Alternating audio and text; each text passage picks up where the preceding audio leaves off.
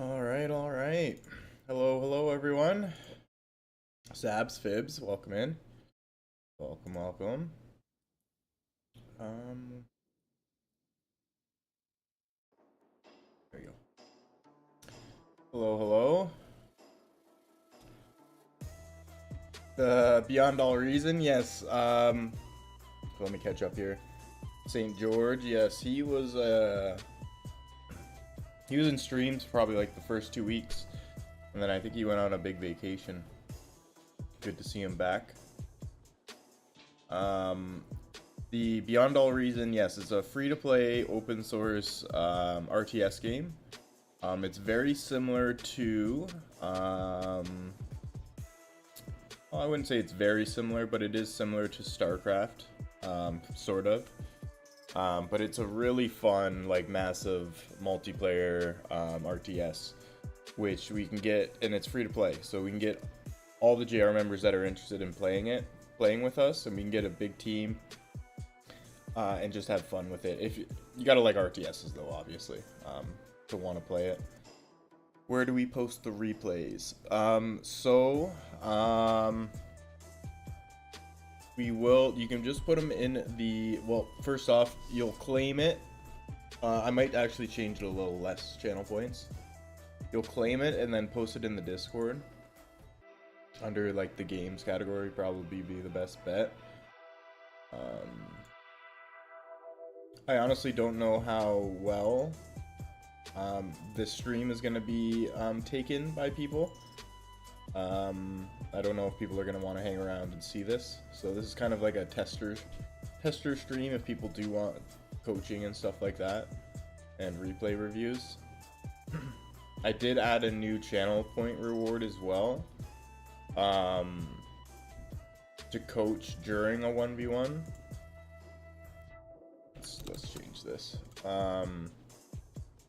So it might be beneficial for some people that are grinding 1v1s, like I can watch your game as you play and give you pointers as you play. I think would be nice for some people. But again, I don't know how well this is going to be received. In the meantime, I'm just going to do a little speed run. In the meantime.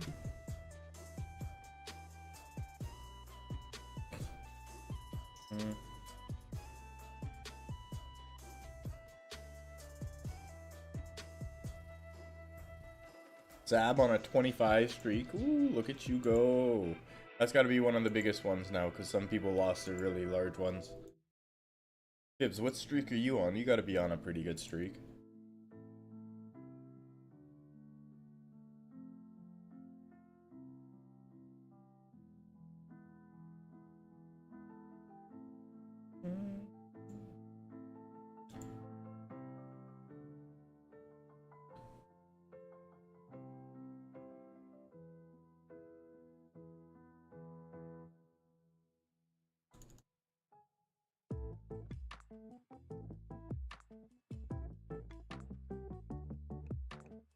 Oh, 20 streak last Sunday, you lost it? Fuck. Feels bad, man. Feels bad.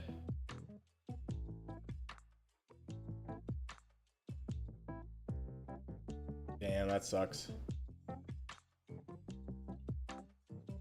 Well, it could be worse. You could be like GVM. He had like a 40 something and he lost it. You got to keep in mind, your stream streaks you can keep alive by watching the VOD of the stream you missed. So if you just like even click on the VOD, you keep your stream alive, or your streak alive. Not a lot of people know that.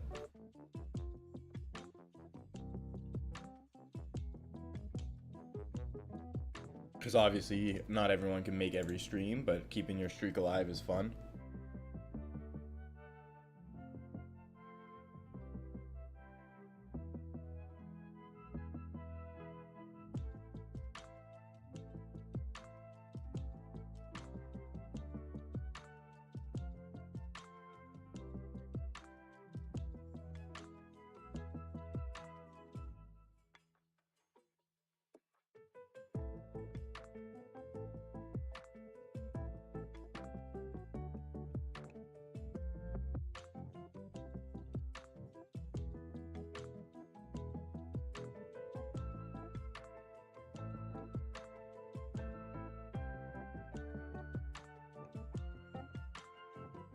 All right, all right.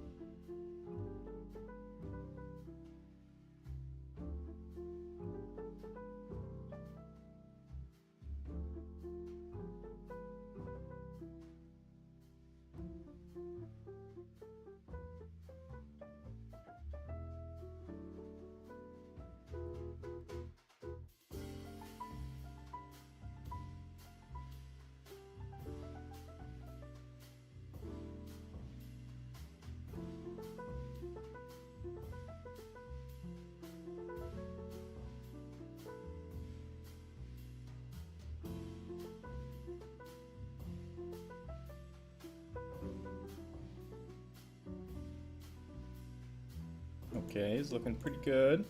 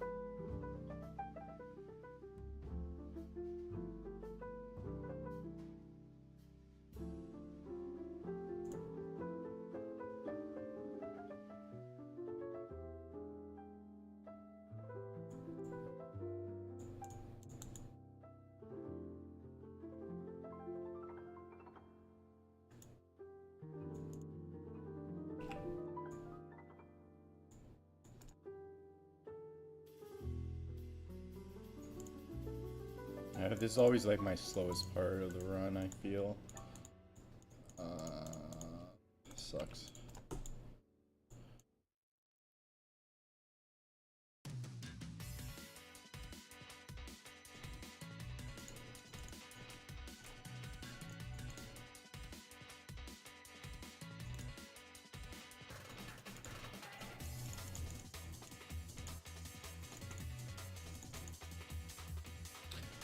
Damn. Alright. Actually, 1M, you can just send me the game code. Like, in the replay, there's like that 8-digit or letter-digit number. Send me that for the replay. Because our friends at the OFM have given me, points to watch the replay using their extended replay tool. Zayad, just for every other day. This is a dedicated stream towards it, so that's why it's cheaper. But it won't stay like this forever. It's just on. I might be doing this like once a week, once every 2 weeks, and I'll discount everything, and then we can learn as a clan. But yeah, no, you didn't.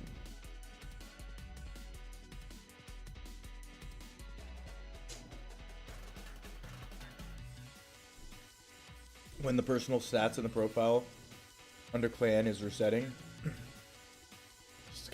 I didn't know they were resetting, Slaughter, to be honest. I didn't know they were resetting. That would be ass if they're resetting. You always buy things on promo. Yeah, you always buy things on sale. Come on. Yesterday I lose 175. Brother, you didn't have to go all in on green. You did not have to go in all... That's funny. Alright, let's try this new tool. What kind of replay is this, 1M? Because I don't want to use it if it's a 1v1, because I only have limited points to use the replay. Okay, it's a 1v1, so I'm just going to watch it normally then. Because the replay tool, it has a bunch of fancy things, but it doesn't really make sense to do it in a 1v1. I'll just waste points if I do that. So, bear with me.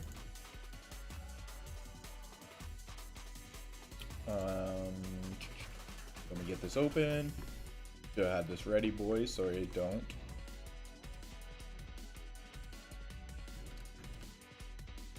Alright, Mono! Did you get your currency?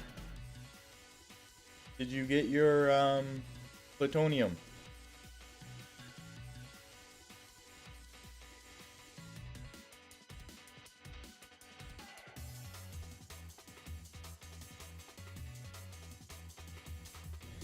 If they are not resetting it, it will be increasingly difficult to improve the win percentage.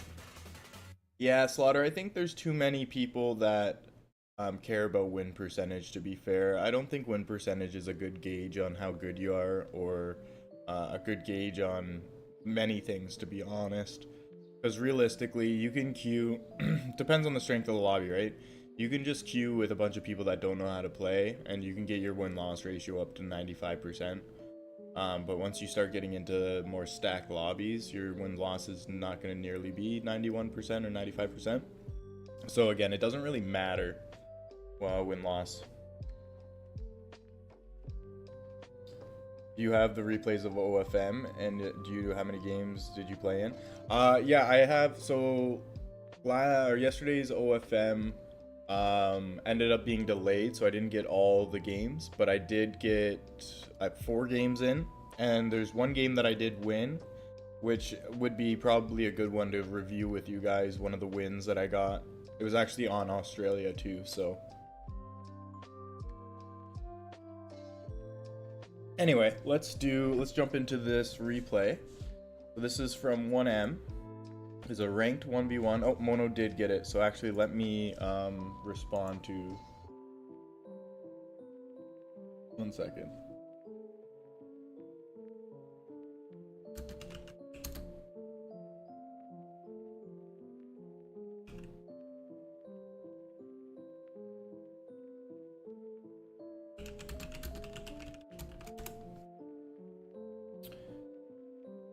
There, okay. And the game that I also won, if you want to. Zayed, if you want to claim that replay, go ahead, brother.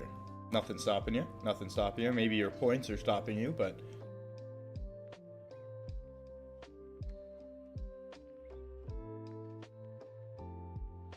$20M CD on replays? What do you mean? It's just 2K points. Kind of broke right now.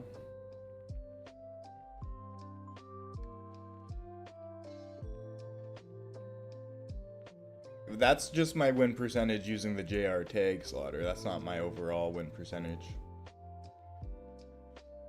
But again, like, I can bolster that up. Like, I know I can get like a 75% win rate in free-for-alls if I just chose the right lobbies. Like, there's not even a doubt in my mind. I'd probably get it up higher than that, to be honest.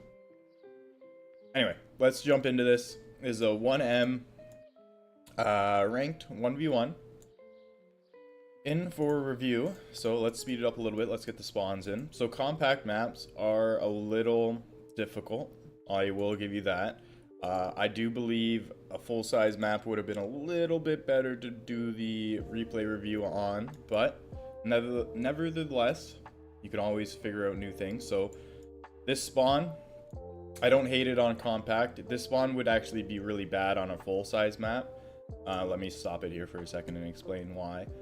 So I don't mind this on a compact map. You got a lot of space here, and you're going to be able to kind of get around him a little easier here, and you're going to have more access to better bots in this spawn. But you do need to be mindful on a full-size map.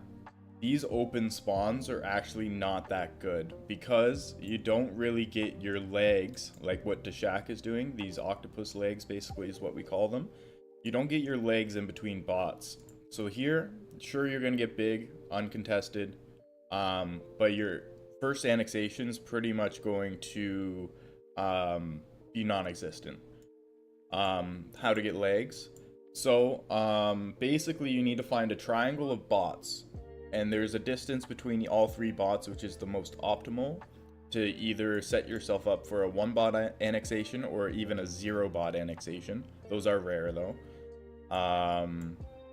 So basically, well, I'll show you after this game. I'll show you after this game what I mean by the octopus. I am a Zerg or Jesus. Hey, what's going on, brother? Welcome in, welcome in. So again though, in compact, I don't hate your spawn. I probably wouldn't have spawned there, but again, I don't hate it. It's not terrible. So your early expand, you're doing good. Staying up on your troops.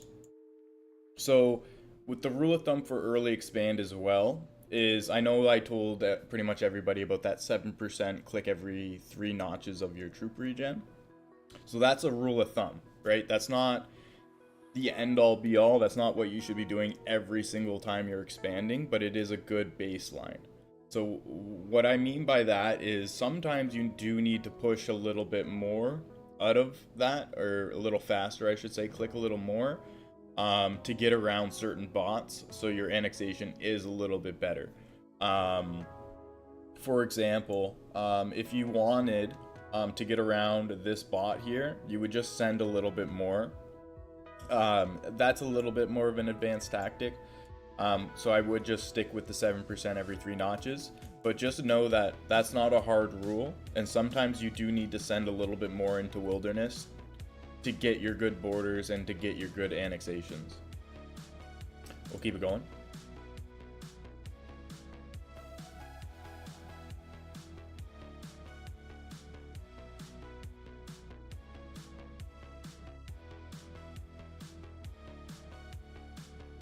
You need to be hitting this bot. Okay, you do. Okay, good. Okay, so now for this annexation is actually going to take you a little bit. I know you're going to attack it with this, and then you'll probably get this annexation and you'll cut this. But on compact, yes, you need to focus on your annexations, but more importantly, you pretty much need to cut the person off. This is not indicative of large maps though. Like normal size maps, this annexation would probably be your best play here. I don't think it is, because if Deshak attacks this bot here, you're so behind pace on this match, it's going to be very hard to catch up. Like this one bot is like pretty much can make or break this game, because if you look, if you push space, this is the last bot that protects him to take all the green bots basically. So this bot you definitely needed to be taking right here. Again, you don't want to totally wall the person off, but you kind of do in compact. It's like a double-edged sword, and it is a little niche thing that you need to learn. But on compact maps, it's always good to kind of cut them off, but obviously not too thin. Another play here is to attack this left bot, and then attack Deshak. Honestly, if he doesn't do anything over here, which he's a good player, so he probably would, but even just taking this bot and threatening the pressure to cut him off on this edge would make him would force him to make a decision for his next move. So he saw this bot here. This bot you should have took first. Hey, you do get this annexation. That's nice.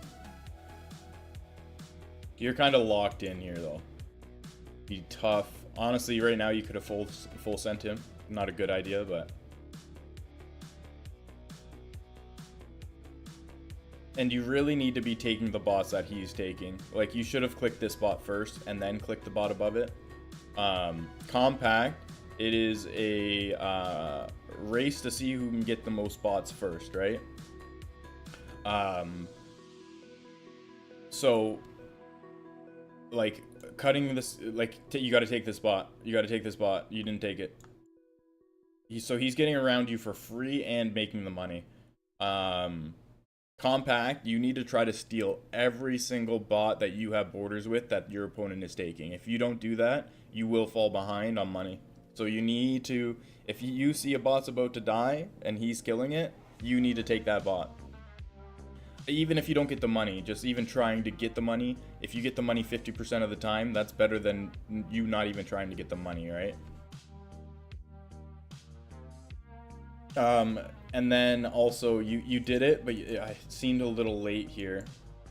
Maybe it was right as soon as you got, I didn't really see it, but as soon as you get coastline, you should be trying to boat around 1% boats. So it is going to take a little bit of time, but as soon as you hit up here, or even like up here on the right, I would have been boating to this island. I think you're going over here, boating to these islands. Even if you don't think it's going to be utilized in the game, it's still better to do it and not use it than to need it and not have it, obviously, as the saying goes. So we'll keep it going. So that bot, you needed to take. These small bots make or break Compact, because there's not so much money on the map, and there's a finite amount of bots, right? And there's usually in a Compact map, it's gonna be someone's gonna have 7 cities, someone's gonna have 6, and it's very rarely in a high level Compact map much of a discrepancy, and the person with 7 cities just straight up wins if they stay in their regen. Are you doing only 1v1 reviews? No, doing all reviews, brother. All reviews.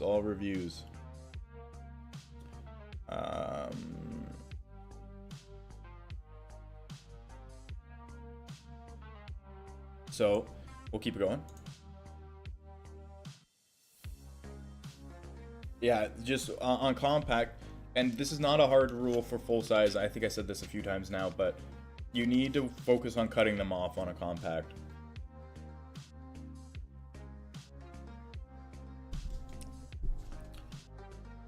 Honestly, this is a tactic I don't really want to teach you because it's not really the greatest. There are times in this game that you could have full sent to Shack and probably just won the game straight up. Again, it's not really a tactic I like teaching because it is hard to realize when you can do these full send pushes, and it's very hard to actually execute too. It may seem easy, but it's not. I do it sometimes if I have twice the amount, but rarely. Yes. So, okay, I'm going to teach you something advanced here. So, let's look at the map right now. So, you have these bots with the brown land. So, brown land bots are obviously going to be harder to take. They're going to take more time than a green land bot because the terrain is harder to take on brown land, right? So, if we look at the troops right now, let's just say Deshak's got 110,000. He's got a little more than that, but let's just say he's got 110. You right now have 160. So that is a significant amount more troops, obviously, than Deshak. What I probably would have done in this situation, because I don't think this is a winning situation that you're in. This would be a tough one to win, because he's got so much of the map, and he's going to be able to cut you off on the west. And he's already cut you off on the south. So what I would do is bot bank. So a bot bank, similarly to a boat bank, is choosing a bot that's not going to die within like a second of when you click it. So something not on Greenland. This bot right here, no, probably this bot would be better. So your borders also matter. This is a lot I'm talking about, but your borders also matter for your attack. If you have larger borders with a bot and or player, it doesn't matter, anybody you're attacking, your attack's going to be more efficient. It just makes sense, right? If you attack against a larger coastline or a larger border, your troops are going to be more efficient. if you attack into a bottleneck, your troops aren't going to be as efficient. But we can use that to our advantage. So, for example, if we attack into this spot right here and get into our regen, so if you let all your troops finish, for example, hypothetically, say you have 160,000, you're going to push into this bot to get back into your regen. So you're probably going to put around 60,000, 70,000 into this bot, and it's going to take around 10 seconds to take. So every time you get past your regen, you're going to click this bot again. So eventually you're going to probably have around 90,000 troops into this bot. This is very hard to see as your opponent. And if you have this, say you did get 90,000 into this bot, and then you ended up getting 200,000 troops, if you full send to Shaq, if he's at similar troop levels, if he doesn't catch you doing this, you straight up just win the game. It is risky. It is very risky, because if Shaq sees you doing that, there is counter plays, and the counter plays are very strong. If someone catches you doing what I just told you to do, you're probably going to lose the game. But it is very hard to catch, and especially it's very hard to catch in the middle game when you're so focused on boss and cutting off the opponent. And it is hard to execute, I'm not gonna lie. It will take you some practice to learn how to do something like this. But keep in mind that this game may seem pretty straightforward in its strats, but there are a lot of different strats and 1v1s you can utilize. More than a lot of people think. We'll keep it going. Yeah, I think your early bot selection is what kind of wrote the story for this game. I mean, you're not out of it by any means. Okay, you attack the bot as soon as you hit it. That is perfect. On this West Coast, you needed to do that. The Shaq is kind of throwing a little bit. He should not be focusing on these south bots. He needs to be focusing all on these west spots here. Same with you. Oh, I guess he's got a... So that's not bad. I was going to say... Pardon me. On compact maps, if you have safe bots like Deshak does... Okay, he stopped taking these. Okay. If you have safe bots like Deshak does, these are the last bots you want to take in the match. You want to get all the bots that your opponent can get first, and then take these bots. Like right now, he still shouldn't be taking these bots. He should be taking all of these bots first. Again, you don't want to take the safe bots. You want to limit the amount of bots your opponent can get. So if you can do that faster over here. So now, Deshak just made more money. And I think he just made more money because he got all these bots down here. You focus too much on going north when really you should have been cutting them off on the east. You need to build your cities as you get them too. Silos are ass in compact. Silo, you just wasted $1 million. You could have had... You were losing this game anyway, to be honest, but you don't even have enough money to throw a bomb. And then you're going to bomb a city that's going to be inconsequential because you could have built a city with that money. Silos in compact are not good. It's just a waste of money. You're never even going to get enough money to use that silo. Regardless, even if you didn't build a silo, you would have had 5 cities. He would have had 7, and the game's over anyway. At this point, he just stays in his regen, and you lose, unfortunately. Yeah, so I think the main thing here is your bot selection in the early game, 100%. It needs be a little bit better. And realizing the path of your opponent and where he's more likely going to go. So you're kind of doing predictions. Defense posts are OP, by the way. If you're ever worried about somebody early pushing you, if you're kind of spreading your borders too thin and you're afraid of getting cut, put a defense post down. It's only 50,000 and they are OP. Defense posts are crazy good, like more than you think. So this game's just over, right? Yeah, I'm just gonna... Here, there's nothing you can do, 1M. At this point, yeah, there's nothing you can do, unfortunately. But I hope you learned a little bit from that. Oh, where can you submit it? Omar, it's just a replay review with your channel points. So, yeah, you just gotta redeem your channel point reward, Umar, and just give me the code to the game, and we'll watch it. Let me know what kind of game it is, too.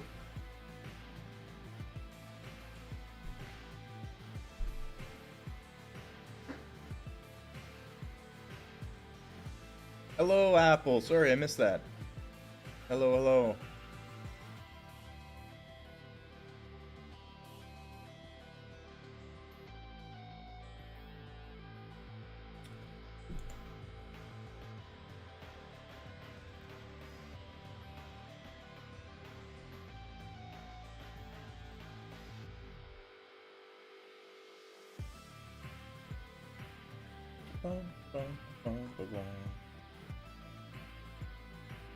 Puns and Chaos. Hello. How's it going? We're doing good. We're doing good. We are doing some coaching and replay review today. So if you want to learn a little bit about OpenFront and how to play well, you're more than welcome to hang out.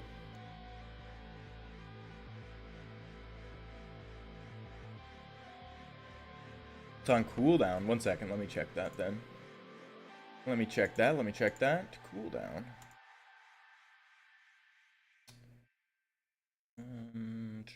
Edit. Oh, I suppose there was a cooldown on it. Okay, that should be good now, Umar.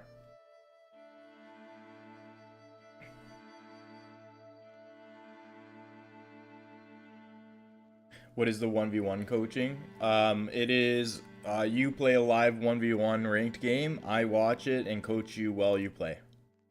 Tell you what you should be doing while you're playing. And kind of guide you on the right direction. So you either have to... I guess I can just choose the replay and watch it live, or you can share your screen. I think sharing the screen would be a little bit better, but if you don't want to do that and I could just watch the replay, that works too. Like as you play, I can watch the replay. I can open the link of the game that you're playing in, Mido, and catch up, and then I can watch it in real time. Or alternatively, we can do like a screen sharing situation, but it's up to whoever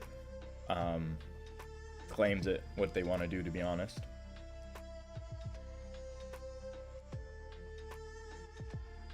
Yeah, I'll be speeding up and slowing down, Umar, for sure.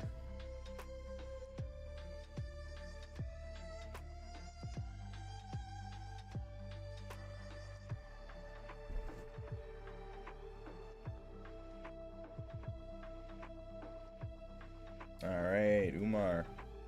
Let's see. So, since this is a larger game, I'm gonna see... 1 second, boys, 1 second.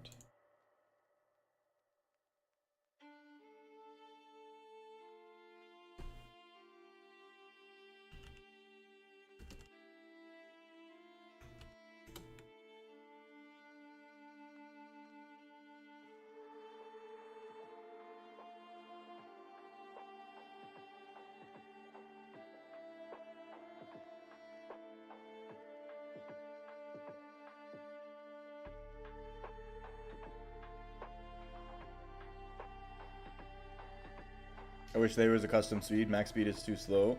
Oh, what the fuck? Replay.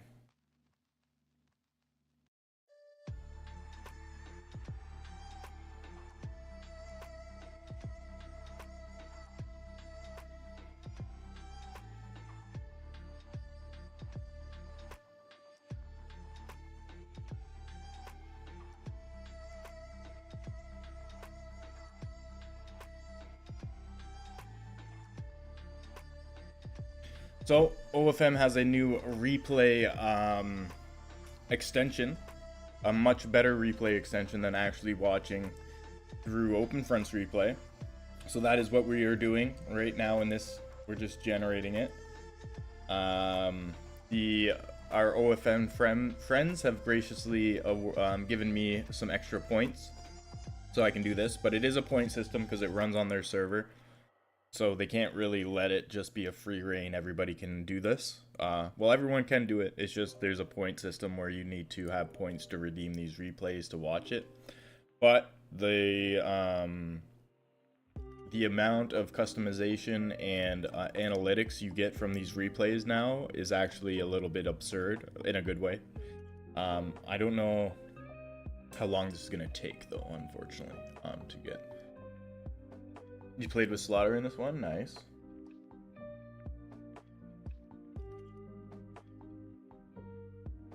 I don't know how long this takes to generate. That's about a minute. We will wait. Where did my... Oh gosh.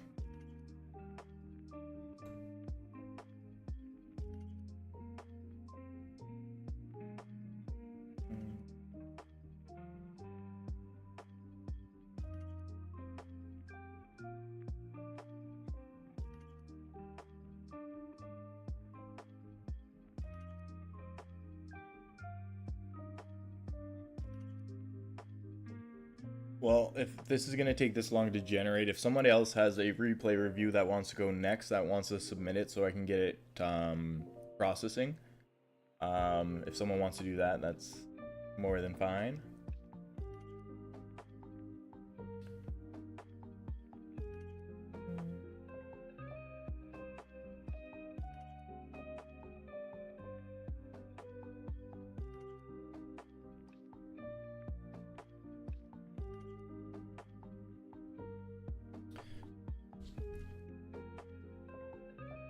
Is it because I chose like the least video or quality? Is that why it's taking so long? Or is it just taking so long because it's taking so long?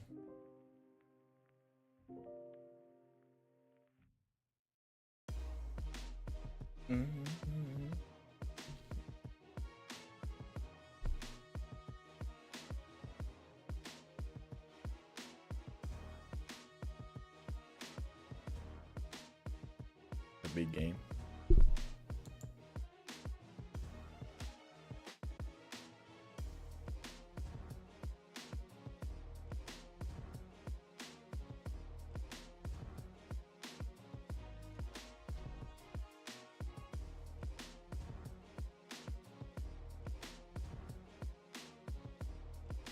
Well, I'm gonna generate the one that I, my OFM game that I won yesterday.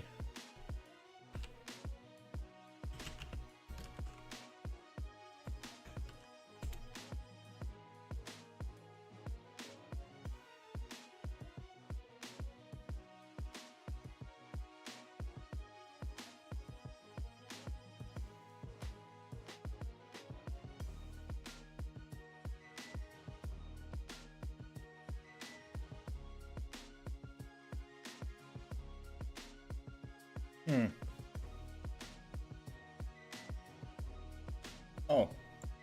Well, this game loaded right away. Okay, we'll wait.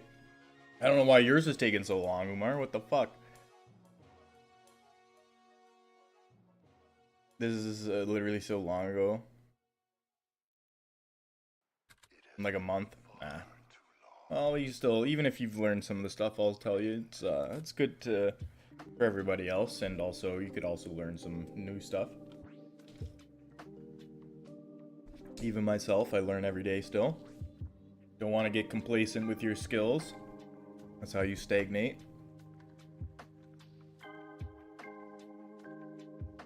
Zixer, I literally thought of the exact same thing, so I have this one going, but this one's almost done, so. But thank you, Zixer, yes. Good idea. So yeah, if anyone does have any more replays that they want to get reviewed, you can send it. We'll get it a little like line so I can get everything loading. So we can get everything loading, boys. I do want to watch this Australia one. My W yesterday.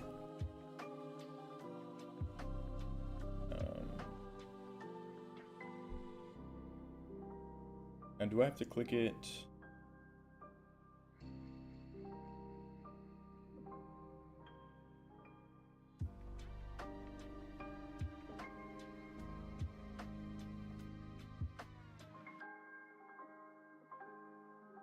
We have to resim the games. Ah.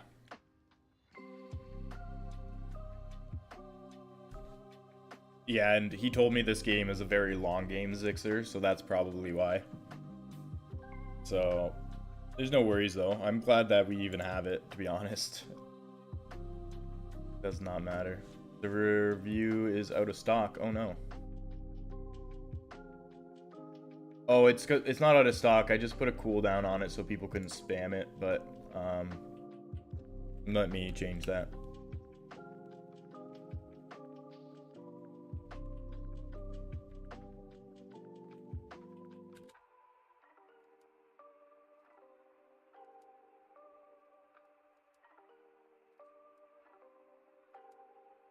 Okay, it should be good now.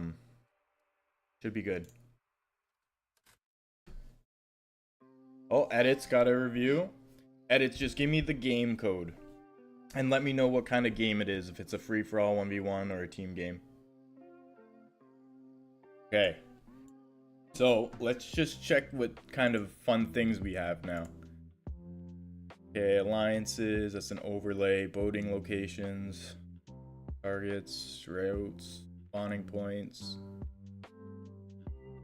structures, map and view, doomsday clock, rain, territory, game stats.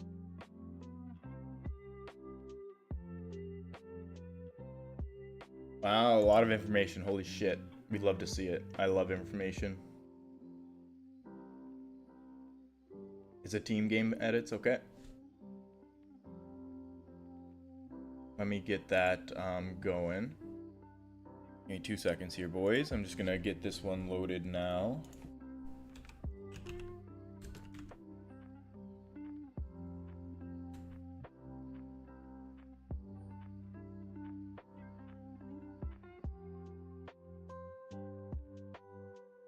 Okay, while that one's loading, we'll do this one. Okay, boys.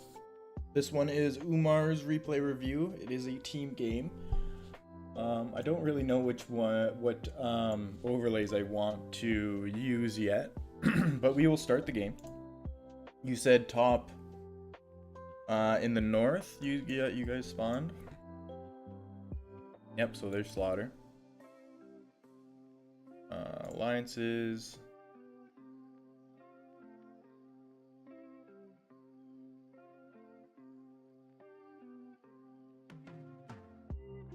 Like in the mid game. Well, if you, I guess you're new to the chat, so you don't have the channel points, but maybe I'll make it cheaper for like first time chatters like you guys. I can definitely help you out there. It's just I kind of need to see like what you're doing wrong first.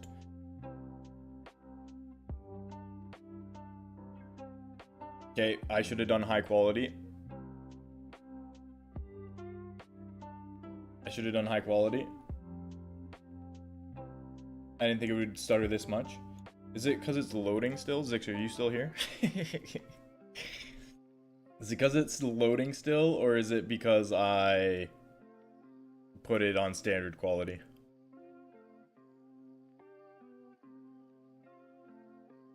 This is unwatchable. I can't watch this replay.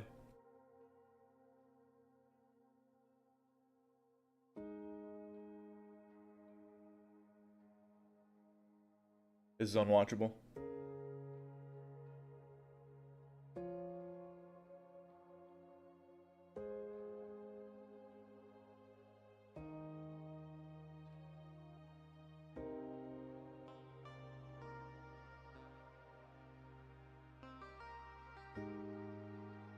Oof.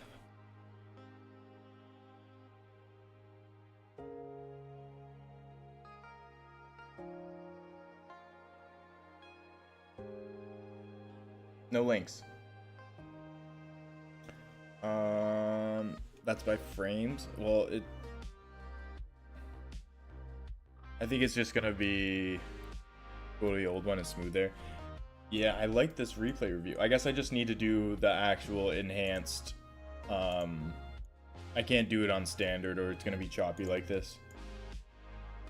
And I can't watch this. I can't give you pointers like this. Yeah, I can't give you pointers like that.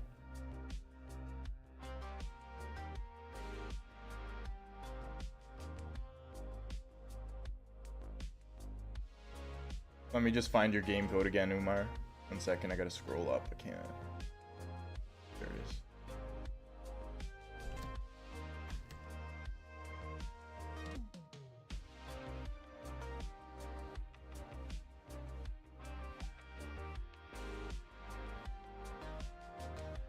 All right.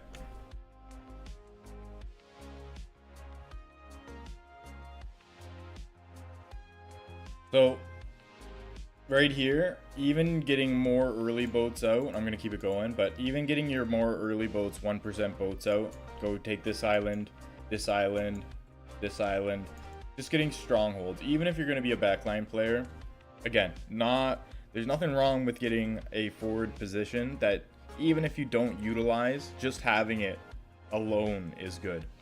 Again, if you don't even use it, doesn't really matter. Which was not really smooth. It was this game, but I did choose Zixer. I chose standard, and it did tell me that it was going to be choppy. Like, I chose standard, very choppy. Best for analytics. So I'm assuming like it's just good for all the statistics. Use high, yeah. Live and learn, Zixer. I didn't know. I didn't know it was going to be that choppy. I was just trying to save my credits. But I'll do that for the next few after this. I can give you that. Okay, my man. Alright, well, I should do that for this next one then. Wait, what is this? I will do that for the next one.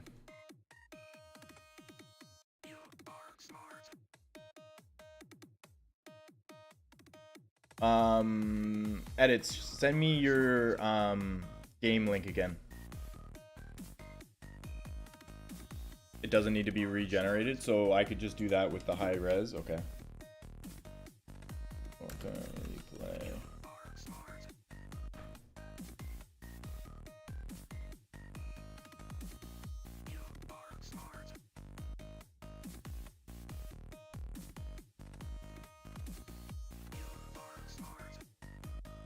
Oh, okay, perfect. Okay. Okay, there we go. So this should be good now. Maybe. Yes. Okay, perfect. And then edits, okay. Good. Alright. So, let's see what we got. Standings. Don't really need standings. I am going to speed it up a little bit here. Boating locations, nuke targets, trade routes, spawning points.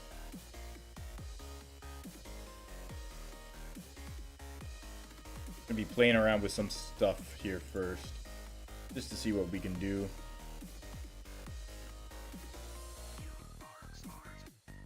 Oh.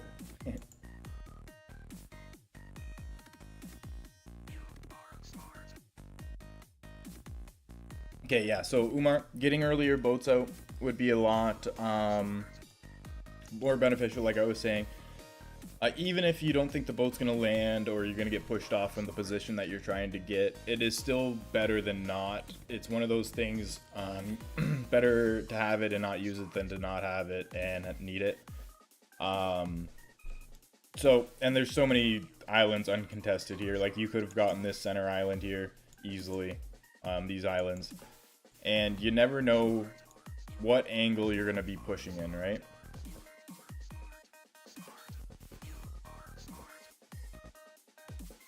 There's a lot of information, Zixer. There's a lot of stuff to look at. What are you suggesting? I suggest turning off the highlight on hover. Are you talking about in yours?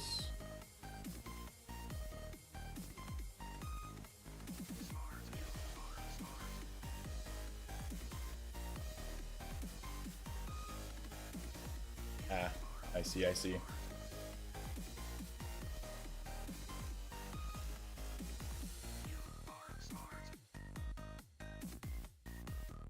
Alright, alright.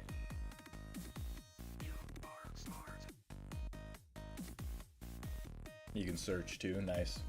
Yeah, this is actually awesome. I also like that you can see all the analytics. So you got a random on your team, which is never really good in a team game, Umar. You got your 3 cities before getting cheaper ports and slaughters on the front line, so I probably would suggest you getting more ports as a backliner. I don't actually know if you end up being a frontliner this game, but in this position, while you're tucked in behind slaughter, you should probably be getting more ports. You're very new. Fair enough.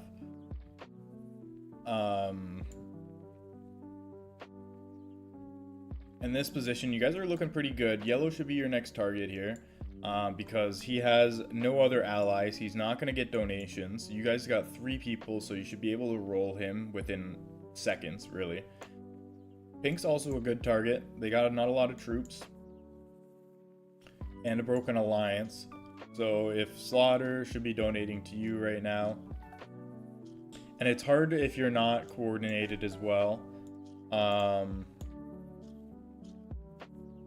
To get these pushes out optimally. Let's just slow it down for a second.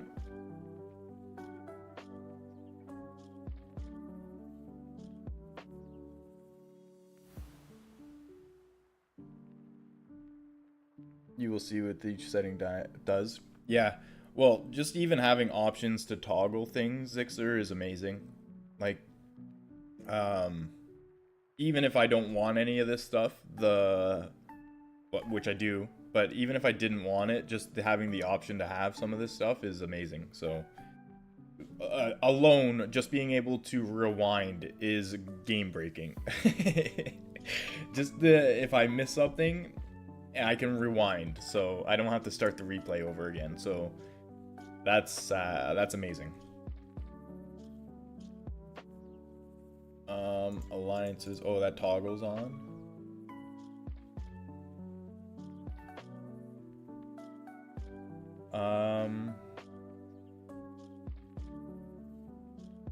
Trade routes. Oh, that's really cool too.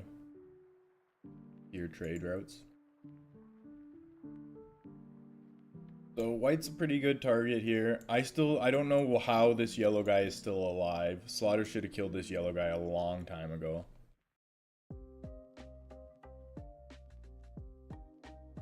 But that's a good push over there. You're pushing with not enough troops though. So again, the most effective push is 200% of their current troop level. So anything more, you're wasting troops. Anything less, you're not being efficient with your attack. So for example, this guy right here has got 90k basically. If you attack with 180k, it'll be your most efficient attack. So right there, you didn't attack with enough. It's still a good attack and you're still gonna work, but you're gonna be wasting more troops and the attack's not gonna be as fast and efficient as it can be. So this, you should be attacking with around 100k. You're not, you're only attacking with 50k. Again, it's these small little things that will help you snowball and become a better player. Like, sure, you're gonna kill this guy anyway, but you should be thinking to yourself, how can I kill this guy with the most effective way I can get this guy out of the game, right? You're still going to get him out of the game, but there's a better way to do it. And those things, if you can realize those in game time decisions and execute that in game time decisions, you're going to be in a much better spot in these games. Let's fast forward a little bit here. Honestly, I think it just looks like a straight snowball. And then at this point, backliners need to be bombing the big boys. Pink needs to be bombed out of existence right now. How does red have a spot on you right now is crazy to me. How... If this doesn't come back to bite you guys, I don't know. This guy needs to be taken out of the game. He's with Team 5 down in the bottom left. Should not be keeping a little pet alive like this. Especially in a team game. He's not. He shouldn't be trading with you. And if he is, you guys gotta stop trading with all.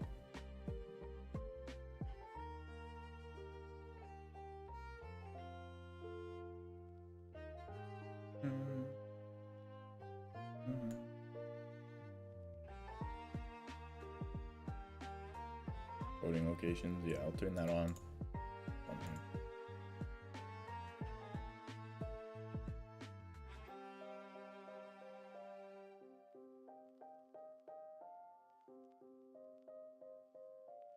So here, okay, he's up here, you're up here. That's good attack too. How come like no bombs have been thrown? You have 14 mil, you have 15 mil. Slaughter's got 10 mil. Bombs need to be thrown. You guys might be worried about a retaliation, but if we look at, let's pause it. Okay, this game should have been over. This game should have been over like now. I don't know how this game goes on for another 30 fucking minutes. We're gonna speed it up quite a bit here, but you guys should have won this game straight up right here. You have 19 million. You could hydro all of pink, get rid of like all their infrastructure down here. They got a 5 stack here, so maybe not anymore, but you can still pretty much kill their entire troop count and roll them. Between you and Slaughter having 35 million, that's 7 hydros, you can pretty much wipe pink out of the map with 7 hydros. Pink would not be in this game anymore if they got 7 hydros thrown their way. So you guys needed to spend your money here. Even hydroing red and attacking red here is probably a good play, but you needed to spend your money. You guys are sitting on way too much money and you're letting everybody else catch up at this point. So the longer the game goes on, the farther you're gonna fall behind, or you're gonna let them catch up faster. Nukes need to be thrown. If you look at pinks, they can't retaliate. Even if you throw one, if they pool all their money, they don't even have enough for one singular hydro. And you can eat a hydro at this point in the game, but you can't eat 7, and they would have been eating 7. Realistically, I probably would have thrown 2 on green or 2 on red, and then the rest on pink, and you guys win the game straight up in the next 2 minutes. Let's see what you guys do. So this guy's full sending you. You're sitting on 20 million and not even hydroing them. Hydros need to be thrown. Why are we sitting on so much money? You got 20 mil. And you attack. Oh my jeez. Okay. Not the hydro I wanted to see. Not the hydro I wanted to see.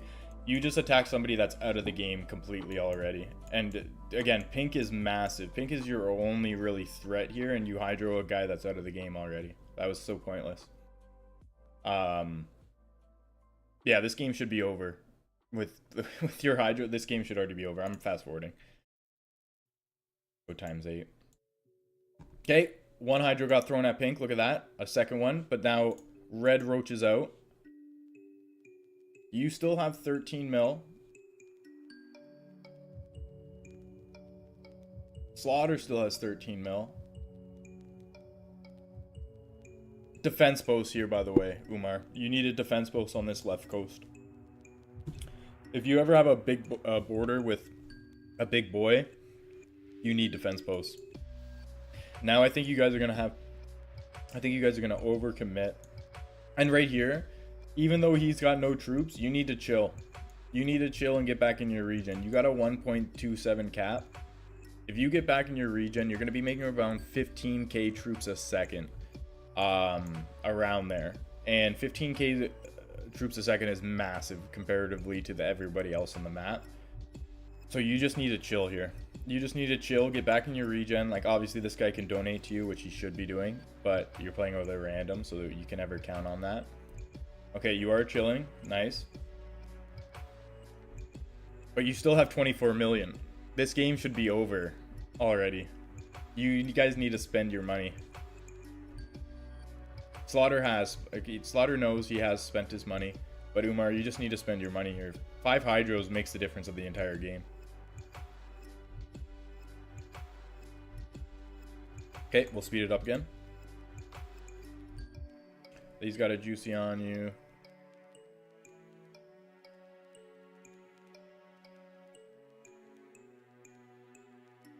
Yeah. end all be all. There's nothing much I can tell you other than spending your money. At this point, it's just... And then chilling. Chilling when you're out of your regen. Merv, I don't actually think is a play in a team game. You're going to get better value out of hydrogens.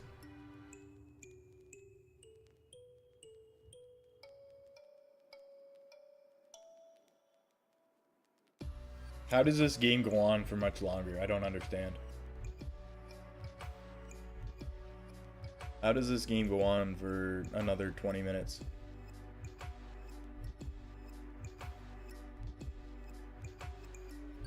How do you guys not just win this game?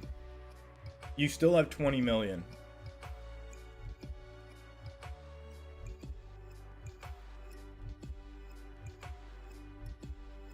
How in the world does this game go on for another 20 minutes? Because you got merved. Okay. Because you're waiting too long to spend your money.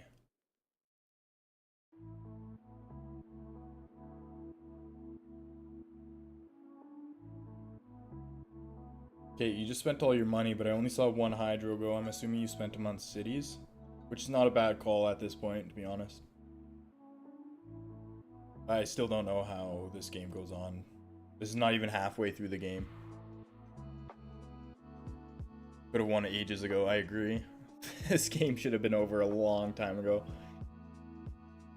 And Pink goes AFK. How the fuck does this even still go any longer? White, I guess? But White's by themselves, you guys still have 3 players unless everybody left. You random leave, maybe?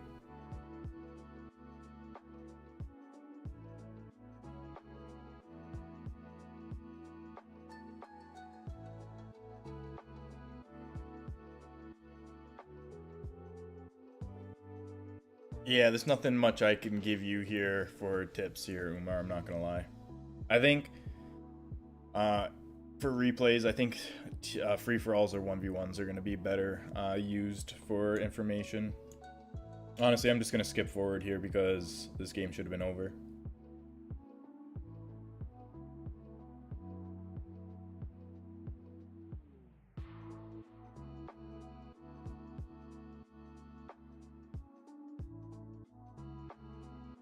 How the fuck does teal get, or green get back in this game? Do you guys lose this game? No way you guys lost this.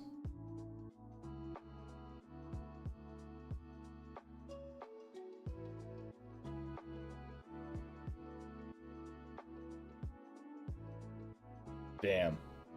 You did.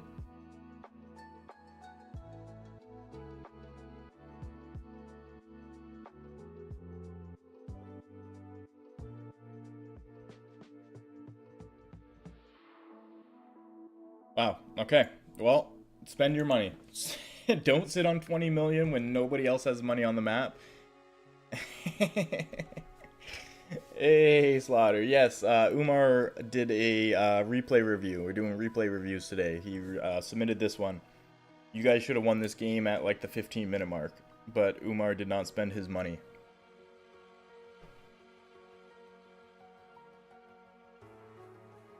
Alright, alright. What is the next one here?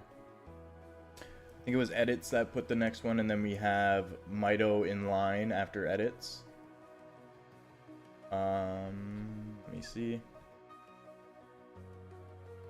Yeah, Slaughter, the reason why you guys lost it is because at the point when Umar had the crown, he also had 25 million orders with the next team and didn't throw a hydro and push. You guys could have wiped off Pink off the map there with your hydros and how much money you guys had. But you guys chose not to do it for some reason. Okay, let me see.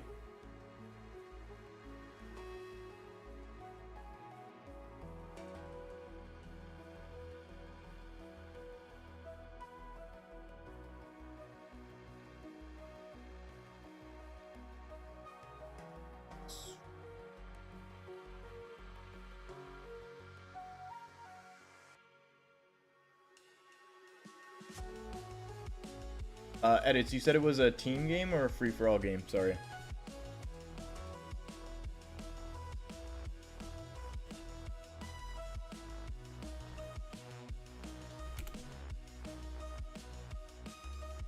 team.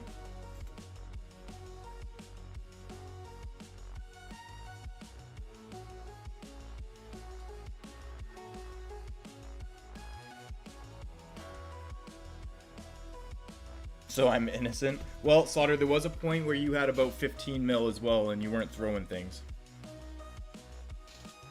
Honestly, there wasn't much to give you on tips there, Slaughter. Honestly, it was just you guys spending your hydro money when you guys kind of stagnated in the match. You guys had a great snowball going on, and then you guys just stopped attacking for some reason. If you guys just kept attacking and used your money on those hydros, you guys would have won that game within like the 20-minute mark. Probably earlier than that, to be honest. All right. Next map. Where'd you spawn, Edits? I guess I can try to find you. Where'd you spawn, Edits? Where'd you spawn? Oh, literally the same spot. That's actually hilarious. Oh, I guess it wasn't the same spot, but that would have been funny. Okay, so you're purple. Let's speed it up a little bit here.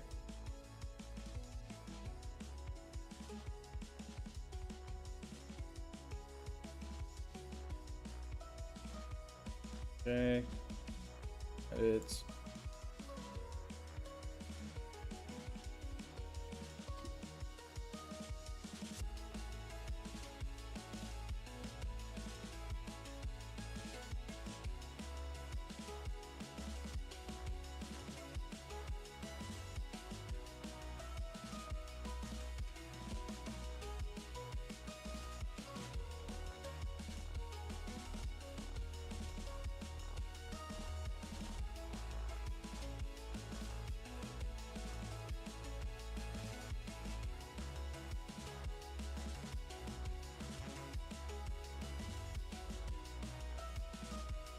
okay, you got your early boats out. That's good. Love to see it. Expanding your horizon. Should be cutting off to the east here on this north red guy. That should be your next move. It is. Okay, good.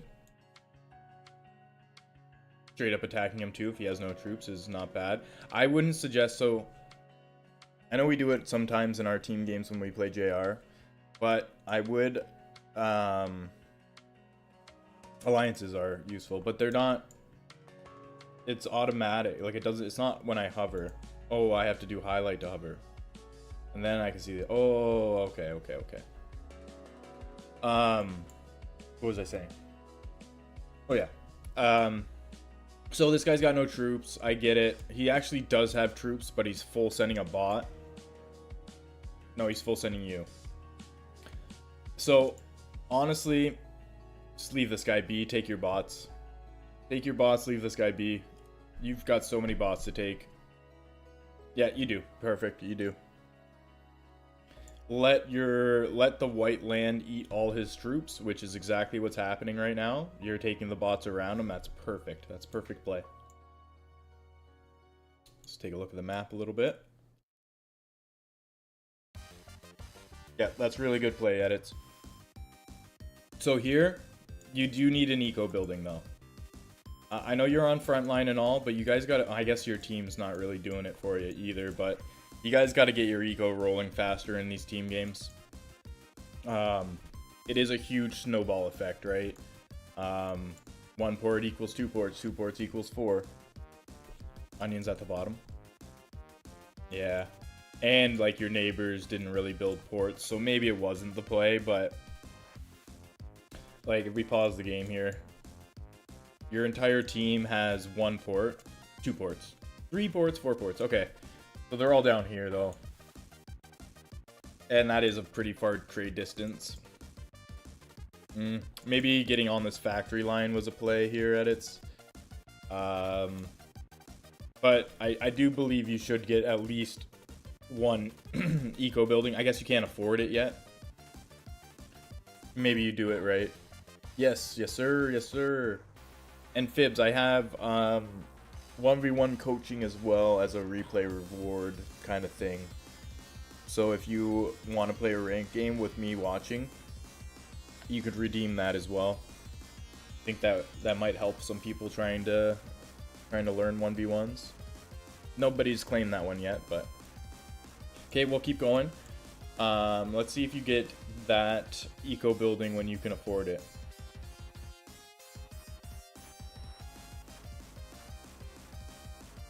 You do, and you get a port. Okay. Alright. I probably would have got that ports before your third city. Because your third city is 500,000.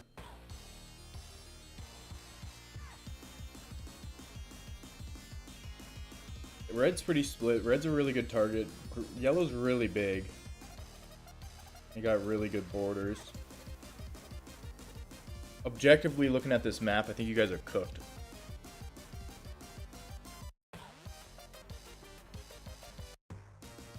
You're worried about defense posts? What do you mean you were worried about defense posts? Like needing one?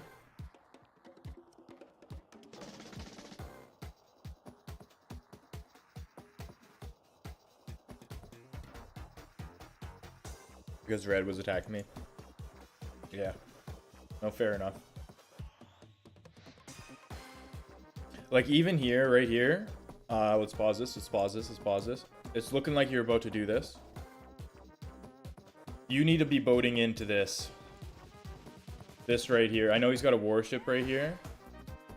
But even if you put like a 1% boat that lands like right here, and then immediately put like a 40%, 50% boat right beside it, that would, if we push space, that would pretty much take all of this and he wouldn't be able to do anything. Like if you had a decent amount of troops. Right now you're a little bit overspending. Got to stay in your regen a little bit more. Or get donations, one of the two. But if you put like a 1% boat right here just to get land borders, and then immediately increase your boat size and do a huge boat right here, you're going to avoid all of these defense posts. Because even if you boat here and then click his land, these defense posts work on this push on the other island. So defense posts again are very overpowered. They're very, very overpowered. So again, if you just did like a 1% boat here, a safe boat to get on his border, and then immediately before you get pushed off, do like a 50% boat into his structures. One, you would take around 100k troops out of his max cap because of these 3 cities. You'd get 2 ports for free. So that's something to keep in mind. So it looks like you just boat and then push. Yeah. But like right there, I know he's got a warship there, but like you could get there. You could definitely get there before the warship shoots it down. And somebody just nukes it. Yeah. You should have taken all that. Your friend, it was a random that nuked it, but.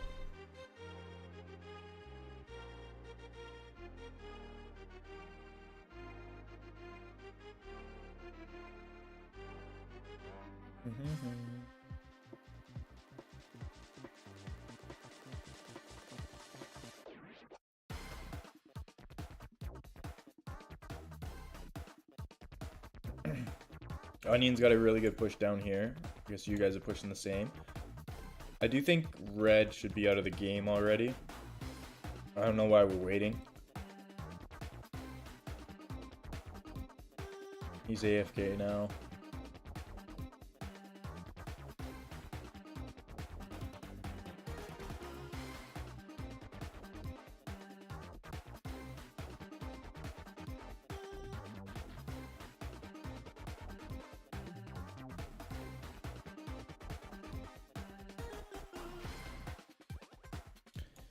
Yeah, it just looks like a pretty good snowball from here. I don't think you guys are going to really be stopped. Oh, big hydro there.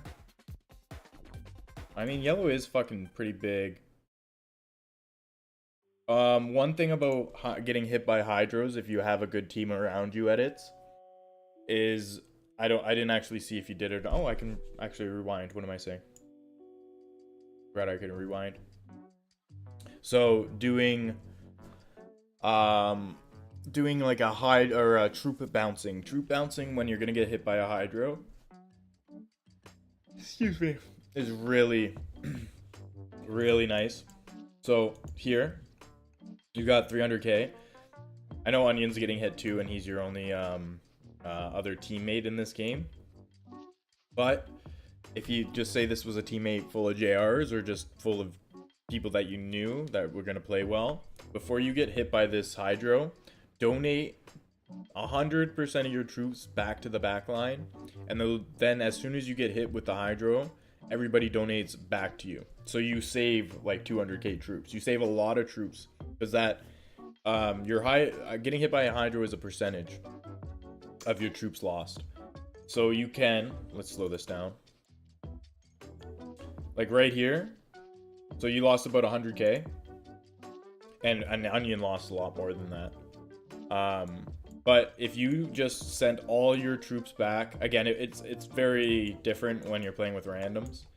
But if you sent 100% of your troops back to the back lines, and then as soon as you got hit with the Hydro, those backline people sent you back troops, you would not lose like relatively any troops at all to the Hydro. And that is like the best. Pause on pause. Left arrow to go tick by tick. Okay, good to know, good to know. So yeah, troop bouncing is really nice.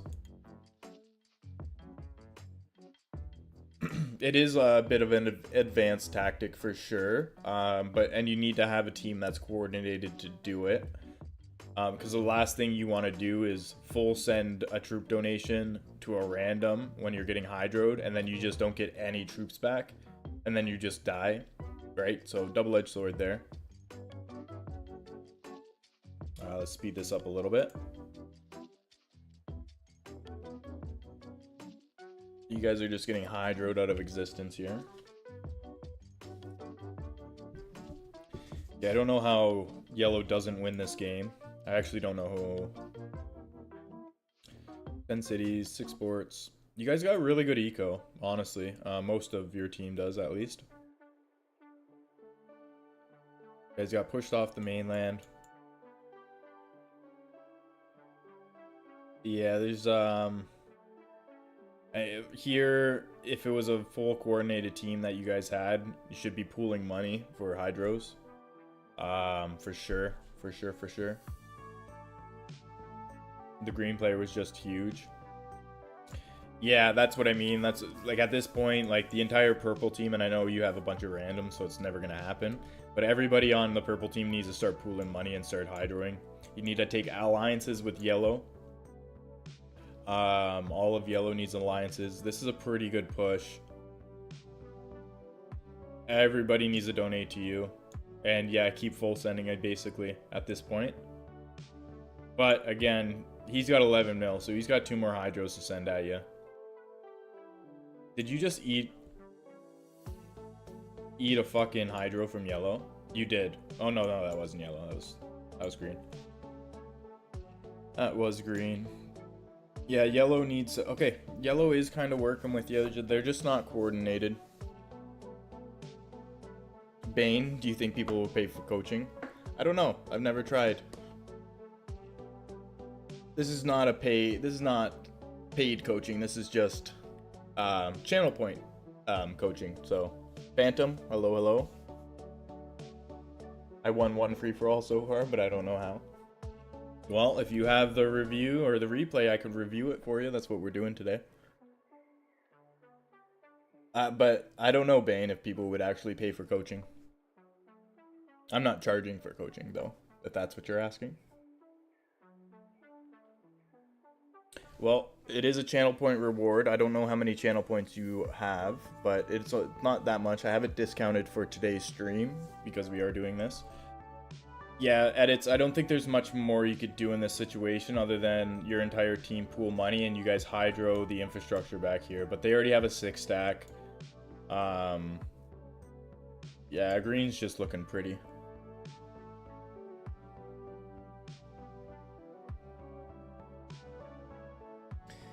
Yeah, but with that many new players in comp, surely you'll find people.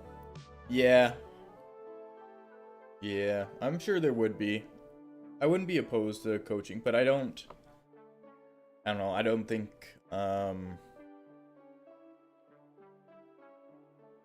I don't know. I don't know if people would be interested in that, to be honest. Maybe you try. Oh, so you just got a replay. We do have a few in line right now. All right, edits. Does this game end soon? Because I don't... For team games, guys, honestly, I'm not going to be able to give you as much tips and tricks as a free-for-all or a 1v1. Honestly, I think I give better tips and tricks when we play team games together.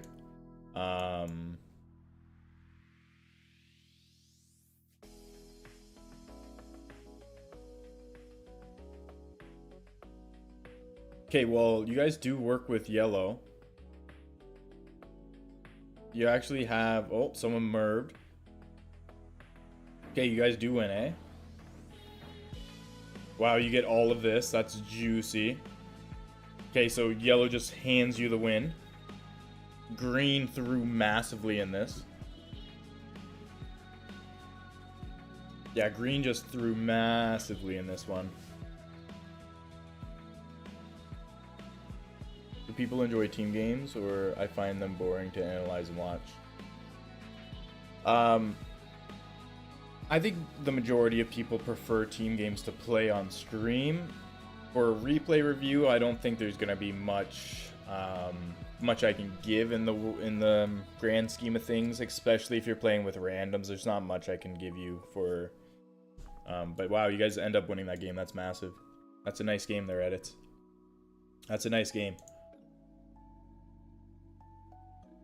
Hello, Ammo. Hello, hello. Welcome in, welcome in. Okay, so let me see who else. Mito.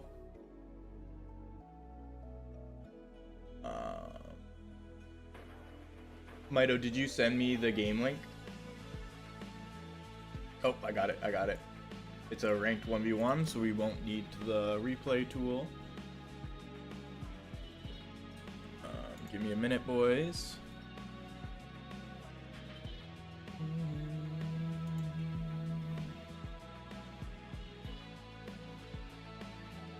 Uno momento, or is my...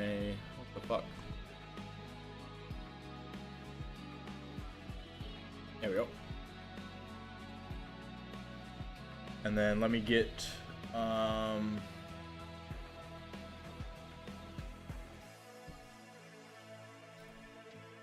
Okay. Just gonna pause this for a second. And then CJ... Let me get yours going.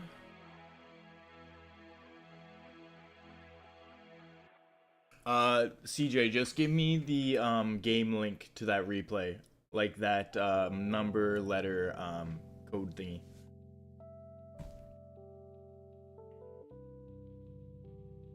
Give me the game link.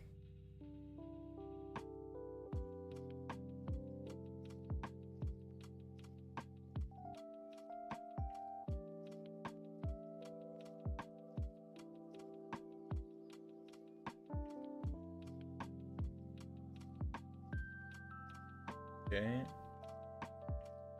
Let me get that going, boys. Give me a second.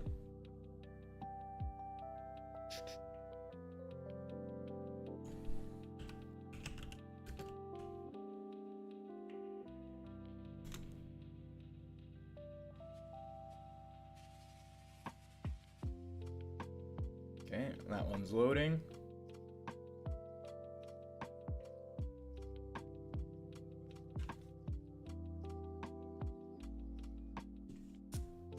Okay, so this is Mito's 1v1 ranked against Deshak. Let's see what we can give him for some Mito, you here? You watching? Let's make sure you're here first.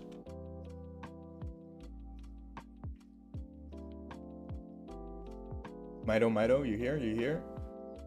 Don't want to do the okay, you're here. Okay.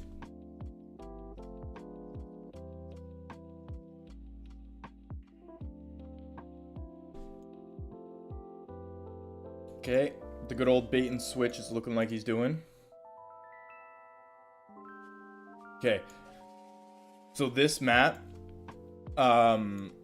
this right side, so basically where Deshak spawned, if you can cut your opponent off from the east side of where Deshak is, you pretty much win the game on compact. Again, if you hit space, all of this right side of the map is what wins you the game on this map, and also early boats. So right now you hit coastline, your 1% boats need to be coming out. You need to be sending a boat down here maybe, even taking like this island so you have a stronghold to take up here. But no questions asked, as soon as you get coastline, pretty much on any map, especially ones like this where it's so easy to get around everywhere, sending a boat up into this island wouldn't be a bad idea. I would have been sending 3 boats out automatically as soon as I hit coastline, even before finishing your wilderness. It's a little it takes a little bit more APM, a little bit more attention to do, but you will thank me in the long run to build this habit. Should be a habit everyone builds on pretty much every single map, even in free-for-alls, team games, and 1v1s. Do I send it to wilderness or some bot? I think was focused on not losing the south. Yeah, that's what I mean. You gotta learn how to split your APM, your actions per minute, and in the most efficient way. Like sending out 3 boats at 1% should take you about 2 seconds. If it's taking you any longer than that, you just got to get better at it. Unfortunately, you just got to get faster, which is the nature of RTSs. Doing actions faster, you're gonna get better at the game. So anyway, you should be doing 1% boat. I'd probably send it to this island.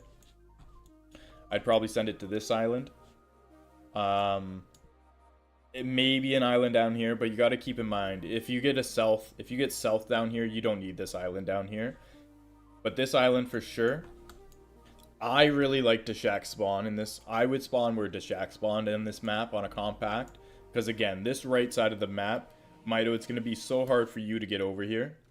Your only chance is if you get this southern island and boat on this lake here and then get up. But Deshak's probably not going to let you do that because he's a good player. 1% boats out.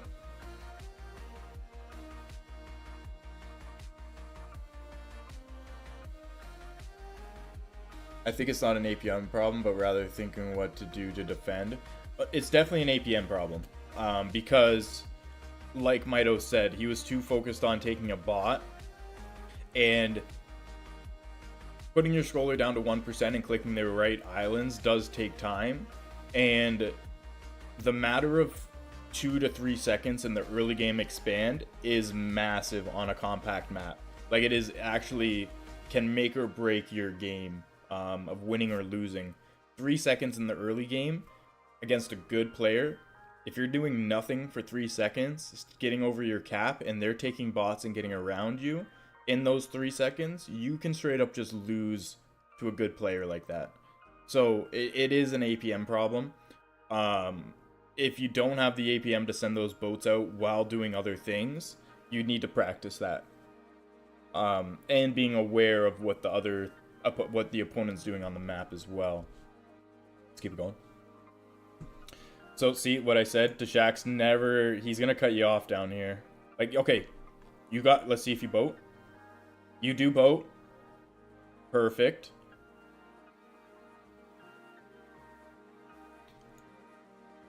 You need to attack this. Okay. Compact as well. You need to be trying to steal as many bots as possible. If you see your opponent's about to finish a bot or even attacking into a bot, try to take it. You need to try to take it. It is a money race to see who gets the most amount of cities in a compact map. And if you can steal even 1 or 2 bots, if you can steal from your opponent, it's going to be better than nothing. But if you can steal kills and get money from bots, as many bots as possible from your opponent, you're going to be in a very good spot. So, like those small ones that he's finishing off, it's not going to hurt to click on them and try to get the steal, right? So here, you really, really need to be getting behind them. You 100%, even though this boat landed, you need to be sending another one right away. Right away, get over here, try to make your way north. Again, this is where people win this game on compact.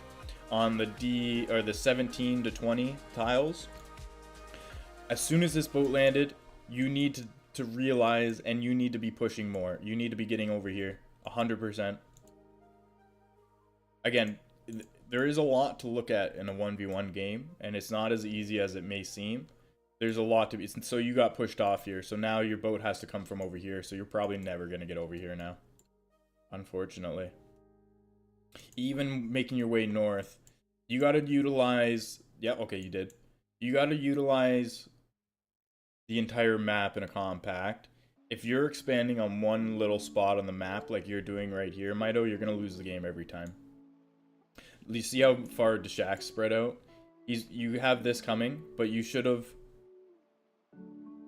This boat would have been right here when you saw it, and this boat would have landed already. You would have probably been halfway taking the bot if you saw when this landed to take more.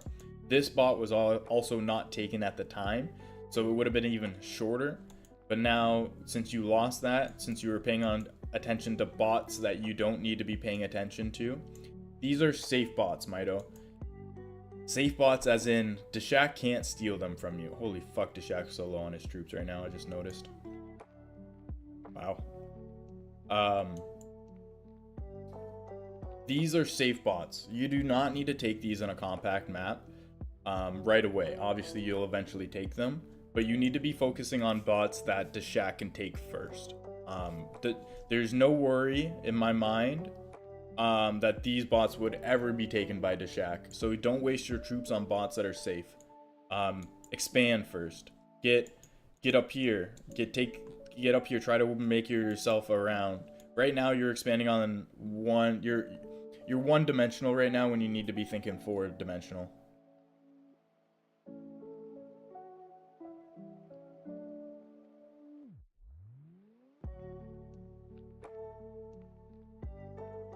Like, even still, you need to be getting around. You need to be getting around. Like, you're over, you're not pushing. You're over and you're not pushing. This bot needs to be taken. Again, this will win you the game. These bots will win you the game straight up. And you could have gotten around, maybe. He probably would have saw it in time, but you're focused on safe bots right now. Annexations are really good, don't get me wrong, but they're not end-all be-all in a compact map. You're not going to win because you got more annexations. You're just going to win because you got straight up better bots, basically, and which at this point Deshak does. You do have a play of like full sending Deshak here, but I wouldn't recommend it. Again, this bot there's been multiple opportunities where you could have gotten in behind him and been in a much better spot, but you're not paying attention to where your boats are landing. I get it. Trust me, there's a lot happening and a lot to look at in a 1v1 game, especially when you're playing. So me saying this stuff in a replay doesn't necessarily mean that it's easy to catch while you're playing. It's actually quite hard to do. But the more you can realize these things, the better of a 1v1 player you're going to be. But at this point, it's more even than I thought it was going to be at this point. But again, you're waiting way too late. Way too late.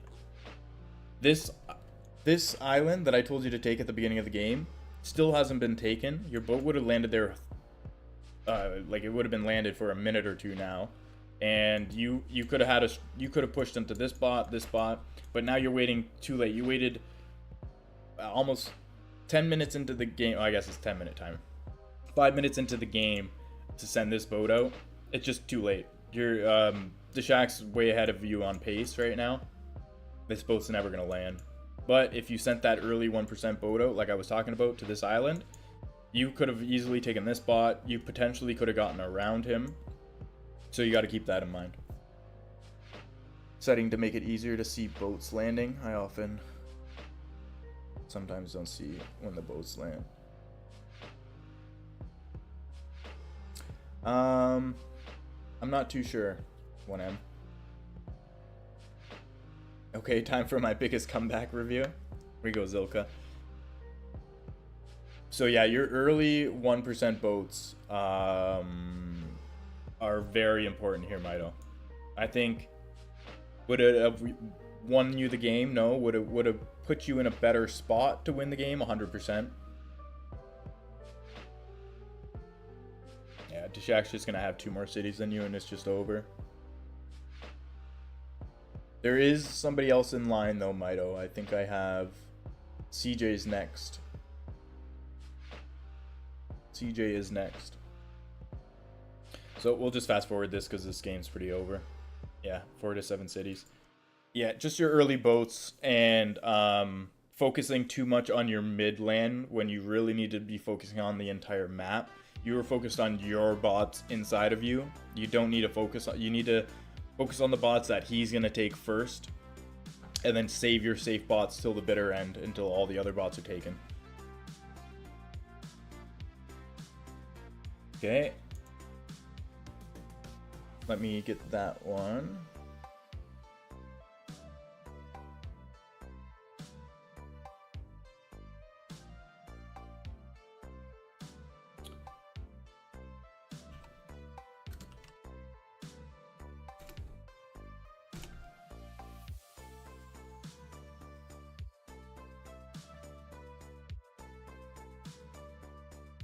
Okay, that one's loading.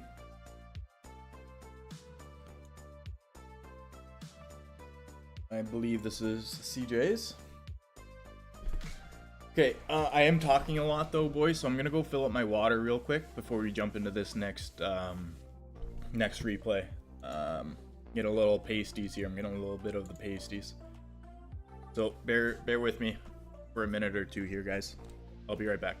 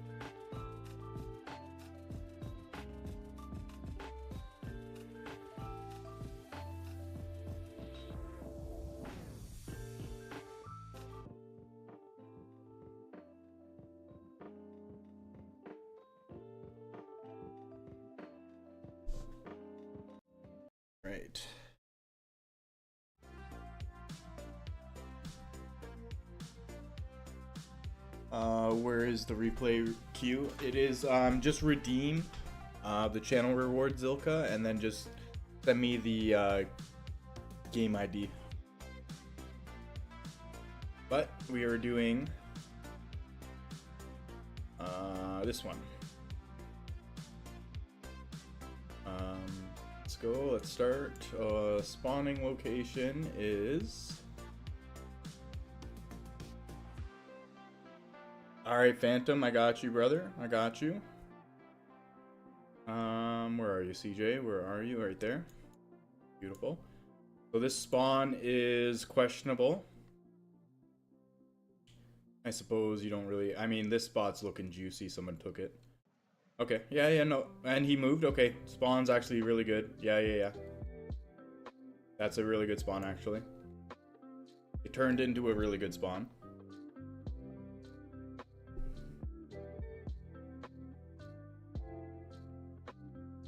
Okay, early boats. Even getting up higher, up here, sending another one down here. You might as well. Getting more borders is more ideal in a free-for-all game. You want to get as many borders as you basically can. Yes, it's more to... it's more mental to keep track of everything, but it is also more beneficial because you'll have better, you'll have more, you gotta finish, okay, whoa, pause. You need to finish that bot. You did all the work to get to finish this bot, and then you stopped attacking it. So that means you didn't attack with enough troops. So in this early game, you need to chill. You need to chill more, get in your regen. You should always be in your regen while taking bots. So you need at least another another 10k right here to get back in your regen. You need to be chilling. This bot should have been finished before you attack this bot. One bot at a time for the early game. One at a time in the early game, and you got to stay higher on your troops. Again, you still haven't. This is the easiest spot to take. You haven't taken it.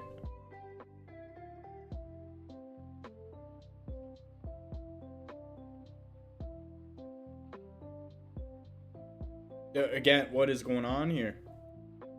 This bot should be taken, and now you don't even click it. You don't even click it. And then you should be focusing on annexation. So this is what I mean about staying in your regen. You're so far behind right now, DJ. You could be in a very, very, very good position right here. You had a really good juicy spawn with not a lot of borders, but you were rushing. You're rushing, and you got excited, I think, because you had such a good spawn. But patience is key in this game. Right now, if you have 40,000 troops, like you should have, 40 to 50,000 troops, you could be pushing into more bots more effectively, essentially getting bigger. And then this bot should have been dead a long time ago, and you potentially could be having a second city faster. Yeah, you're just rushing too much. You're rushing too much. And you also didn't try for any annexation. This bot you need to click. You didn't click it. This bot you needed to click. This bot you need to click. This bot you need to click. This bot. That bot, the first bot you took this game, or tried to take this game, CJ, you didn't even kill.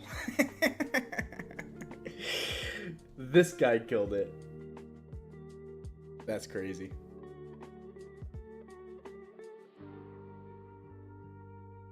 Regen thing is practice more than anything. Yeah, well, regen, it's eventually, if you play this game enough and get good enough, the regen is going to be second nature. It's something that you don't even need to think about. Like when I play, I barely think about regen anymore because it's just like second nature to me. And then also for structures, it's not bad getting an eco building second. I would probably get a second city before an eco building, depending on my bots. So in this situation, if you expanded properly here, CJ, you would have been able to afford 2 cities and an eco building, and you would have been in such a good spot. You would have had nobody around you has 2 cities. You would have had the most cities, and you would have had your eco going. There was like 7 bots here that you could have potentially stole. Even if you get 3 of them at this point, you probably have enough, or very close to enough to have your second city. So yeah, clicking bots people are about to kill. You need to be doing that. So allies, so now you don't have a lot of good alliances and you're pushing. Okay, so you got another one, but you're being very risky right now. Okay, you got lucky because Nukem is actually pushing this guy too.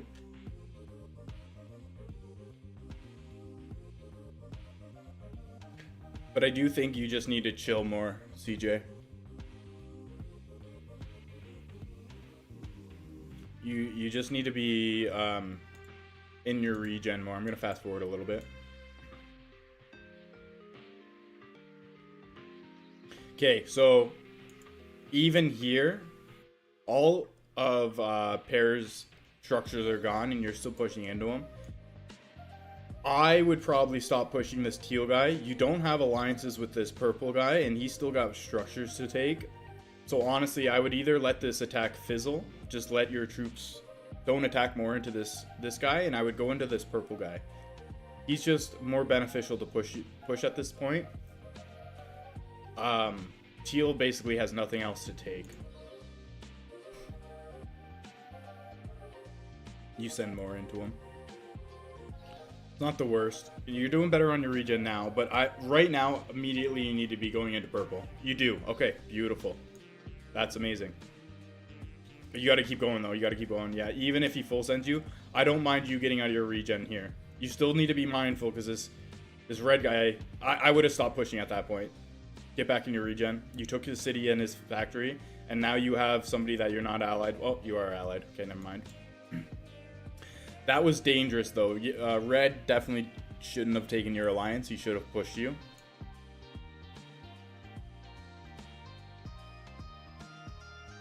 Yep, definitely need to be attacking the Russian Federation here. The reason I say that is because you can see that Red is allied with them. You would be the only one to get this border.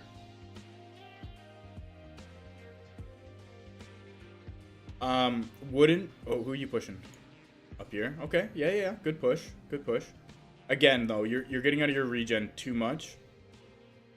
It only takes somebody... And also...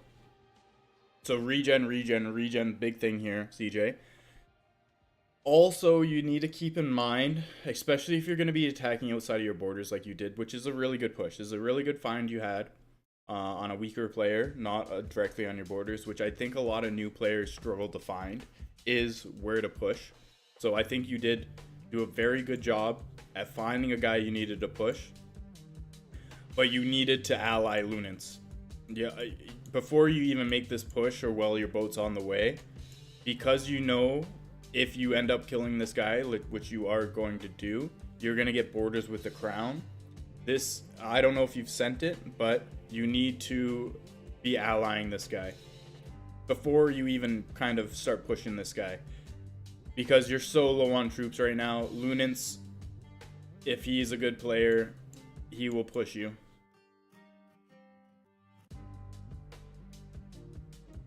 He doesn't. Just kind of crazy. Oh, you get the alliance. You get the alliance. That's actually crazy he took your alliance.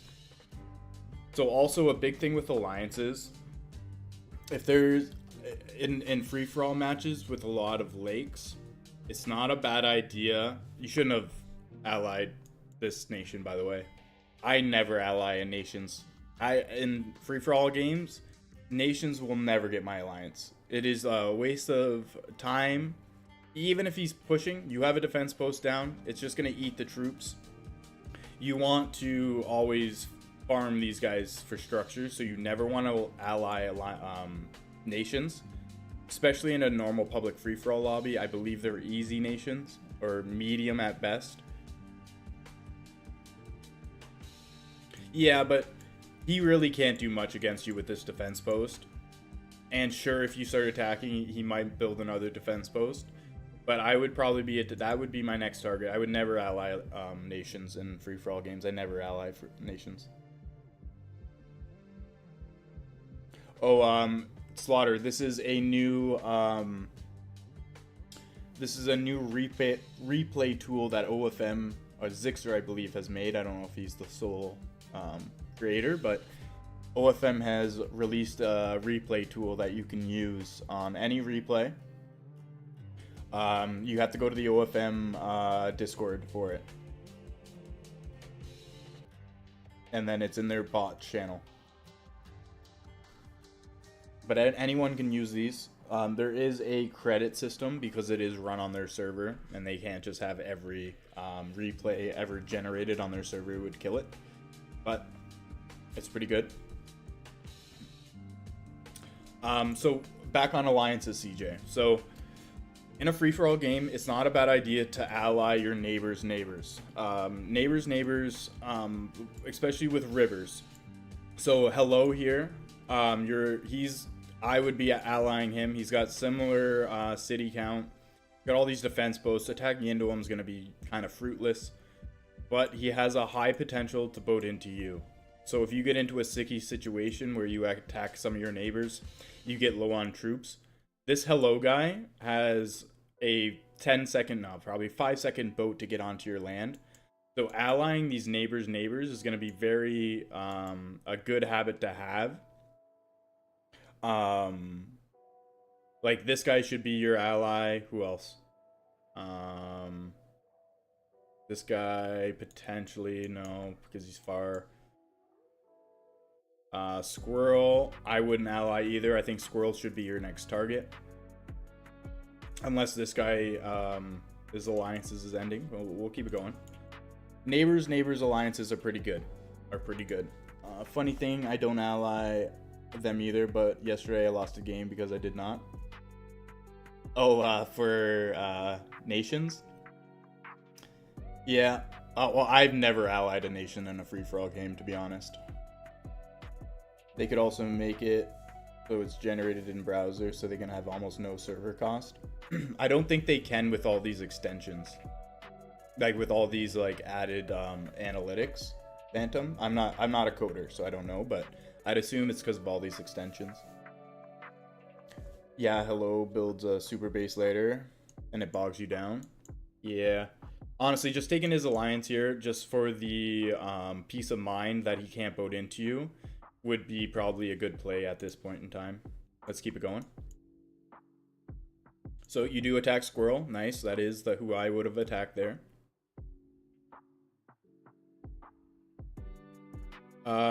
Probably should have not have renewed with this Anon guy. The reason I say that is because he has no defense posts. This attack would have been a juicy attack onto Anon 150. You have a bigger cap. Honestly, I may have even stopped the push on Squirrel, offered him an alliance at the time this was going to renew, and attacked into this guy. I probably would have attacked into this guy, because Squirrel got 2 cities and a port to take, but into defense posts. Sure, this guy probably would have built defense posts, but I definitely would have. Me and Anon were communicating to jump Lunits, but then he jumped by minutes. Yeah, I don't think there should be ever a play right now to jump the crown. You just need to out-eco the crown at this point and hold on to. So at this point, okay, you're getting a silo. I was just about to say, you need a silo because all your first alliances are renewing. And now you need a save for a Hydro, which is looking like you're doing.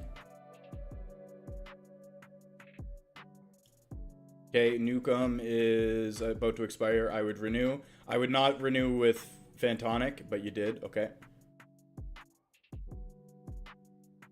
That is someone you definitely 100% should not have renewed with.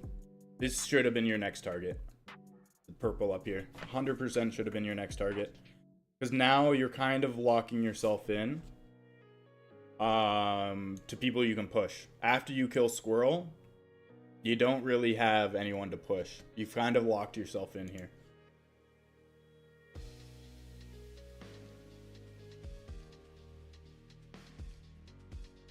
Yeah.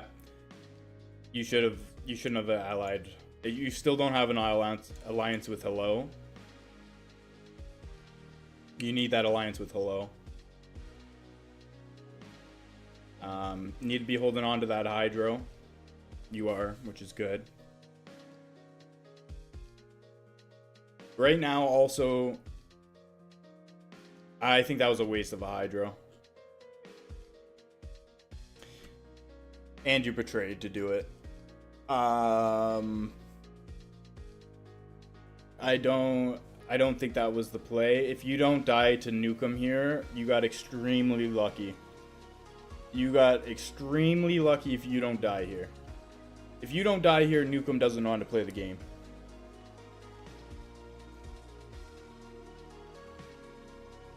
Okay, Nukem doesn't know how to play the game. That's crazy. You should have just lost the game straight up right here. So, you don't... Like, I see the play, what you're trying to do here with Lunance, but I don't think it was necessarily the play to betray... Like, if you're beside someone that knows how to play the game here, CJ, you just lost. And then you're also attacking and not really getting much from it. You got lucky. You got very, very, very, very, very lucky here.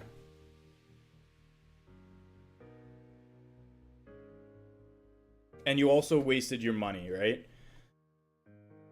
You don't have a Hydro anymore, so you don't have your deterrence. You really need to always sit on a Hydro at this point in the game, or you're going to get pushed when your alliances expire. So you're probably going to save for another one at this point, but... And then also, attacking the Wilderness. Don't attack it like this. So you're getting Hydroed by... Okay, you're just eating a random Hydro. Just caught a stray there. And now Lunance is attacking you. Yeah, this is the problem. You just need to chill. Just chill, get back in your regen.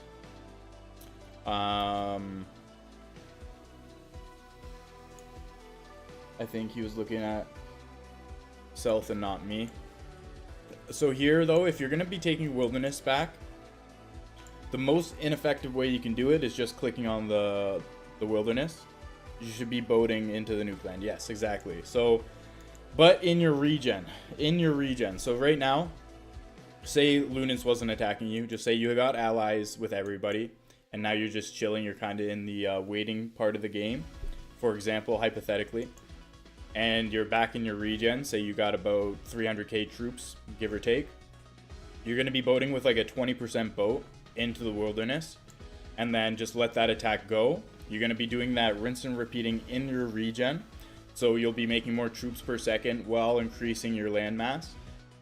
You never want to just click the Wilderness. It is very inefficient, I should say.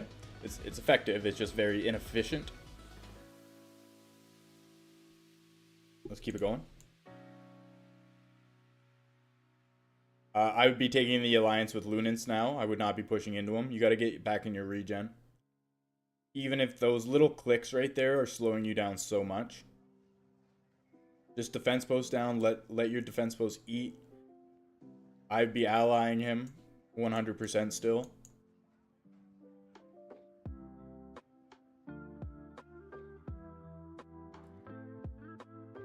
Hello, I'd still be allying. You haven't allied him once. This betrayal. Yeah, okay, you do. Okay, good. You're eating a Hydro from... What did you do to Swan? Why does he hate you?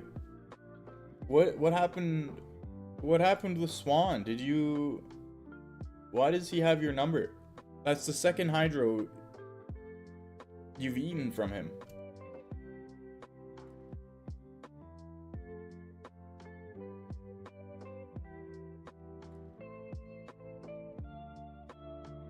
Yeah, the thing about this game too is there's grudges. So that's why Lunance is probably not taking your alliance if you're offering it. He probably, and I don't know why Nukem didn't just take you out of the game there. You're being spared. You're being spared by Nukem. He could have killed you like 4 times this game. You don't have any money for defense. You're out of the game. I don't know why Nukem hasn't killed you. He's had plenty of opportunities. And you don't have any money now, and you're really low on your troops. So even though you're getting attacked here, just eat it. Let your defense posts eat those attacks. Get back into your regen. You've been out of your regen for a solid, I want to say like 5 minutes at this point.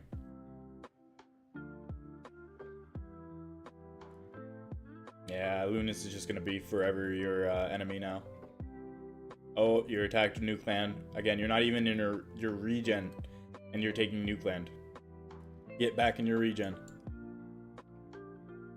Okay, Lunas takes your alliance now, but you're pretty much fucked. You're out of the game. You've eaten too many hydros. Okay, you're in your regen again.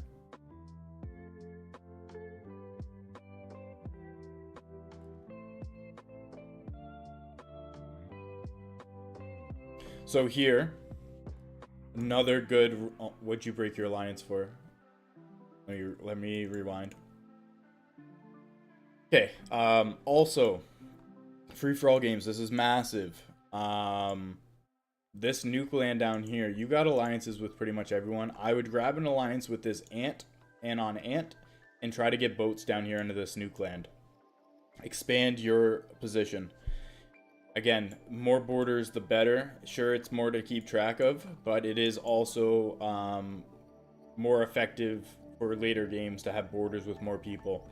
So getting down here, getting a 1% boat, getting positions on the map that you wouldn't normally have on your normal borders is very important. So like down here, you need to be trying to get down here. Keep it going. See you on this. Betrayal? How did you get betrayed there? What happened?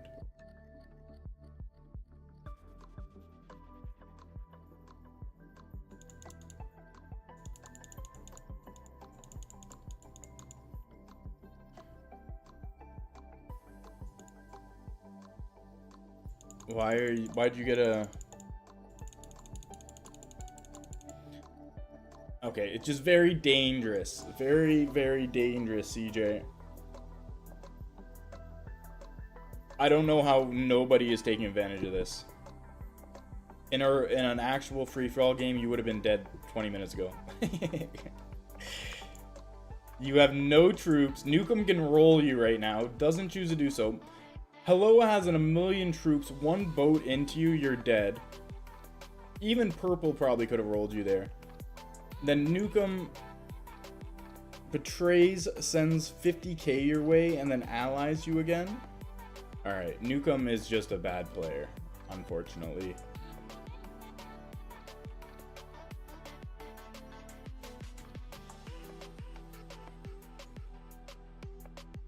Yeah, I have no idea how you're still in this game, to be honest. No idea. And you're not even in a bad spot. Your eco is really shit right now, though, CJ. You have 3 ports. You need to be building more eco, but you're so far behind on eco now that you can't really save and build eco. You just got really behind. You ate too many hydros. You stayed out of your regen too much. Factories, not ports. Ports are still really good, man. Ports make you a lot of money. It's a happy medium between both, especially at late game like this. You should be allied with everyone on the map. At this point, CJ, everyone should be your ally. Unless you're like literally about to attack somebody. But even then, you'll do that at the end of your alliance renewal. Right now, you should be allied with everybody on the map. So then ports are actually really good at this point. There's going to be very few people in an endgame that don't take your alliance because they're thinking the exact same thing. But probably the only person that won't take your alliance is this Anon guy that's trying to island max. But at that point, you just need to counter with either a bomb or some more warships of your own.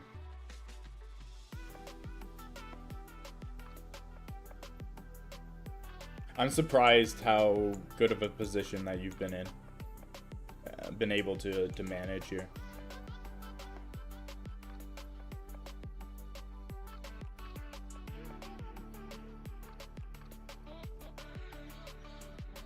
Okay, end game now. Gold on the board. Yeah, you're pretty cooked. You're pretty much cooked. Where's this guy's troops? What is he doing? Oh, he gets merved. Counter merv comes in. Nuke him full. Oh no, I thought he full sent. Another merv comes in. Whose merv was that? Let's rewind.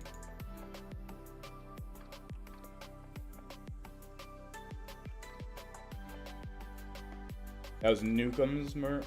Hello, merv Nukem. That is a good betrayal. I don't know why you got the betrayal debuff though, to be honest, because he had the betrayal debuff.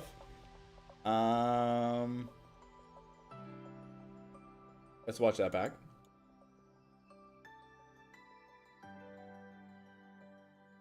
Not too sure. What happened?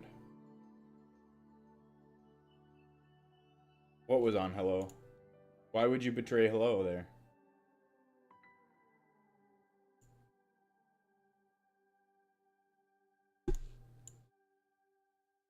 You betrayed him?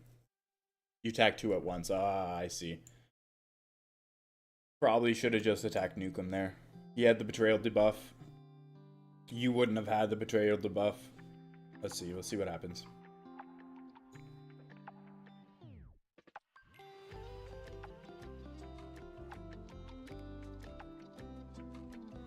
Okay, you just need to chill now. Just chill, get back in your regen, stop oversending at this point. You've got a 3.3 million cap, and you're sending too much. You just chill, just chill, just chill. You've taken Hello's base. You took his 55 stack. Just chill. Just chill. You're wasting way too many troops. Get back in your regen. With a 4 million cap, you pretty much, yeah, nah. You wasted way too many troops. Wasted way too many troops. If you just chilled there, CJ, you probably would have won the game. But you were too focused on finishing Nukem when he's out of the game.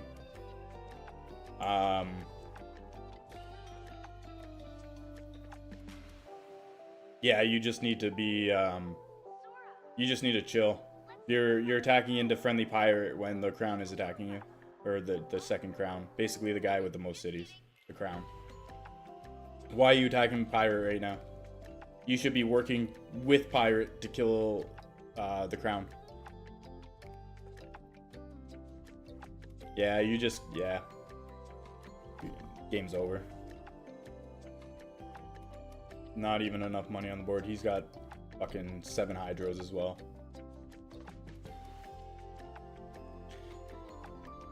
Yeah, there was an opportunity there, CJ, if you just chilled and made defense posts with those cities, that base that you took from Hello, you win the game there. But you were too impatient trying to kill a player that didn't matter. Alright, this game's over.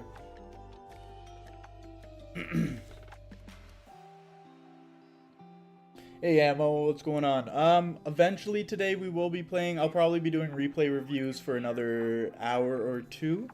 But then after that, Ammo, we will be doing more. Added 10, oh, thank you. Yes, sir. Zixer, I've already sent a few. Zixer. But thank you, I appreciate it.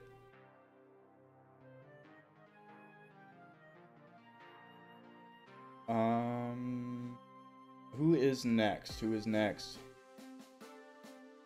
Radiation, it would work. Who is next? I think it's Mito.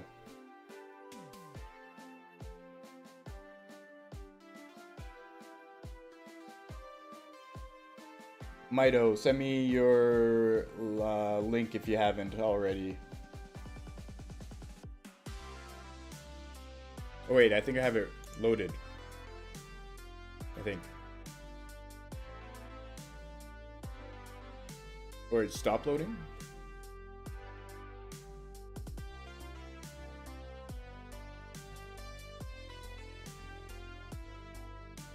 I might have to redo this one.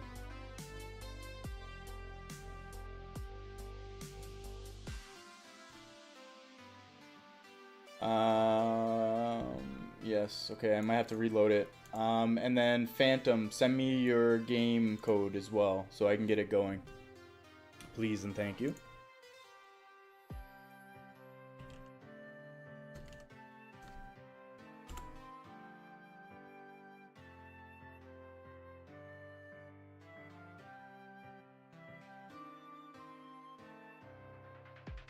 Oh, it's legit. How long is this replay, Mido?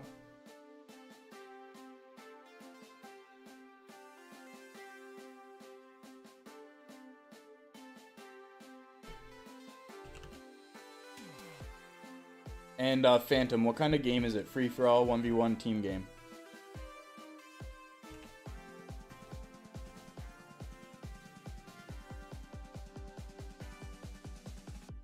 Hour and 47 minutes, Mido? Okay, find a different replay. We're not doing that. It's a free for all, Phantom? Alright. We're not doing that, Mido. That's crazy.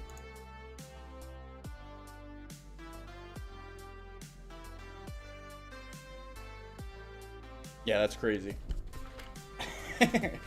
Maybe I should have made it clear that they should have been real length games.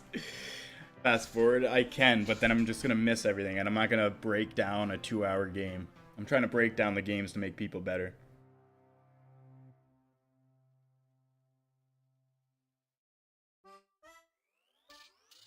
Okay, well, in the meantime, Zilka, where are you?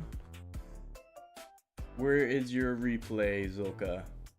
You didn't send the code. Send the code so I can get it loading, Zilka, if you're still in here.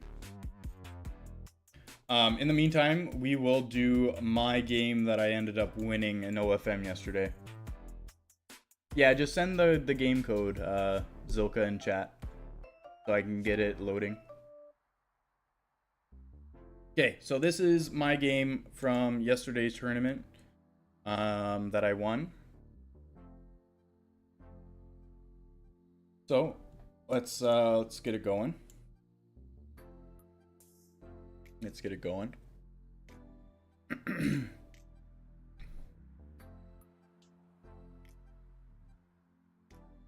So I spawned over. Where did I spawn? I did a last second switch here. Right here, yeah. I did a last second switch. I believe I was over in the southwest here, but I wasn't liking it. I figured I could get a good early expand here, which I do end up getting a good early expand. So I'm focused on annexations. I'm staying in my regen. And I'm just trying to get big while keeping my troops high. So got my annexation there. Tried to steal that bot. If you can see, I'm trying to steal this bot too. Actually, I didn't do on that one. Try to steal every bot I possibly can, while trying to expand properly as well. So let's slow this down a little bit. We will go to alliances. So now my alliances, the alliances are big. Game link. Okay, let me get that loaded actually. Give me 2 seconds here, guys.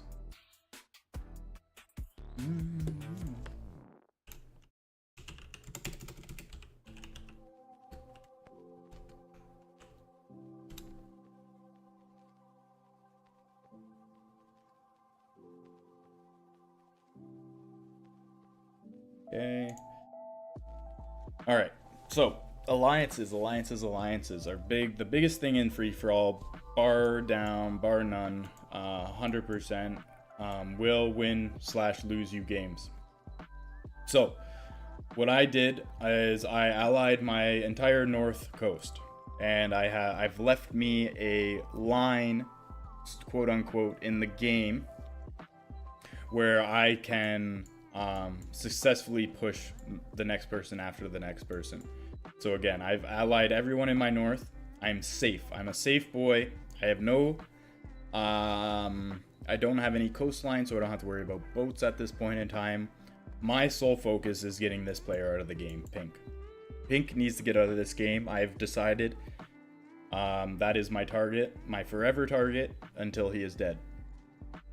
So we keep going, and that's exactly what I do. I push him with a decent amount, get back into my regen, I rinse and repeat. I'm not full sending just to get this guy out of the game. I actually am fortunate that my one neighbor actually pushes with me, making this attack much stronger than it would have been if it was just me. So basically, with 2 people pushing this guy, we've essentially taken him out of the game, and then a 3rd person pushes. So at this point, I'm thinking to myself, I'm pretty landlocked here. I had an opportunity to push potentially Whalefall, but I chose not to do it, mainly because Mole is lower on troops. So I start pushing Mole. My goal here is not to get Mole out of the game. It is really to get borders with somebody else. I didn't want to get landlocked in between everybody I want to ally with, because I do want to eventually ally Mole. He has double my cities, but I have the tempo on him, and tempo is massive. So what I mean by tempo is he may have the largest cap, but I have more troops in reserve at this point, so my tempo is faster than his at this point of the game. And again, I don't want to push this guy forever. He will eventually get more troops than me, but he doesn't yet. As soon as I get borders with this green guy, I offer an alliance, because I am no longer locked into my position. So he does end up taking it eventually, and I do have another border. At the same time now, this guy's alliance is expiring, and he's looking juicy for the picking. So I get an alliance with both of these players. I pivot. This is a last second pivot that I did. My goal was eventually to push into this green guy. That was why I pushed Mole in the first place. But this German man has made it pushing him juicy. One, I'm going to get this huge annex.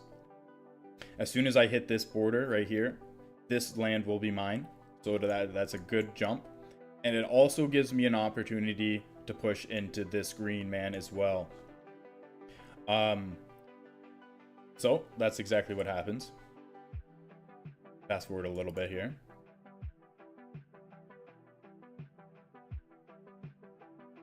Was just waiting for my alliance to expire, so I ended up killing him. I end up getting the crown at this point as well. Get 2 cities, and this is massive that I ended up getting coastline. I was actually very scared here that I wasn't going to get coastline, but I do get coastline. And I do get voted on from a guy across map. You guys missed it. Actually, I guess I can go back. Don't let these pixels ever stay on your land. So I saw that boat coming in, and I did not want somebody across map to even be close to me. This guy has no business being on me, and if I let him stay on me, that could have been a big problem in the future. So what I did, I just boated into it. We see there, I get him off my land. So that was massive. Do not want these hidden pixels on your land if you can. So from here, Whalefall let our alliance expire. I pushed him because I was bigger than him. I forced him to build 3 defense posts, which at this point, me attacking into those 3 defense posts is going to be fruitless with such similar cap. So I basically made him waste about 600k. A little less, around 500k on defense posts. I allied him. So forcing your neighbors to spend money is very good. Having the threat that you will push them is even better. And then going through on that push is even better. So my next attack here is the weak man. This guy just didn't have a good position. He's my next target. So that happens. Fast forward a little bit. And again, I'm not oversending to get this guy out of the game. He's got defense post. This attack will take some time, but I'm staying in my regen, getting past my regen a little bit, then attacking him. Again, right there, could have full sent him pretty much, got him out of the game right away, but there is no rush at this point. Right now, I'm waiting for my alliances. If I rush to kill this guy, sure, I can do that, but it's not effective and it's not efficient. So I'm just slowly killing this guy. Eventually do get him out of the game. And right now, what I'm looking at is my neighbor's economy and cities. So I'm in a very good spot relative to my neighbors on making money. My factory networks are all connected. I have more factories than everybody. I also have a port on some of these inside people, don't have coastline yet. So I'm actually able to make more money than all of my neighbors here by a significant margin. It's almost more than double the amount of money I'm making right now. So it is that time where alliances are expiring. So I build a silo. And I also build a SAM just to protect some of my 2 stacks here, and it's where I can start kind of building a base. Now, the people I'm attacking are very important on the choices that I'm making to attack, I should say. You don't, obviously, at this size, if I attack somebody with 5 mil in a silo, I'm out of the game. They're going to hydro me, I'm going to hydro them. We're both out of the game. We just ruined both our games. So you got to really be mindful about the money people hold of the people you're pushing in this mid game. Like Mole, I would never push in this situation. He's got 7 mil. He can just hydro me and it will land right fast.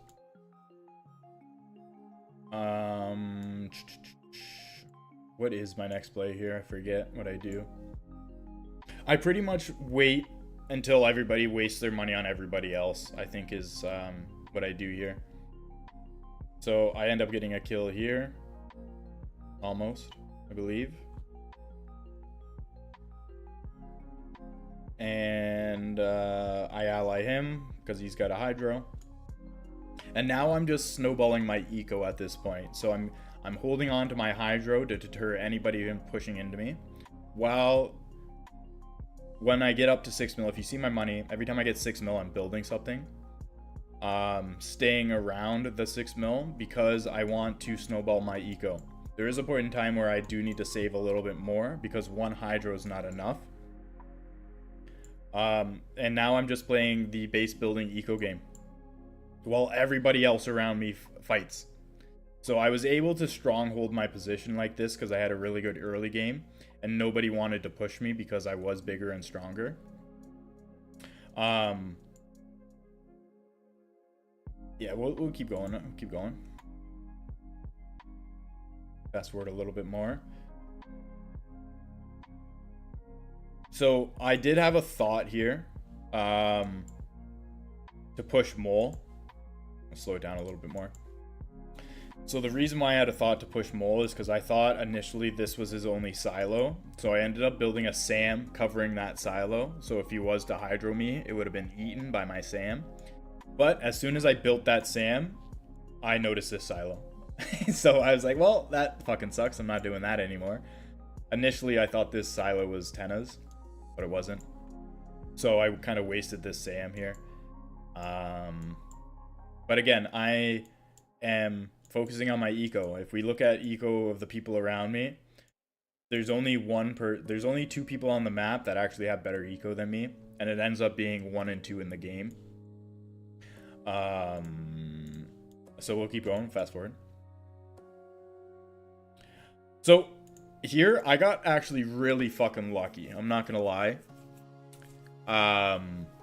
My percentage right now was under the threshold of what I needed it to be at. So I needed to be at 9% within a minute. If these hydros didn't land, I was never getting this 9%. So whoever had beef with whoever kind of gave me an opportunity to stay in this game. It's actually hilarious. Because I would have been, I think I actually end up getting in and then getting out of the threshold. Yeah, so I get 9%. With those hydros, literally put me in Doomsday Threshold, which was like, I kind of got gifted that, I'm not gonna lie. From here, I'm just probably waiting for Mole. Even then, I can't even attack Mole. He's got a Merv. So I definitely ally. There's some weak neighbors I have here, but they're holding on to enough money where I can attack them.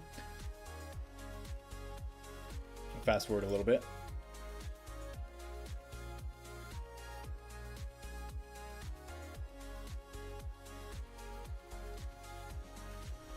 Nuclear war happens, and I've been a very passive aggressive. I have not been aggressive this game at all, so I haven't made many enemies. So here I have the threat of losing my threshold, but I end up taking out Nagy and eating a hydro for it. But I got back into the threshold. Normally I wouldn't be attacking a wilderness like this, but since it's Doomsday, I kind of have to stay up on my percentage. I take out Mole, and Mole hydros me, that's right. Yeah. Which was deserved. But I took him out of the game, so it was fine. So now essentially we have a 3-player endgame with one Mito.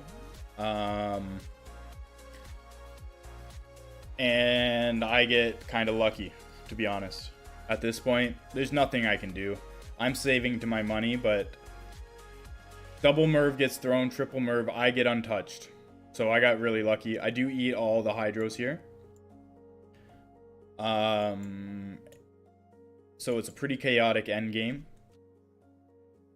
I have the crown, so I'm just kind of chilling at this point. I do eat more hydros. But again, I'm just chilling.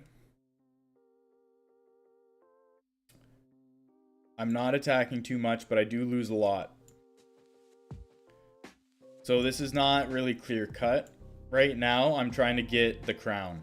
And so in Doomsday Clock, if you hold the crown, you don't lose your troops as like the Doomsday Clock allows. So even if you're not at the threshold of 40%, say, if you look at the Doomsday Clock, if you hold the crown, you won't lose to Doomsday. So that's what I'm trying to get right now. So I'm kind of wasting a lot of my troops trying to get Wilderness to get the crown, because I don't want to lose these troops. I think one more hydro from me and it does do that. Yep. Back and forth with the crown from me and Potato. And I'm just chilling. I'm chilling. Right now I can full send, but this guy also betrays and I get some land, which is nice. There, I took an alliance, but then realized that Tenno was pretty much out of the game, so I betrayed, and I started attacking. So now, there's only like a minute left in this game, and I'm at, wait, let's see. Oh. Anyway. There's like 10 seconds left in this game, and I have like 78% of the map.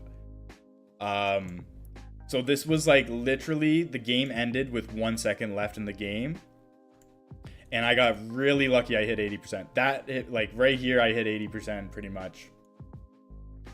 But one hydro, I would have one extra hydro, and I don't get the 80%. It was literally last second. It was kind of crazy.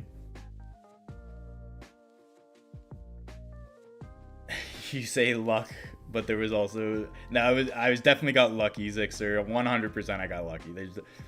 I did stay friendly, and it is a strat, but I got lucky.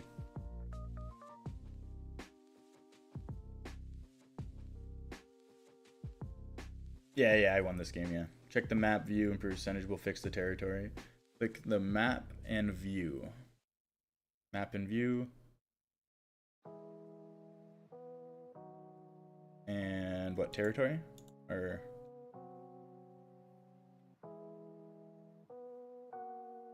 oh, in-game leaderboard. Yeah. So let's rewind it. Let's see how close it actually was. So 78%. Is there a proper timer? Is there a proper timer, Zixer?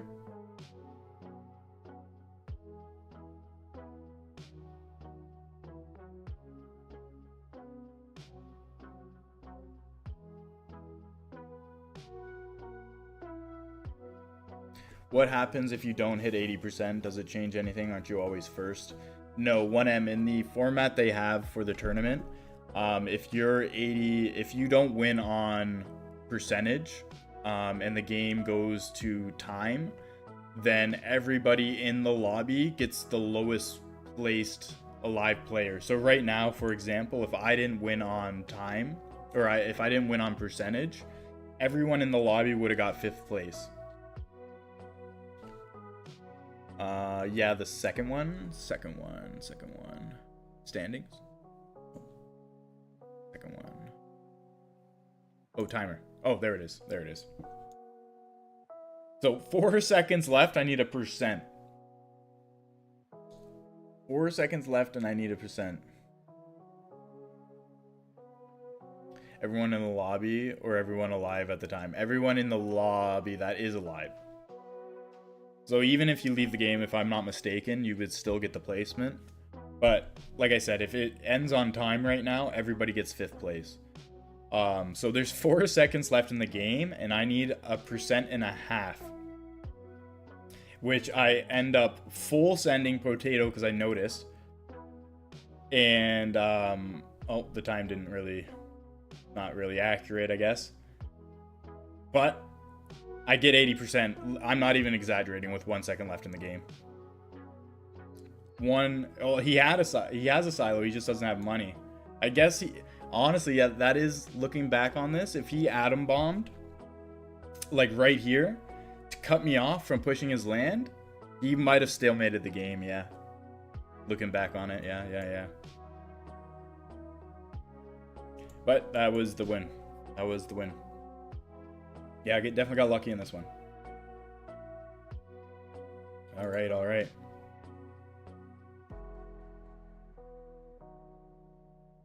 Well, for him, is it worth it to get 5th place as well as 2nd? Yeah, that's a good point, Zixer. That's actually a really good point. Yeah, it's probably more worth it for him to get 2nd than to make everybody get 5th. Especially it being like the first qualifier of the tournament, yeah.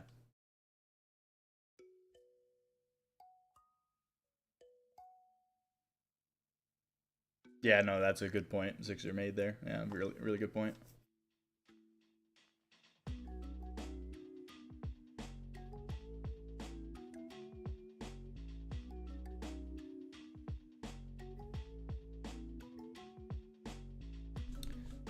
All right. So, next, why isn't this loading? What's going on here?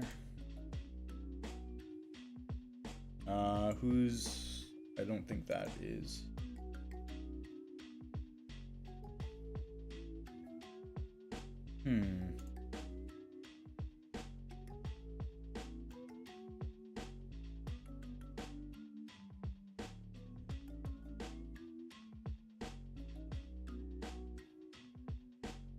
Not Britannia.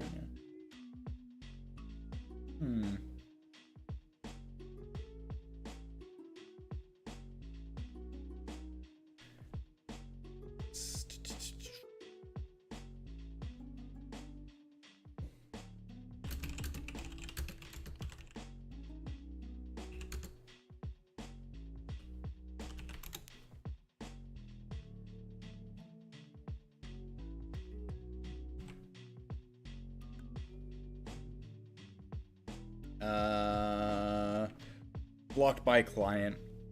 Failed to load resources. That's what it says, Zixer.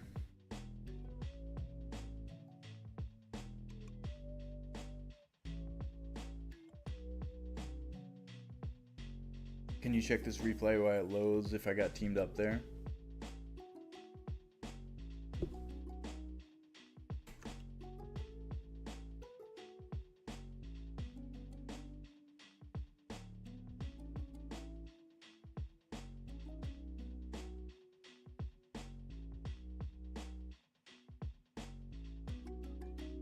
We'll check anything if you scroll up.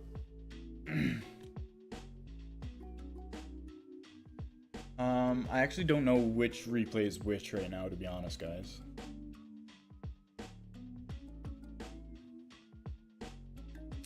I'm just gonna check this one quick, just for the teamers. Where'd you spawn?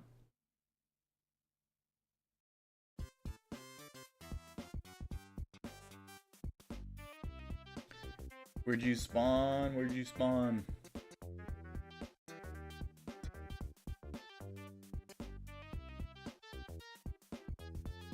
Middle right.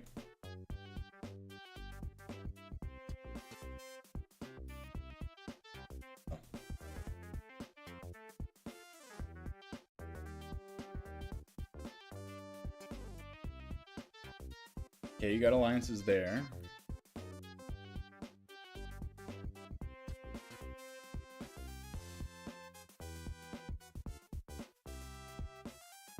Alliance there.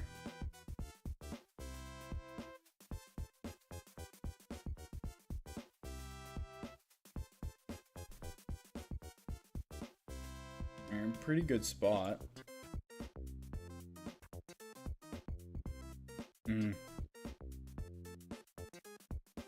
You just wasted a lot of true. I don't think this is necessarily a team. I think it's just poor alliance management.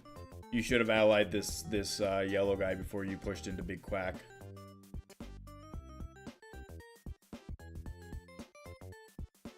Yeah, and then you're expired. And then with the 3-minute alliance timer, yeah, you got to be more mindful of your alliances.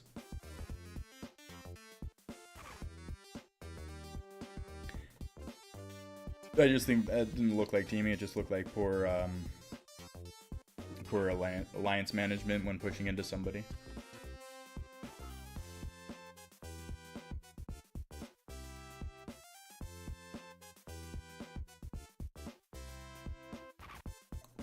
Well, we can still watch that one, Phantom. I'll just won't use the replay.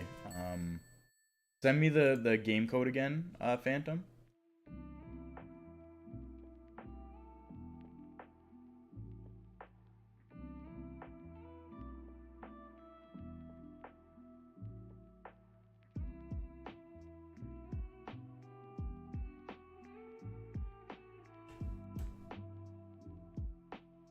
Oh, and then Mito, did you find another replay? Because I didn't want to watch your 2-hour game.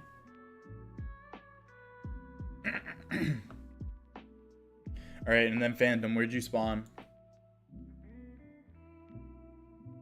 Oh, right here. Okay, I hate the South America spawn. Probably one of the worst spawns on this map, not gonna lie.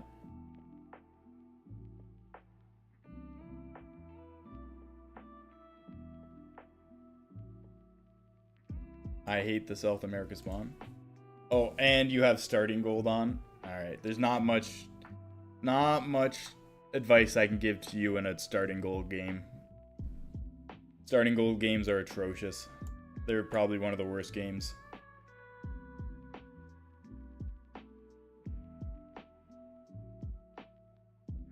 Starting gold games are the meta is completely different.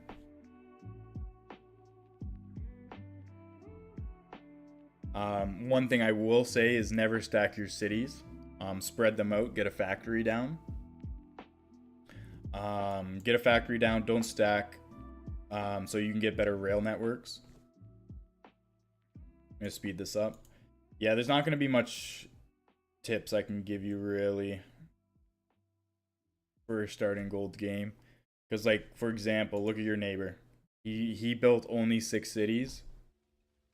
And you have 3. If he really wanted to at this point, he could just roll you.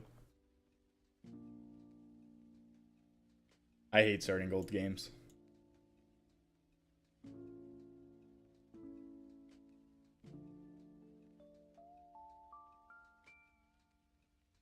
I'm not too... Oh, he takes your alliance. That's why. I was going to say, I'm not too sure why he doesn't.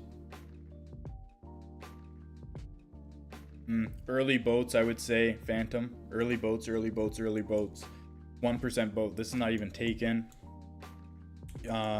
Some of these, like, yeah, it's a little bit too late with the starting gold. Everybody's got warships. But even trying to get alliances next to the people that you're trying to boat into,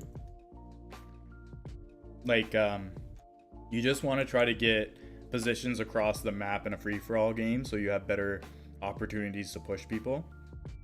So, like, trying to get onto this island up here, trying to get onto these islands, even trying to get down here, and there's no risk involved in sending out 1% boats. If it gets shot down, that's fine. If it gets pushed off eventually, that's fine. There are no risks, too many rewards not to do that.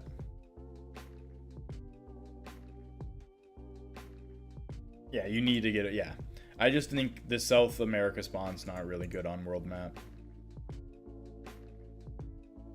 Learned about the 1% boat strat today. All right, well, that's good. You've already learned something. We love to hear it. What's going on with this boat?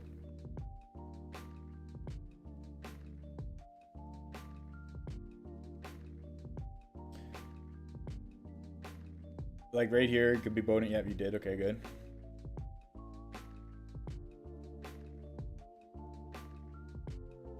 There's no player in North America? These are all bots? Okay, well, if you take all North America, you should be in a very good spot to win this game.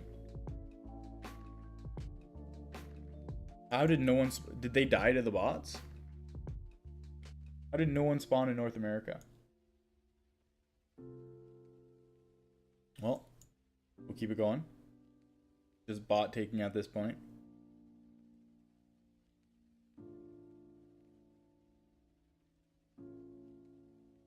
Ports, I love to see it.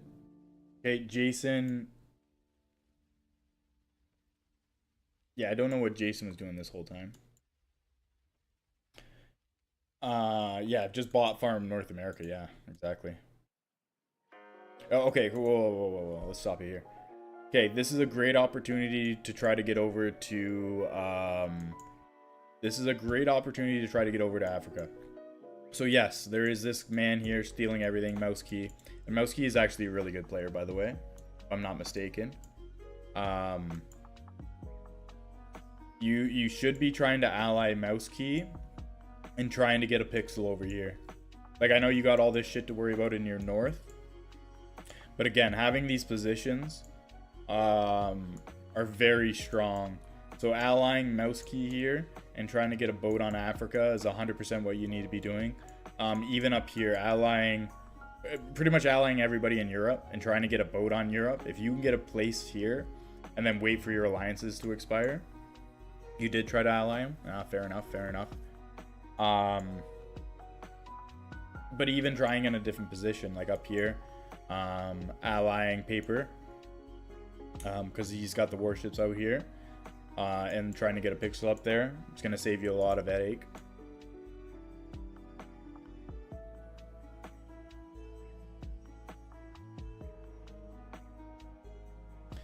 I'm assuming you're allied here. Quebec has 47 cities. The fuck's going on in this game? 47 cities a nation has? A nation has more than the crown? Wow. Crazy.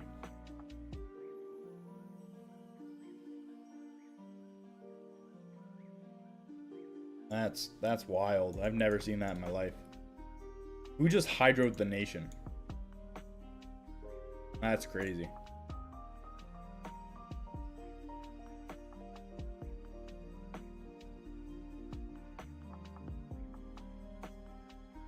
I think impossible bots are weak as well.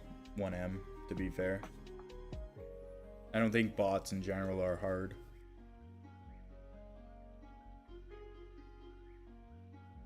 Okay, you finally take out Quebec. You get merved. Well, fuck, I can't rewind. Was that Quebec that merved you? Who do you remember who merved you? You do have a lot of gold.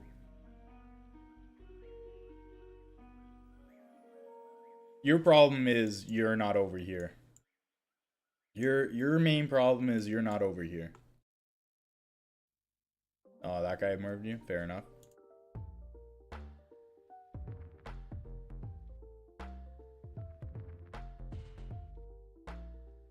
Yeah, honestly, at this point too, because there's not many people on the map, I would probably stop trading with this guy. You have 130 mil. I would stop trading with the crown. 130 mil is more than you'll ever need to win this game. Start bombing these ports and these positions over here, so you can start getting boats over.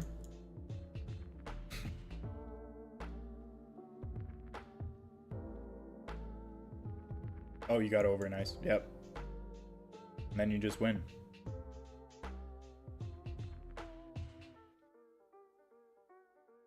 Nice, GG's. So yeah, just early positions are gonna save you a lot of time. You got really lucky there. I know some people don't like the word luck, but you got very lucky. Oh fuck, you got very lucky there because nobody spawned in North America and all those bots were so free. It's insane. Yeah, that was kind of insane that nobody spawned in North America. Okay, now Mido, are you still here, brother? Mido.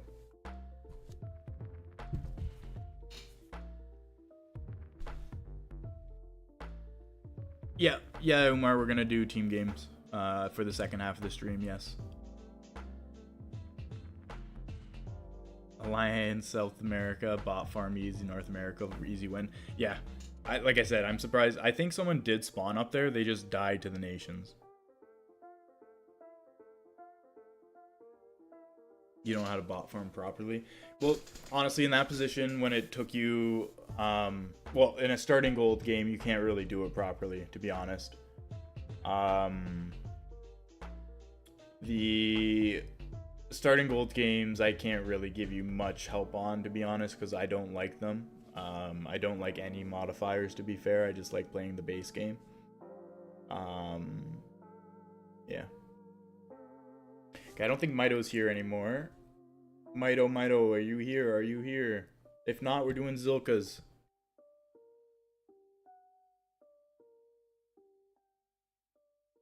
Yes, Zilka, this is your game. If Mido's not here, this is your game, Zilka. Because Mido did one before you, but it was the 2-hour game and he didn't give me another replay. Alright, we'll just watch this one. Alright, Zilka, where'd you spawn, brother? Where'd you spawn? Down here. Literally first person I picked. That's amazing. Okay, that's a really good spawn. Yep. A really good spawn.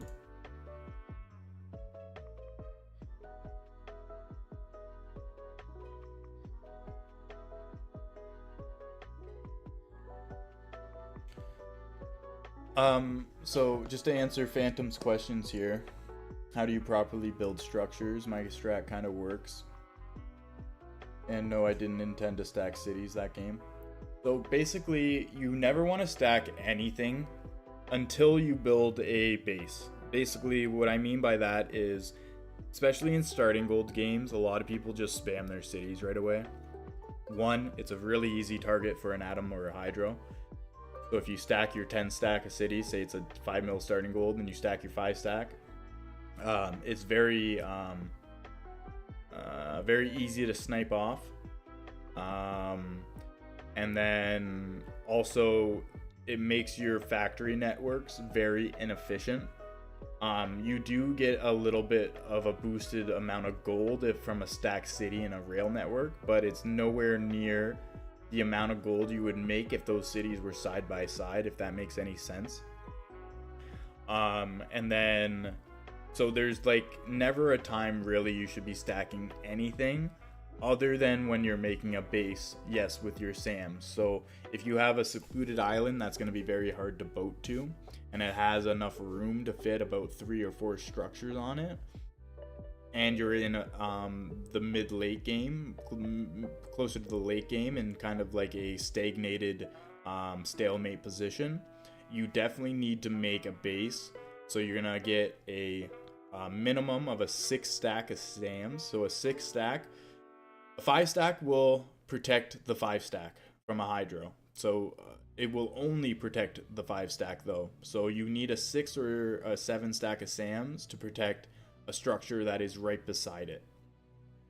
And so that's what you need to be doing in late game. One, it'll pretty much protect you from all hefty hydros that will take out your cap. And 2, it'll protect you from late game mervs. You will still lose the troop counts of the mervs, but it'll be a lot less, and you'll also have you won't lose those cities in a merv. Alright, let's go. Let's get this going. See, Zilka, don't need to tell him about his early boats. Look at that. Look at that. It's the first thing he does while he's taking wilderness still. Early boats. See, boys?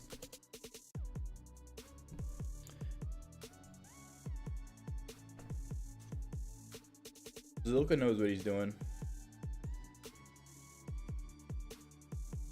Taking early bots too that are his team or his enemies taking. He's trying to cut off his closest neighbor, which is perfect.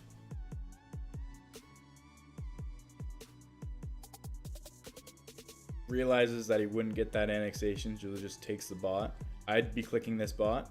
He doesn't. That's okay. Oh, he tries, but he ends up clicking a little late on the click there. Gets the alliance, thankfully.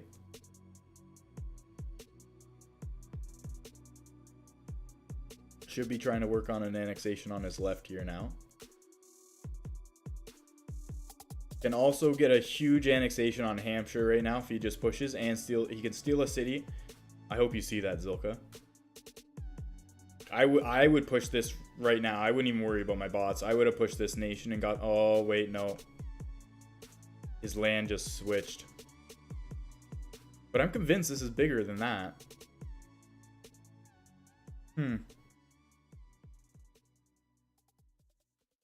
If this is his bigger landmass and he pushes, he won't get this cut. But he's taking a bot over here, so now it will work. It's gotta work. Yeah. I'm assuming Zilka does that. Oh, he gets sent by his neighbor. 1 defense post. Got the crown. I'm assuming he gets his alliance. You don't even get this cut. Zilka! You could have sent 5k into that and you would have got a free city and an extra like 10 or an extra like 0.5%.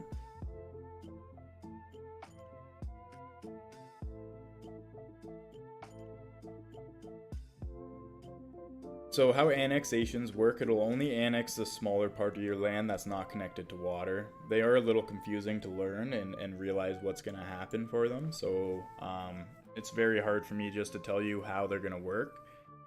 What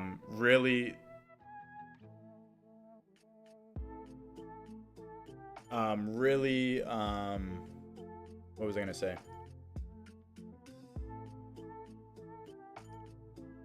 Speedruns and 1v1s will teach you a lot about annexations.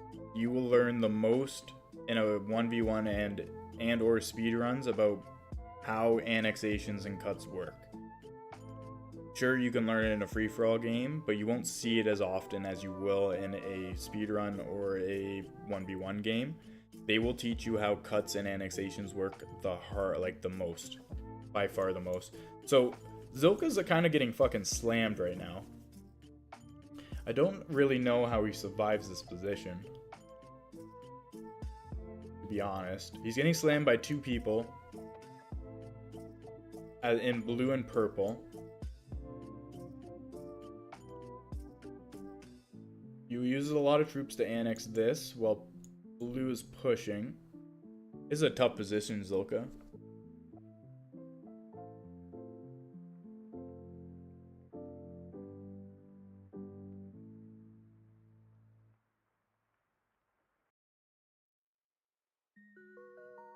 I'm assuming somebody's gonna help you soon. Someone has to help you soon. Someone needs to start attacking one of these guys that are attacking you, or you don't survive. Fast forward a bit. Okay, and then you get a third guy attacking you. And you're deleting a city.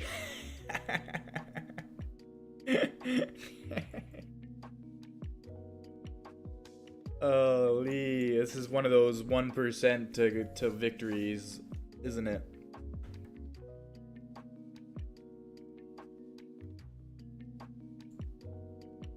Delete all your structures. Where are you gonna survive on this map?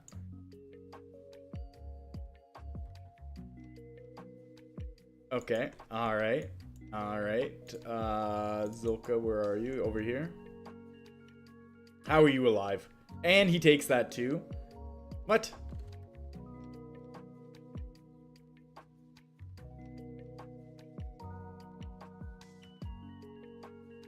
Alright, we gotta pause this.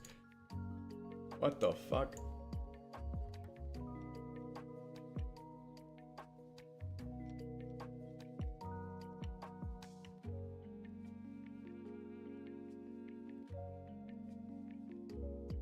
And oh my god, and you're in the middle of someone, so you do like you can't even. How do you what?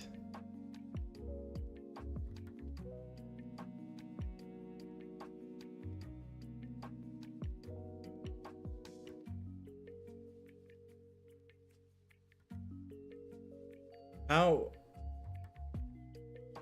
What's going on here? Hey Stanley, what's going on? Looking like a single pixel comeback.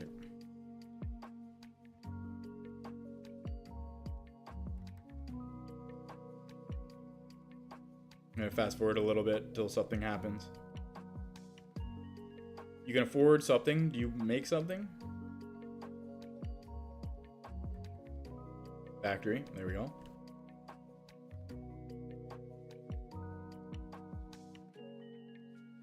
Factory maxing now. Oh, the guy's AFK, so you end up getting extra land. Lucky.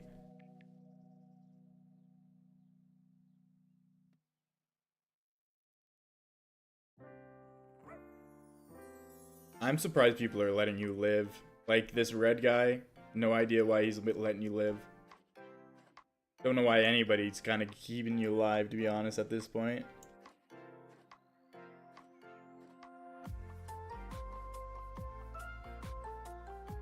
And you end up getting, that's massive that you got this river, actually.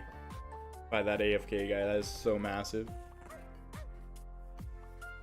This is a typical, story of why you don't keep Mitos alive. This is exactly why you do not keep Mitos alive. With cities, that is, at least.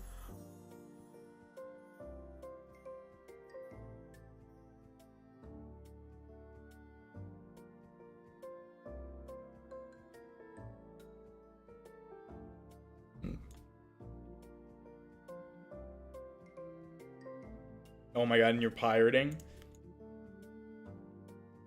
You're pirating from purple and he's just letting it happen?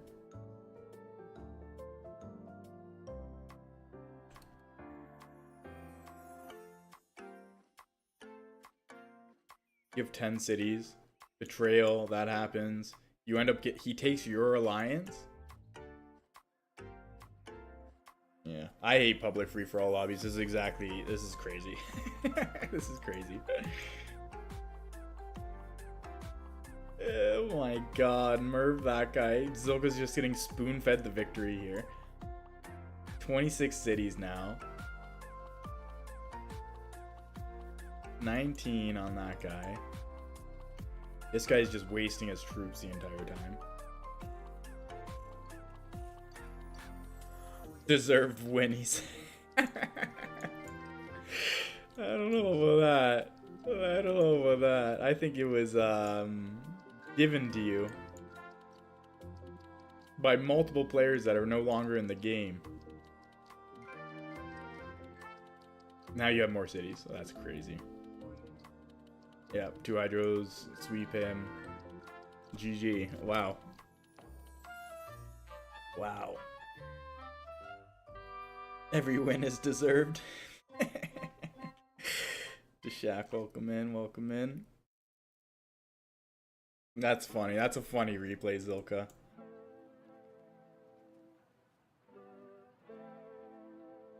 That's crazy. They just let you win that game. They just let you win. That's funny. That is funny. Actually, I don't think we have any more replays in the queue here. I don't think. Mido had one, but he's not. I don't think he's in chat anymore. I have one replay that is quite similar to the game we just watched. It is a longer replay, but it is mine, so I'll just fast forward through it, I think.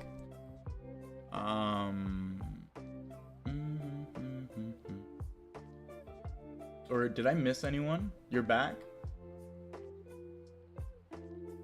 It's my aura that they gave me the win.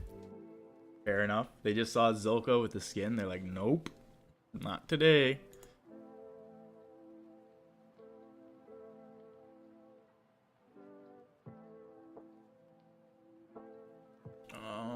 Okay, so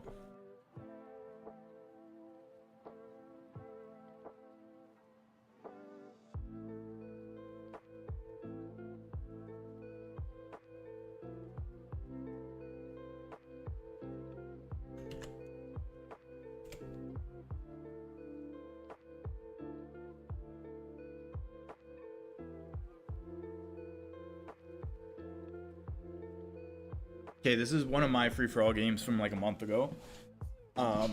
It just kind of reminded me of what Zilka just did. I'm not going to be breaking this one down like all the other ones, but I think it is fun to watch. So I spawned. Where did I spawn? Where did I spawn? I think over here somewhere. Yeah, free. Oh yeah, I'm free-for-all. Changed my name for this one. So, early expand, I get the crown, of course. I've got a lot of good borders with nations. I end up getting in a pretty good steamrolling position this game. With my good borders, with my right attacks.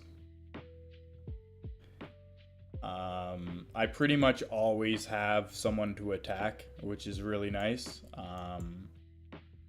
I got lucky with a few AFKs, but I do get borders with a lot of people, which is really good. It's really good if you know how to manage it, I should say. But I end up getting like in a snowballing position where I get really borders with everybody, really good borders. Eat a few hydros while I take out some small players, which is fine.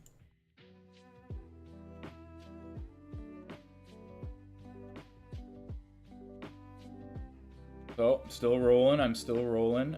Crispy actually gets the jump on this guy in the north from me, which I didn't like seeing. So it's pretty even two-player game here. He murs me. I full send him, or he full sends me. I murv him.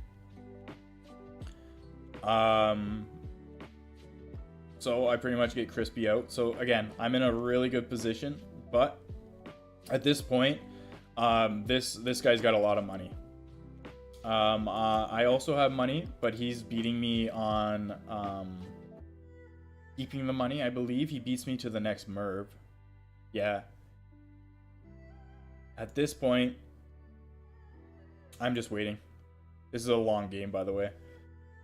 I'm waiting. I defense post up. He's got a lot of money. This game's kind of wild, the end game here. Oh yes, there's two. That's why I didn't make the push either. So there was potential here to push this Barbie guy, but this mad step behind was my problem. Looking at the replay, it actually did not. It looked like one player, but it wasn't.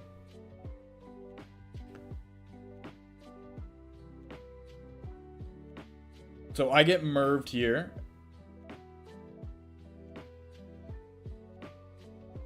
Wait, I forget what just happened. I think I merved Crispy. I got merved and I merved Crispy. So I ended up eating Crispy. So now I get merved. I'm throwing all my hydros. I get ratted out by both players. All three players rat out on me there. Now I am 1% of the map. And I have my base. I made a base before I got merved. So this is what we were talking about game or two ago. Building a base. It does get shot down. So there, Crispy's about to win the game. Thankfully, these guys still have money. And there's this guy up here as well. So he was eco-maxing the entire game. Now is his time to shine. I had to rebuild my base.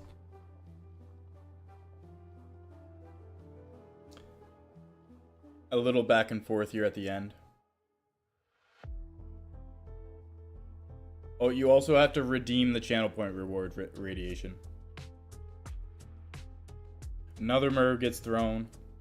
Right now, I'm just playing Friendly Trader. I'm building up, and I'm playing Friendly Trader. I am taking advantage of people that are low on troops. And I'm also taking advantage of all the wilderness. Because I do have good alliances here.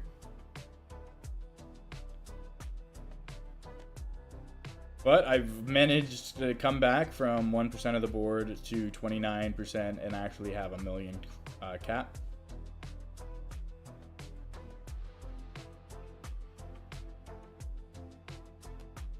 And yeah, he got an alliance debuff, so I ended up I got merved again. I think that's the 4th time I got merved this game.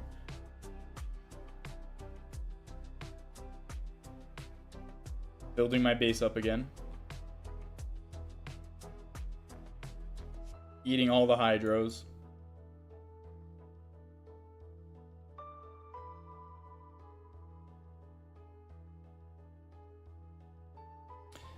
I end up winning this game.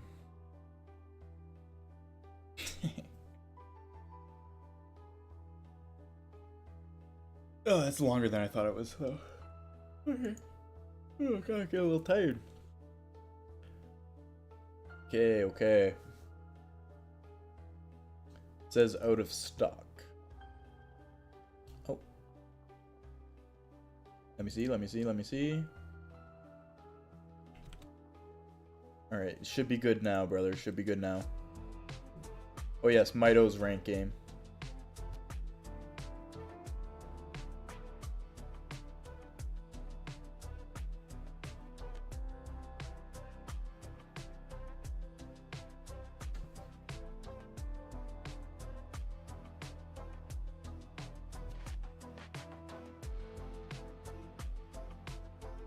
And then Radiation, what kind of game was it? Is it a free-for-all team game?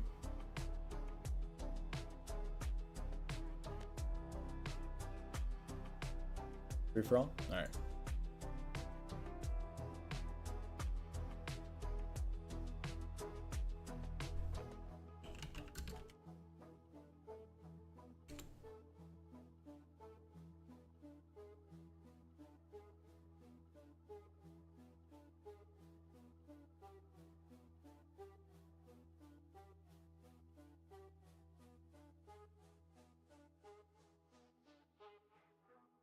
Alright, while that loads, we'll do the 1v1 replay. Probably just you roll in the lobby. Hey, maybe you can learn one or two things. I still learn every day. I think I'm a pretty good player. Okay, so spawn. Is that you? No.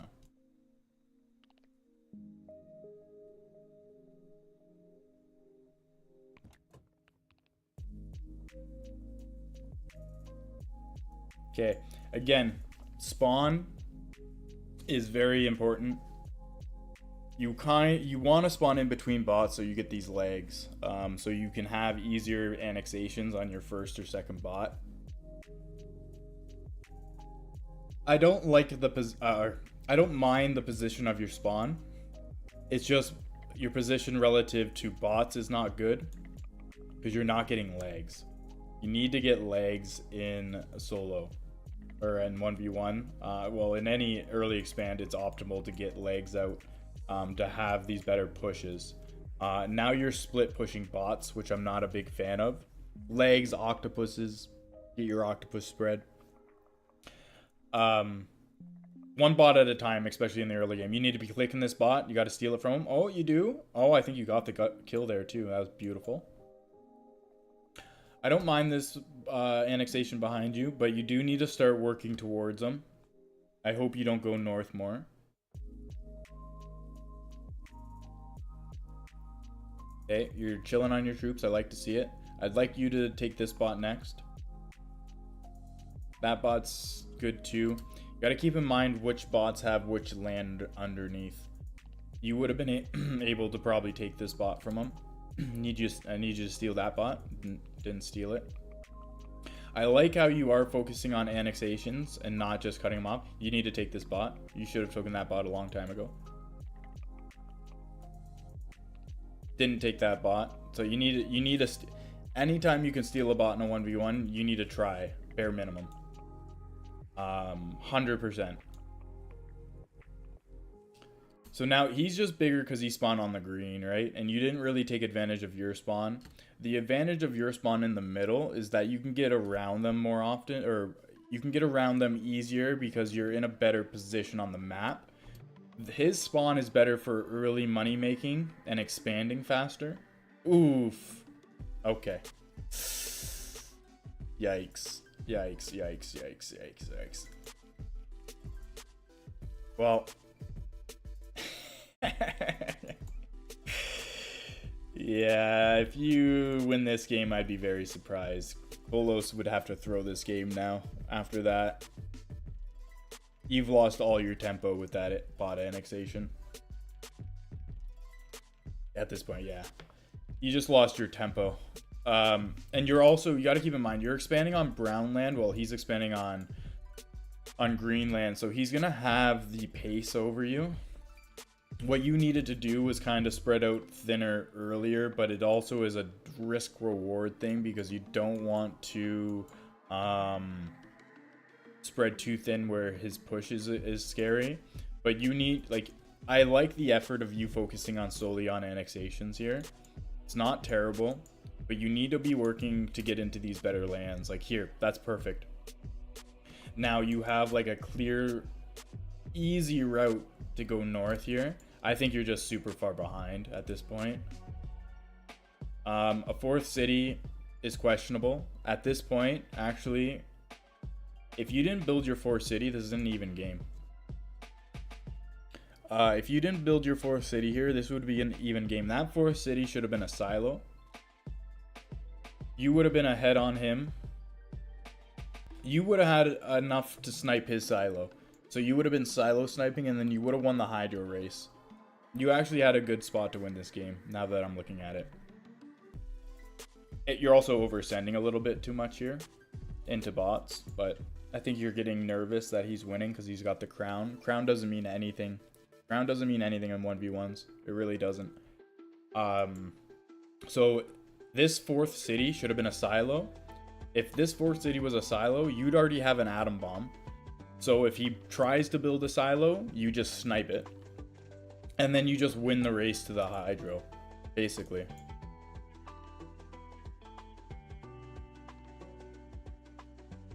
So we'll watch it a little bit. In the beginning, most players click like 2 times before waiting till 40%. Should I click early or wait till 40?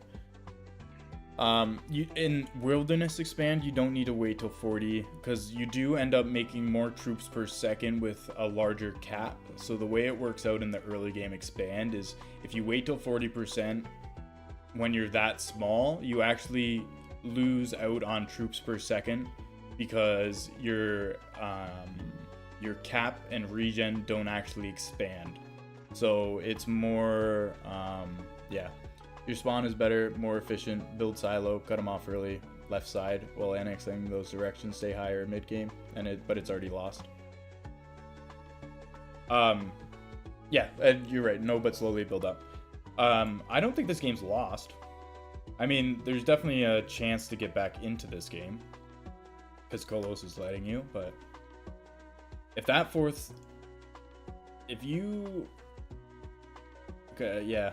Now you are sniping the silos. Snipe that one. Nice.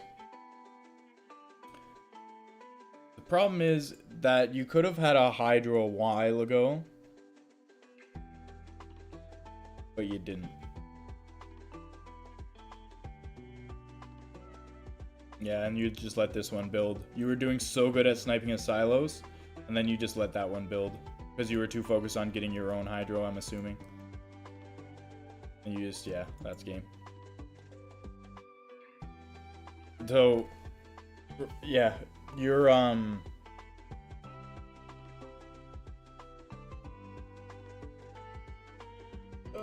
what did you say?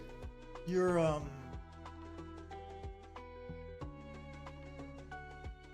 yeah, you pretty much got fucked on that bot cutting you because you lost your tempo on the left side. And then you also built a fourth city instead of a silo. And you could have been silo hunting the entire game. If you get a silo lead with a little bit of a money buffer to Atom Bomb, you can pretty much outpace him in the silo race, and then you eventually outpace him in the Hydro race. To be fair, he was in a very good position to make money with his borders on the south there in the green land. So that was going to be a hard-fought game regardless. Spawn in green or brown and try to cut him on that map. So it has been debated both ways, Mido.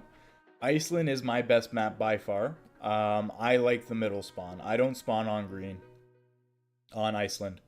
Iceland's my best map.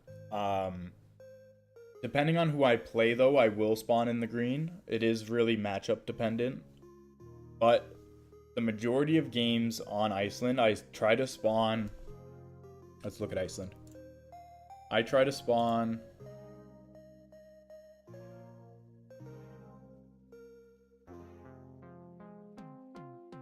I usually spawn where you spawned. Just in between bots. Oh, yes. For the bots. The bots. How do you know who you play before you pick location? You don't, really. But sometimes they click and then you can hover over them and see. But so the majority of players will spawn right here in this green land. Majority. Oh fuck! I didn't mean to. God damn it. Majority of players will spawn right here. I think it's a good spawn. It's a great spawn. But I think up here gives you tempo for the entire match. If you don't think you can win a Hydro race, you probably shouldn't spawn up here. If you think you're going to get past the Hydro race, spawning up here is probably better. Depending on your opponent, of course. And then regarding where to pick the spawn, because I think I went over that briefly earlier. I'll just go Australia here. What Dougie says, if you cut him off left side there, there's only a limited amount of gold he can get through bots. If you keep coastline silo, he's gonna get run out. Yep. Exactly, yeah. My enemy in C fibs, then I know I'm cooked. Okay, so for spawning location, because you've sent 2 1v1s now, and I think both of your spawns have been very suboptimal. You picked a good location on the map, but not a good location in between bots. So what you're looking for on all 1v1s and speedruns is a triangle. So this triangle, too small. You're not going to be able to get your expansion through these by the time they grow. This triangle is looking a lot juicier. So on this map, and it doesn't necessarily need to be a triangle. It could just be 2 bots, but a triangle is optimal. So if I'm looking at this, I think I only have 1 or 2 spawns. I'd probably spawn somewhere like right here. Right here is not bad. You want to be in between. The Bermuda Triangle was invented by Bane in March. So again, this one's not going to be the best either because this bot's probably going to catch up to us. But I'll show you. So I spawn here. Now I am expanding. I'm not waiting to get into 40% right away because if I did that, these bots would cut me off. I want to get through this. So I'm going to oversend a little bit. I'm oversending. I got through. So I didn't do what I told everyone to do with the 7% expand every 3 notches because it's more optimal to get a better borders with bots. Seeing I fucked up there. I should have oversent 2. I should have oversent more to get borders with this, so have a 2 bot annexation. Now I got a 3 bot annexation. It's not the greatest. But in this position, what I would do is probably take this bot. Take this bot, and then this bot, and then I get this annexation.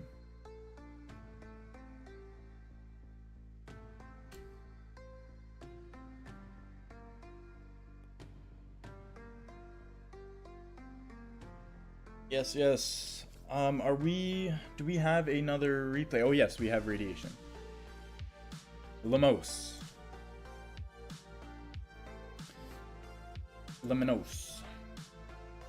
Alright, this is probably going to be the last one of the day, boys. Oh, Deshak has one. Oh.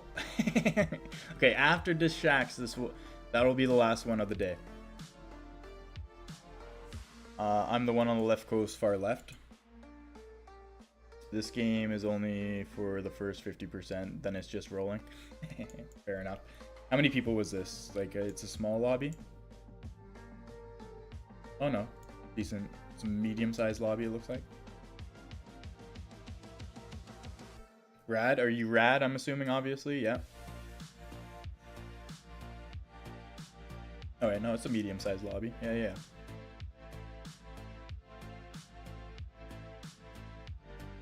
Alright, speed it up a little bit. Get past the early and see what your early expand's looking like. So, yep, good with the legs. Even clicking a little less at the start there. Okay, 1% boat. You got a boat out somewhere. I like it though. Don't know where you're going, but that's good. I guess I can see that now actually. Boating locations. Right? Or am I... Oh yes, you have to hover over. That's actually really handy. W-Zixer. That is actually amazing. That you can see that. Okay, I love the boats. I love the early boats radiation.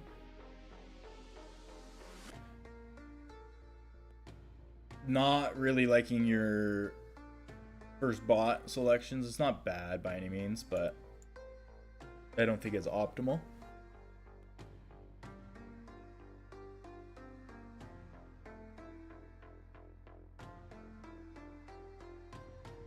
Why I don't think it's optimal is because if you hit spacebar, you have easier bots to take. You have a lot easier bots to take. Like these ones on the coastline with the green. I know you kind of want to start cutting people off. But they're just going to be quicker bots to get your first city up or get your first port up.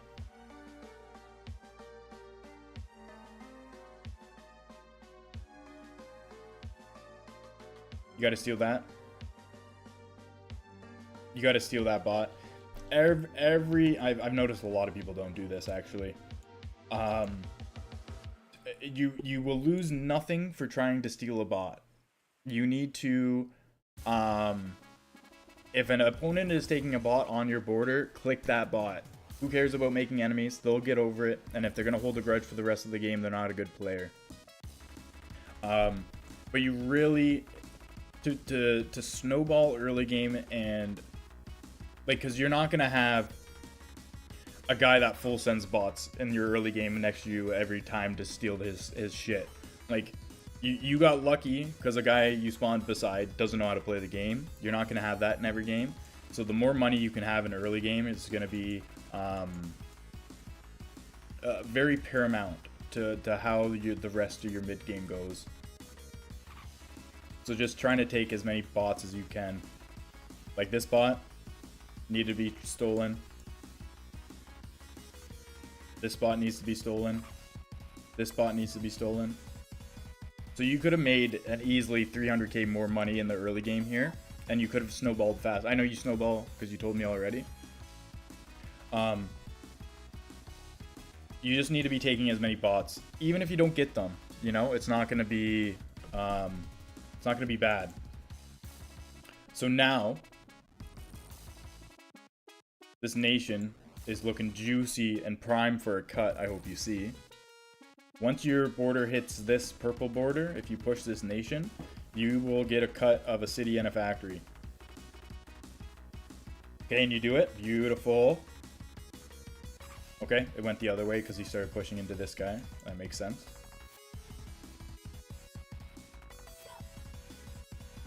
Yep, very good so far. I would think about getting a factory next. Oh my god, Annie, you're farming them. We'd love to see it. I'm gonna speed it up a little bit.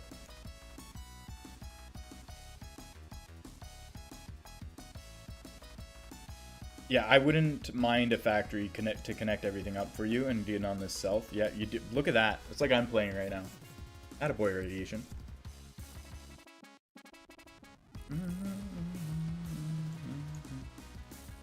Okay, and you do have a line as well.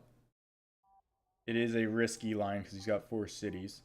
Yeah, you took the alliance. Okay, yeah. You still have this boat down here? You did. See? Okay, prime example, boys. Prime example.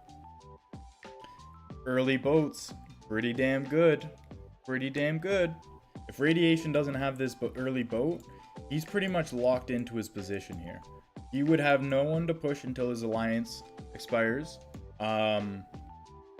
And even then, it would be more risky because everybody has more time to build up. He had an early boat. His 1% boat he sent out in the beginning of the game comes into play here. He had a really nice border with somebody that was weaker, took advantage of it, and now he has a very strong south position with 3 more borders to push into than his middle position here. So this is exactly what I mean about early boats. I know we've talked about it a lot today, and a lot of people haven't been doing it, but this is a perfect example, so good job, Radiation, of your early boats and how to utilize them and how important they are in a free-for-all game. Keep it going. So good shit, brother, good shit.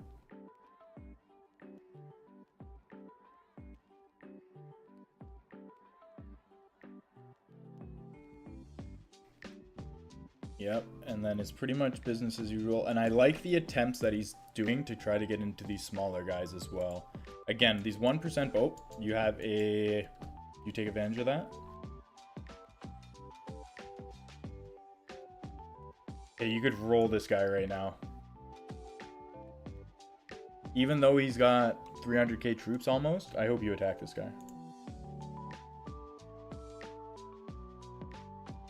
You're too focused on yourself. And you lost your opportunity. Yeah. That would have been a good play. It's not a bad play that you didn't do it, Radiation. Not a bad play you didn't do it because you have all these easy borders down here. This is probably the safer path that you chose. I would have attacked this guy 100%. He's probably the second biggest person on the board. He's probably one of the biggest people on the board. He's got 9 cities. Yeah, he's second or third biggest person on the board. If you saw that while he was attacking with that many troops, even if you only get, I don't know, half and then take the alliance, you're gonna really good spot. Honestly, I think you could have ruled him completely. With that debuff, because the debuff is massive. It is a big Big debuff. Anyway, we'll keep it going. Regardless, though, I don't think you did the wrong thing by pushing down here. This is just your safer bet. And I guarantee you 99% of people would have done the exact same thing. I play a little more risky on edge on my free-for-all games most of the time. Okay, boats around. I love it. It's perfect.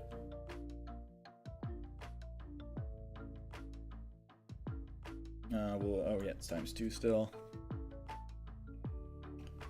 So now you can pretty much just push anyone except for the guy that up here and Turkey.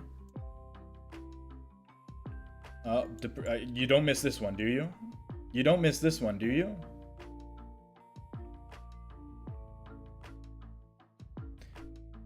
Okay, radiation. Do you know if someone betrays somebody else and has the betrayal debuff, you can betray them and not get a debuff? How do you miss that? It's right in front of your face. Debuffs, betrayal debuffs are massive. They're massive. The troop advantage you get in a push with somebody with a betrayal debuff is massive. Yeah, I know, but look at what you would have taken at the same time. Yeah, I guess you were probably... That's why I recommend everybody play more zoomed out. Play more zoomed out. It takes some getting used to, but you will miss less. But the reason why I wouldn't have tacked, even if this guy had 20k troops, the infrastructure that you're gaining here, you'll jump this guy in time. Oh, you think you got this guy in time? Yeah, but you may remove the alliance in time, but you're not utilizing the effect of the debuff. Because it's flashing now, so you really only have about 5 seconds to utilize the debuff. If you notice right away, you're going to have a full 30 seconds to utilize the debuff. And again, the debuff is massive. It's not some little thing that's like, it doesn't really matter. No, it matters a lot in a lot of these pushes. So back onto this guy. So just because he had 20,000 troops, you got to bear in mind of what you're taking is worth it. So he had 2 cities, 3 ports. Pretty good, not amazing. Now we look at the guy with the betrayal debuff. 11 cities, 2 ports, 3 factories. You got to weigh in what's going to be easier to take. Not to mention his 4 stacks right next to your border. So your first click, you're already going to get 4 cities. No, you didn't notice in time.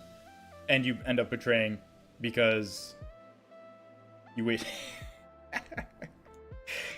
Okay, now here, you just got lucky because the lobby you're in is bad.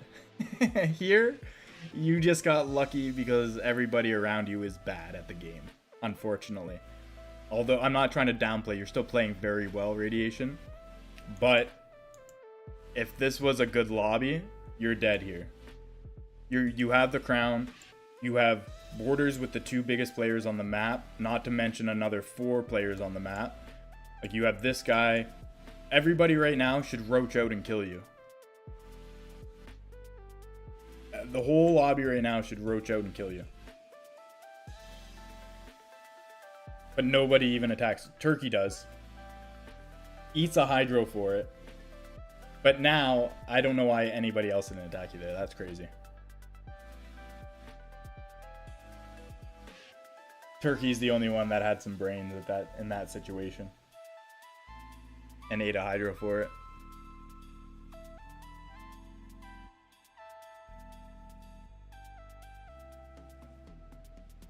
Yep, good push. Now you just need to be pushing people that don't have money, which it looks like you're doing.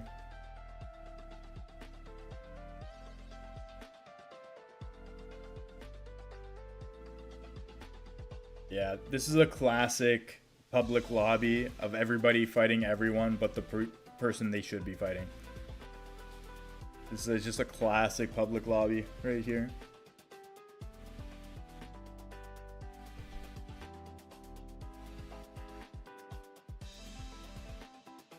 You got 41 cities. The next closest one is 25. Everybody needs to be teaming up on you. But they're all doing their own thing. Yeah, the game's over, yeah.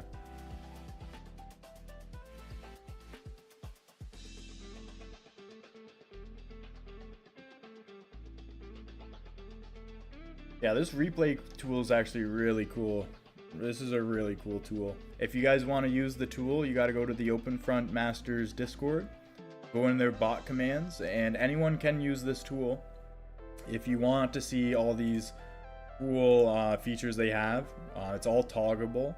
Toggleable. You know what I'm trying to say? Yeah, there's just no way you lose this game. Doesn't even matter. They can throw another Merv at you. You'd probably still win this game. But yeah, just go into the OpenFront Masters Discord. Work on zooming out. Yeah, zooming out 100%. I think too many people play zoomed in on this game. But no, a good game. Overall, there's not much advice I can give you, just little things. But every little thing adds up, and you'll definitely become a better player. I think taking advantage of betrayal debuffs, 100%. Stealing early bots as much as you can. Those two things are paramount. No, we're done for replay reviews today. I'm going to do this again next week, Zayad. I might make this a weekly thing. I think today went really well. I think we got a lot of good traction. We got a lot of good, a lot of people interested. So we might make this like a reoccurring weekly thing, I think. Oh, Deshak. We're going to do Deshaks. Yeah, I know, but I've already been doing this for 4 hours, Zayad. We'll do one. Is it a 1v1 Deshak or is it a free-for-all?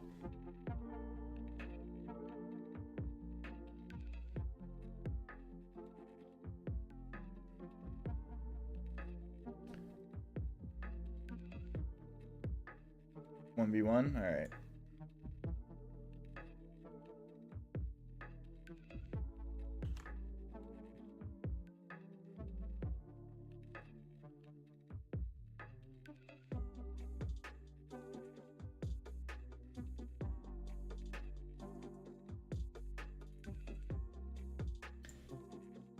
Everybody's sending me their compact replays. All right, let's see. SMS? Oh no. So this map, compact, I think is one on the right side of this map. So if Para cuts you off, Pira, if I'm saying the right name wrong, I do apologize. But if he cuts you off from the right, you're more than likely going to lose this game. And he's got his early boats out. Okay, you got your early boats out. Good. Now, where are these boats heading? They're there. Where is this one?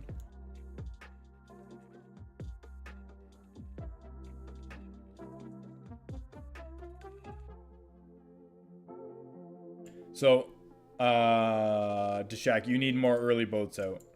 Early boats that are actually going to help you. These early boats, sure, they're nice. But this island, always take. Bring one down here in case you can't make it there. I like even this island up here.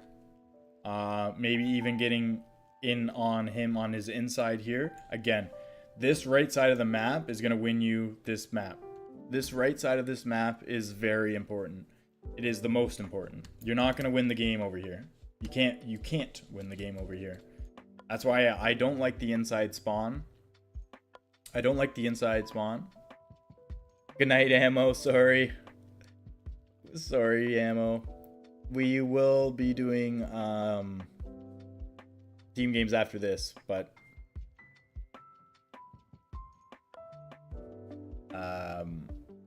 anyway. What am I saying? Yeah, so I hate the left spawn on this map. I don't think you can win, really, if you're playing somebody good with the left spawn. You gotta just compete with this right spawn with them, because now he's cutting you off from the entire right side.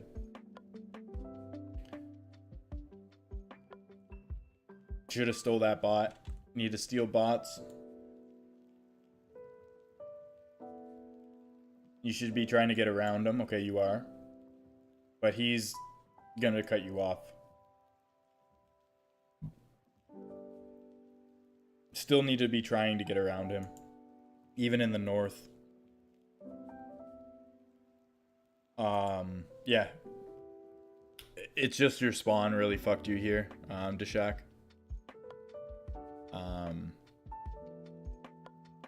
Your spawn, because you might have the crown right now, but Para's got he's got the entire map control. Yeah, he's got absolute map control. He's got it cut you off. You can't get cut off from the right here on this map. If you do, you lose. So that's what I mean, like an early boat to this island.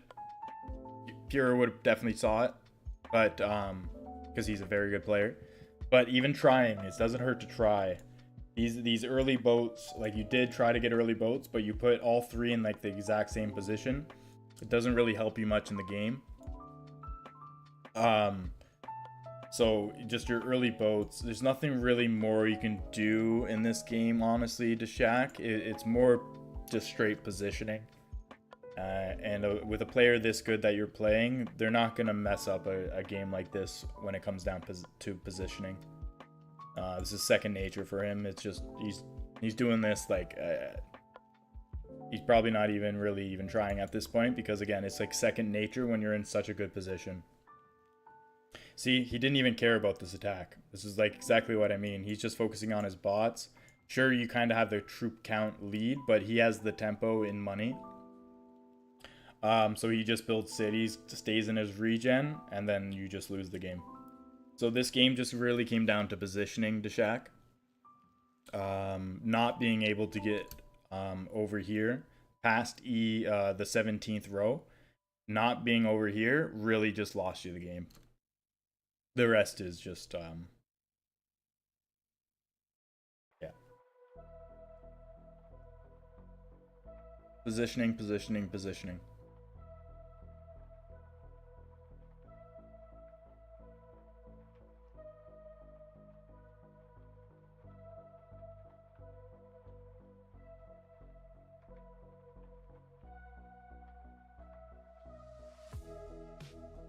My big fail of making a YouTube video.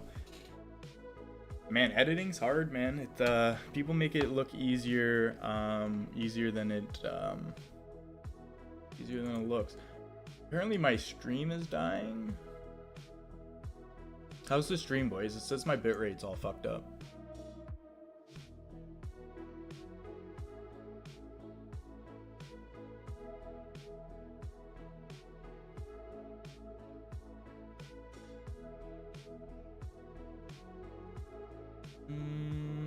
Is the stream okay, guys?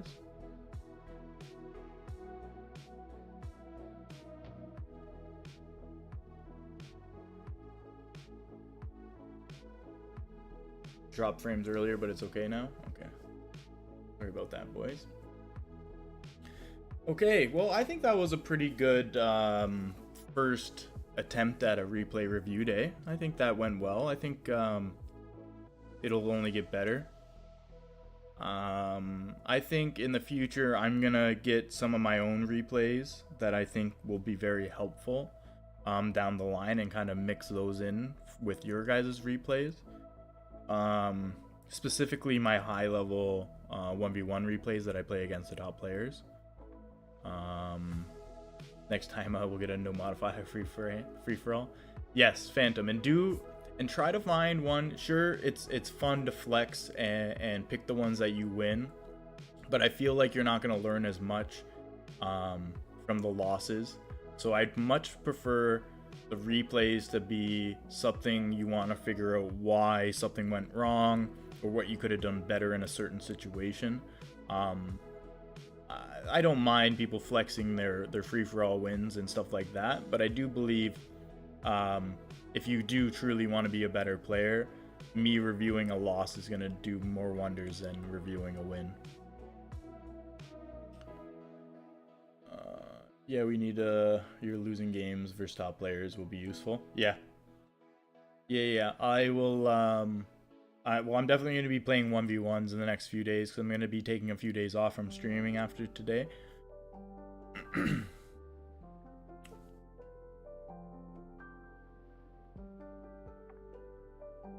I can show you tomorrow what it looks like. Hey, Bane, I'm pretty sure we're 1-1, brother. I think our record together is 1-1.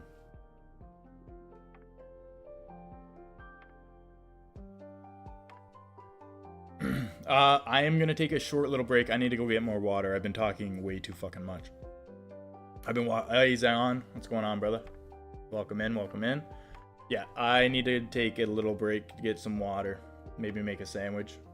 Best of 3 versus Vayne. Well, I'm not streaming tomorrow, but I'm gonna be playing 1v1s off stream.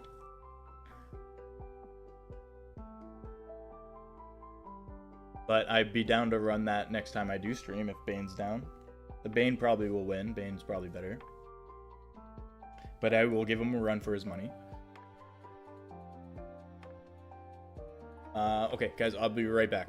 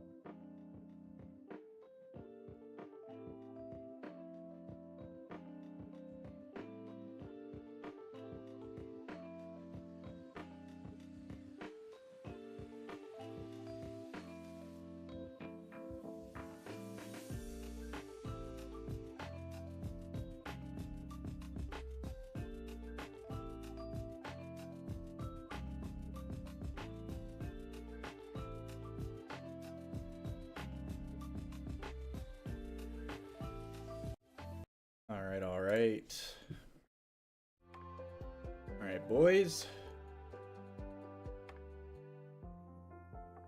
Umar.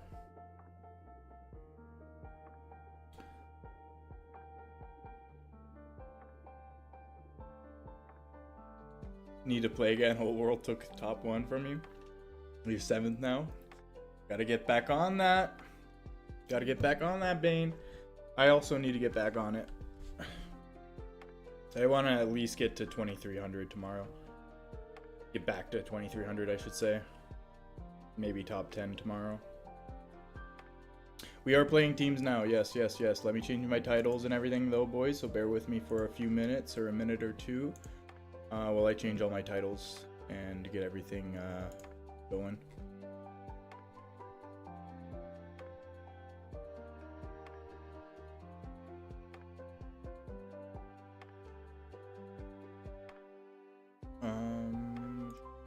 Bear with me, boys. Bear with me.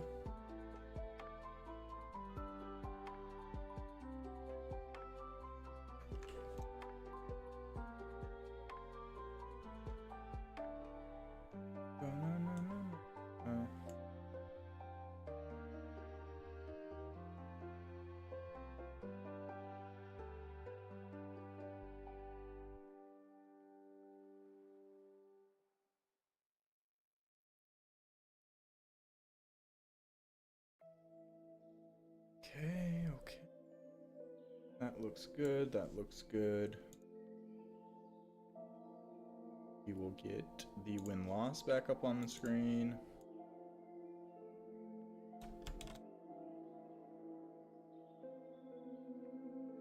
CJ's back just in time for some team games. Let's go. I don't know how many we have, to be honest, at this time. Not too sure. If there is anyone in chat that does want to get into some team games with the JR crew, everyone's welcome. Just got to join the Discord, follow the steps. And like I said, everybody is welcome. Let's not do that map. I have to get the extension up as well.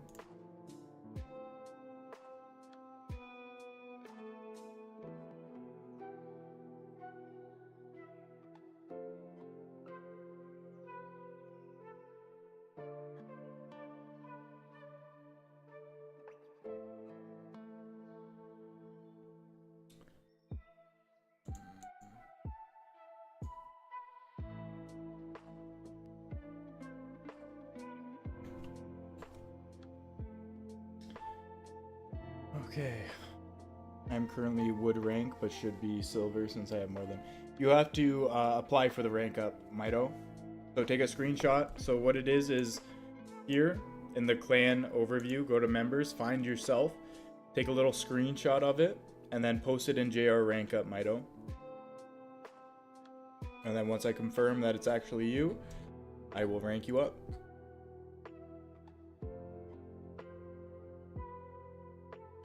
JR rank up in Discord.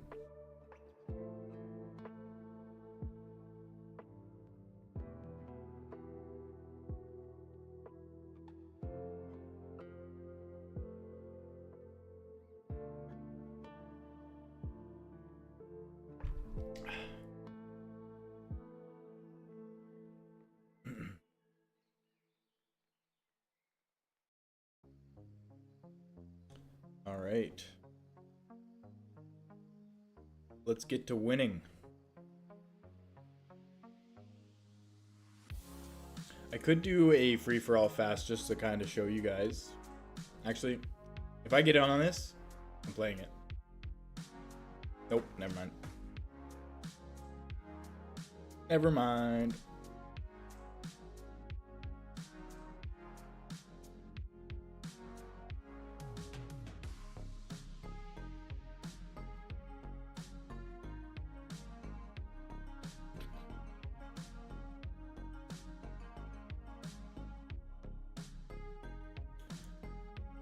Pangea 3 players. I actually don't know how many. I think we have at least 3.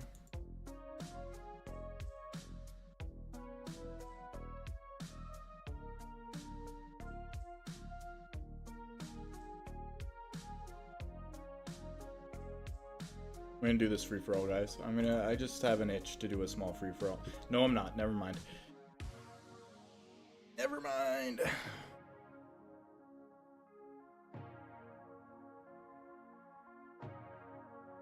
Well, you can play public, just not public team games, CJ. That's all. Actually, I should check that. Make sure nobody is. CJ? No team games by yourself. I actually messaged you in Discord. No JR team games by yourself. You do not have a JR team member with you. Do not play team games.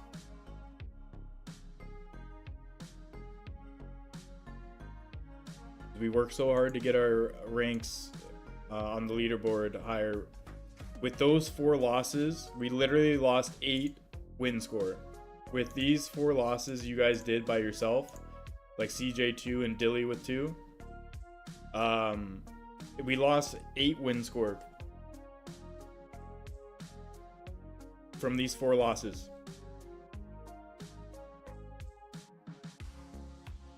Crazy. It's unfortunate. It is unfortunate. Too late. Too late to give that.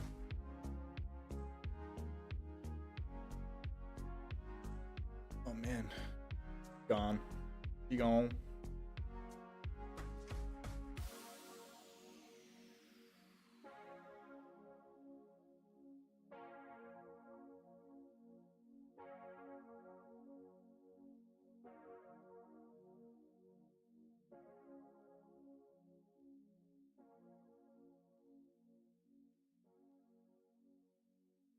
Yeah, 36% is pretty good. That is very good. Again, though, when people get too strung up on win percentage doesn't mean anything. Win percentage means literally nothing. But it's still good. Don't get me wrong, I'm not trying to downplay it, but win-loss means nothing.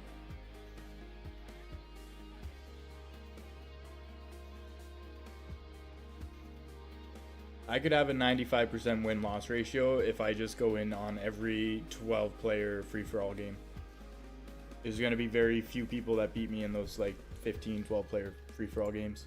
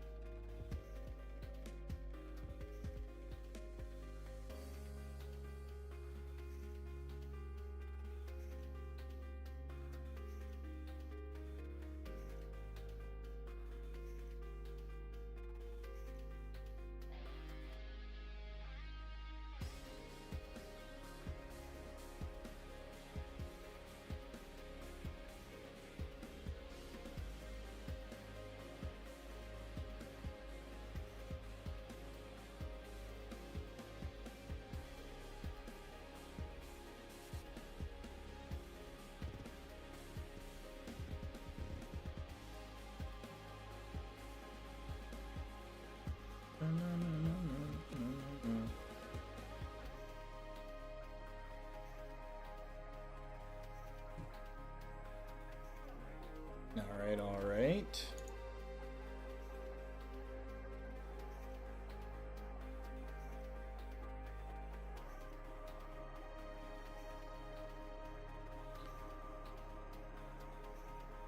I think to get higher is important to know how to win hyper end games. Yeah, I just don't think win-loss should ever be a stat that you look at to see how good someone is, though. It doesn't tell you the whole story. It doesn't tell you much, actually. Strength of the lobby is way more important than how many games you win in a weak lobby. Even if you make it to like top 3 or even top 10 in a 125 lobby of strong players, means a lot more than winning a match of 12 players that suck. Like if you can make it in top 10 into a stacked lobby of a lot of people, even though you lose, would probably be better than winning a game of 12 players of people that don't. So again, win-loss doesn't mean anything.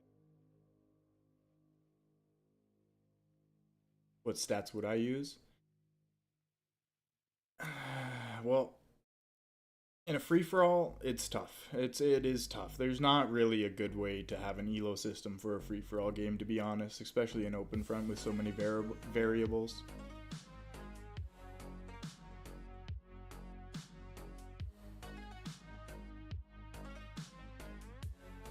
I do have the extension up. We just haven't been getting any maps.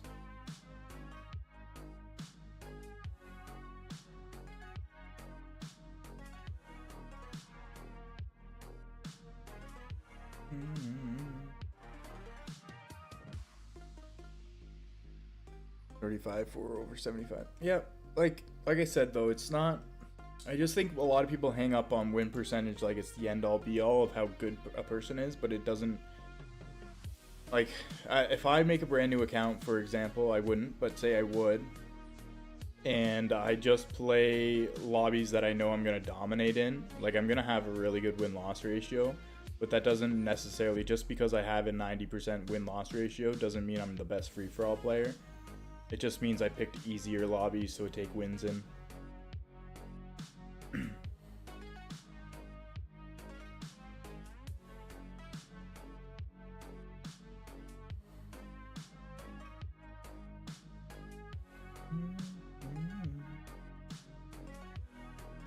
We could do East Asia. Yeah, fuck it. Instead of waiting, let's do East Asia. After Hong Kong, boys. After Hong Kong.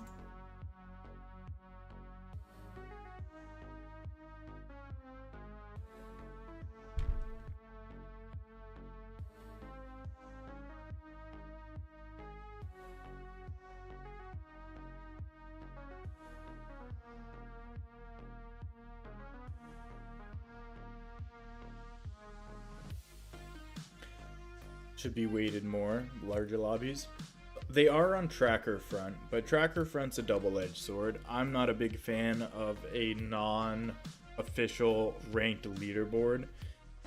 And also, tracker front doesn't tell you how they calculate the elo, which is, I think, a little absurd. They say they don't want to disclose the way they track the elo because they don't want people taking advantage of it and cheating the system, quote unquote. But if your elo system allows people to cheat the system, it's not a good elo system. I think I say this every day, but it's, if you're gonna have an elo system, it needs to be disclosed to the people competing in that elo system how the elo is being calculated, or it's just a bad elo system. So I don't think tracker front's a good way to do it. I think the idea is the right way to do it, but the execution that they have is not the right way. Top left. My game's a little laggy. What the fuck? Top left, top left.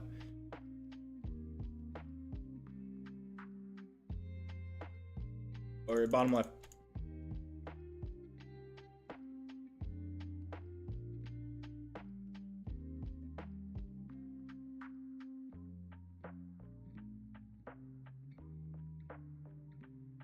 Alright, stop trading with all.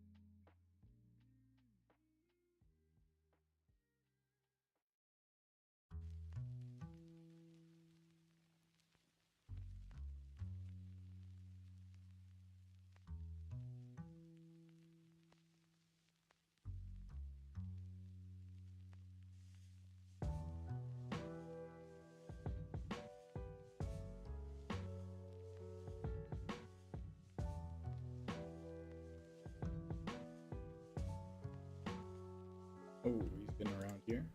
Good.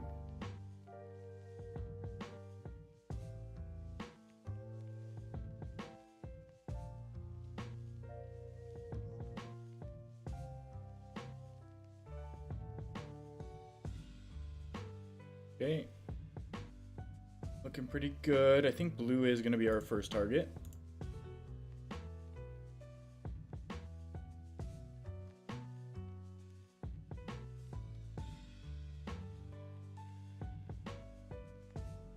Looking pretty good.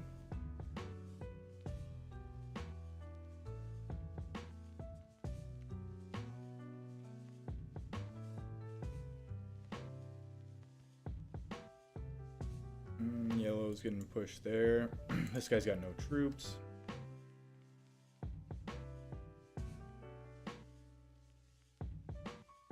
Also, this guy has no troops.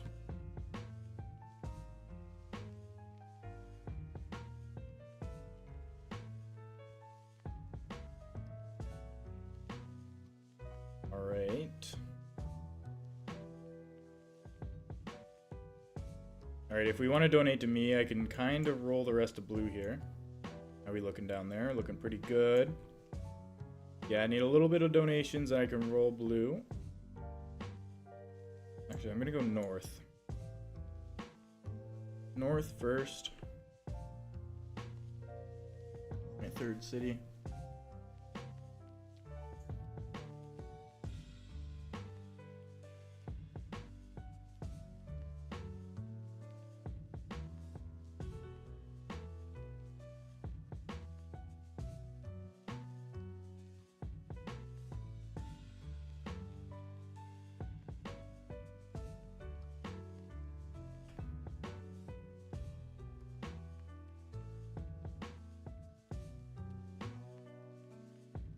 Hello, Sir Awesome.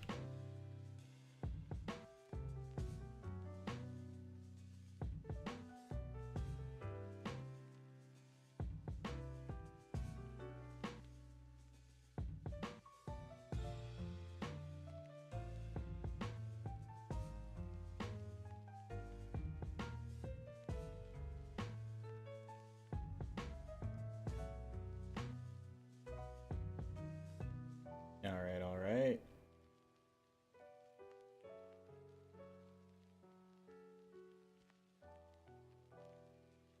Oh, contributing to the Beyond All Reason. We love to see it.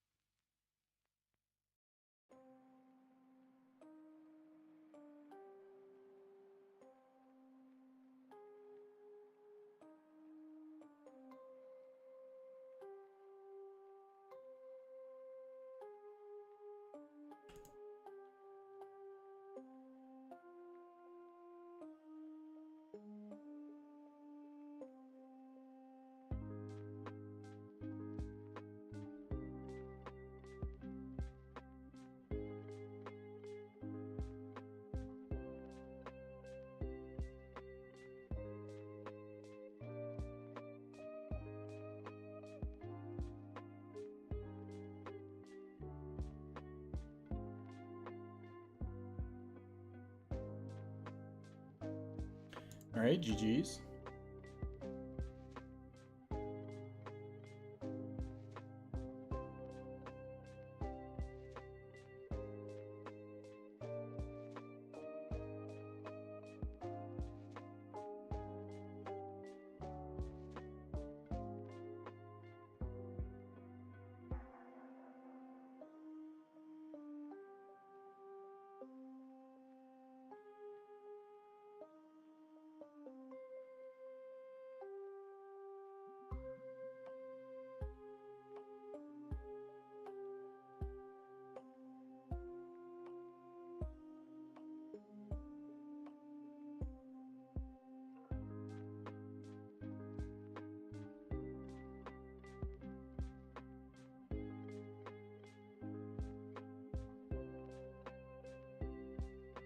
Ammo's back.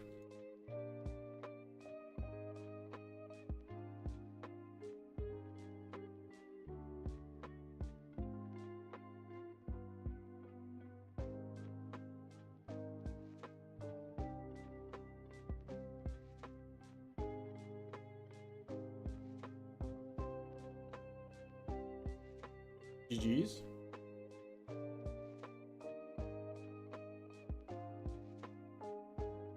Stayed in your region. Nice.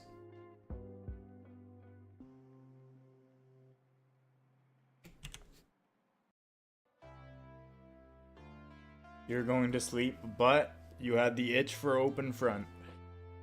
And he didn't scratch it today because we were doing replay reviews.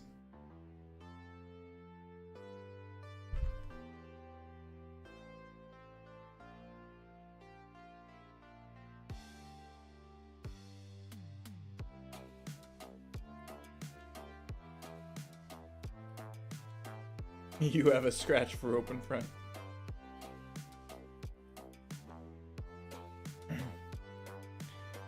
Yeah, it's actually like 30 to like 42%.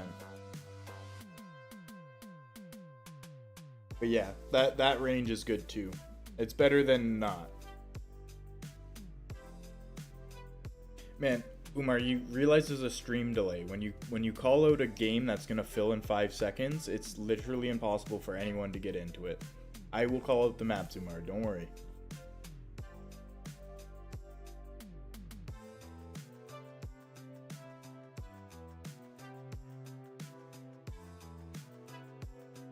Gonna do a little smaller one than the next map, 13. Look around like a 7-ish. Shouldn't be that long, CJ. It should only be about 4 seconds. You can see how long it is by the time your message takes to come up on stream. It's too big. I don't want to do a big lobby like that again. I want to get all of us in. I don't want to have randoms, so let's go a little smaller.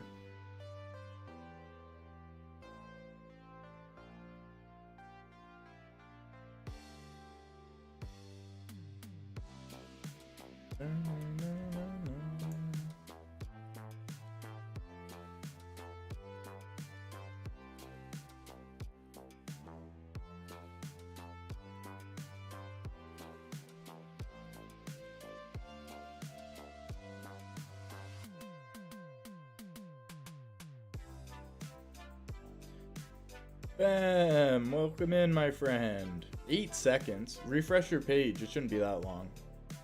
Refresh the stream. It should be around 4 seconds.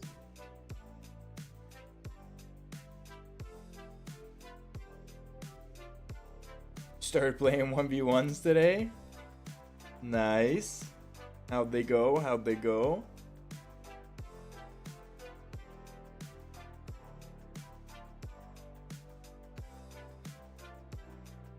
We'd love to hear it. Hey, 1980. So you're on the leaderboard.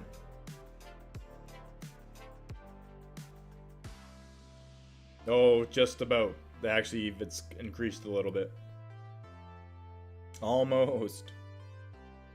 Man, you missed our replay reviews. I could have reviewed a 1v1. We did a dedicated replay review day today.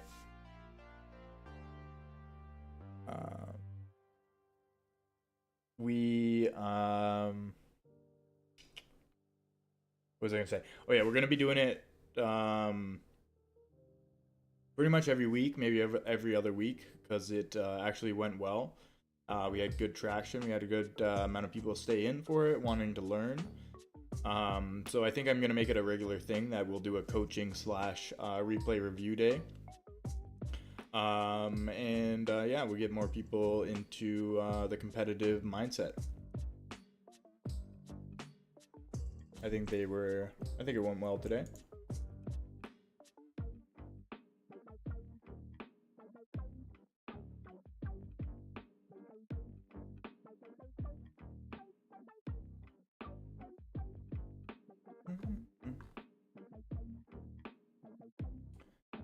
Now we just wait for a lobby, boys. Shouldn't be long.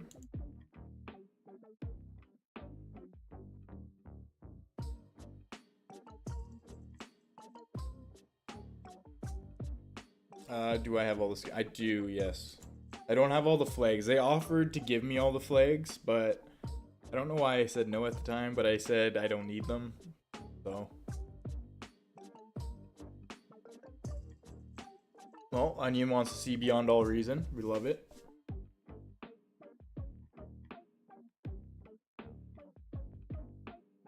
Why am I getting bullied? Mito, we'll get you there, brother. We'll get you there. So I can't use the lonely skin? I don't think so, because it's a flag, right?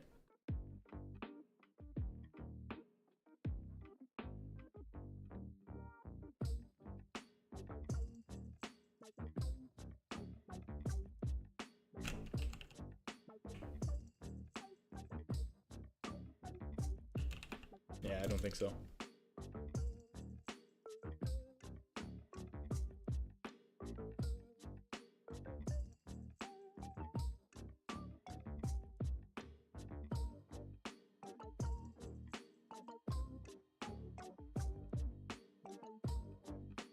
I do think, on the note of the Beyond All Reason stream, I think it would be a lot of fun if I get you guys involved with it. Because again, it's a free-to-play game, and it is, if you like RTSs, it's a really fun RTS.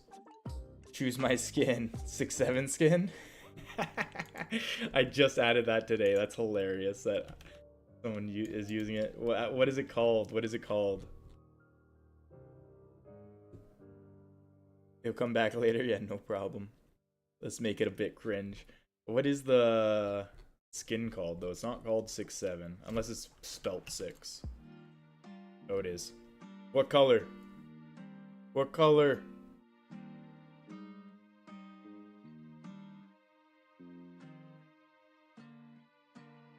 Whatever I want.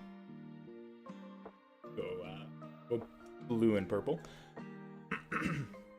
What was I gonna say? Download or is on Steam. It's an independent download. It's a free-to-play game. That's an open source game, Onion.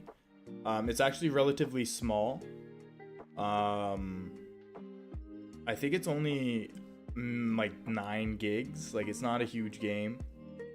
It plays really well, and they have very good customizable settings for your performance of your computer.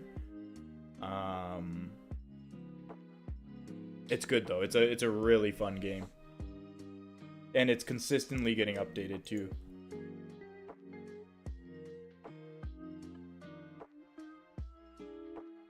Very soon. Yes, we're ammo. Yes, we are. August. They're saying August, so next month, which is coming up quick.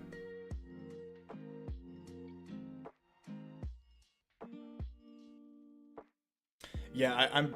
It is to run the game on all maximum settings. It is a lot for some computers, but like I said, they have very customizable graphic settings where most computers can run it very smoothly. Maybe the end games with like 30 people might get a little laggy when there's so much shit happening on the map, but you know, sometimes you just gotta bite the bullet on a good game like that when end games are like that. But it is a very fun game. It is a very, very fun game. And I think it would be way more fun if we get the entire JR clan involved, or just people on stream involved. I think it would be a lot of fun.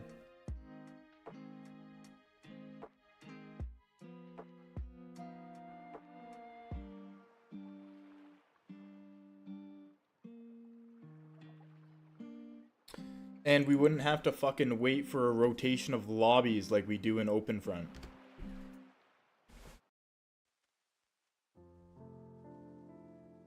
Probably should have done Italy. Yeah, you're not wrong, Umar.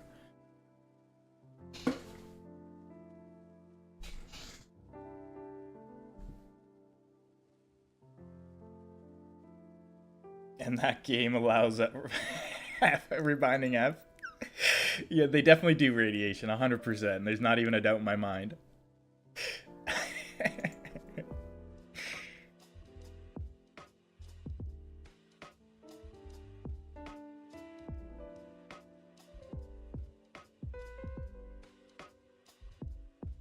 You think he likes rebinding F? It's because in this game, F is to like select all warships, I believe, or it's a hotkey you can't rebind for some reason.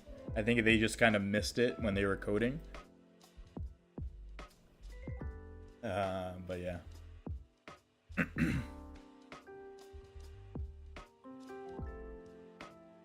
Oh my god, like out of the last 5 maps, 3 of them were Trader's Dreams. Like what are we doing here?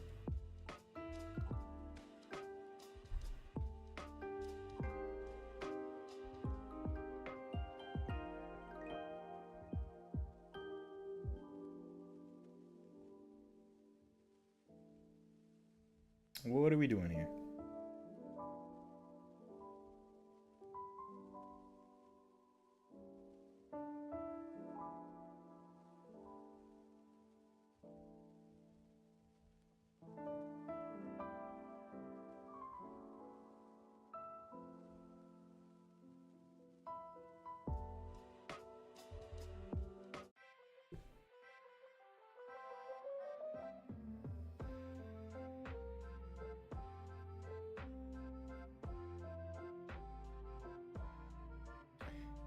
Yep, hotkeys are very useful.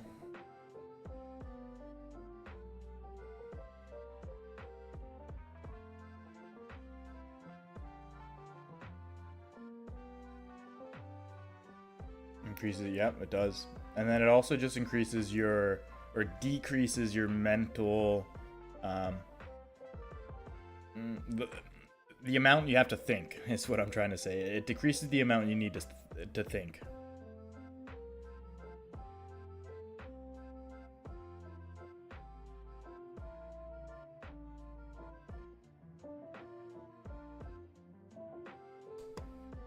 Oh my god, these maps are ass.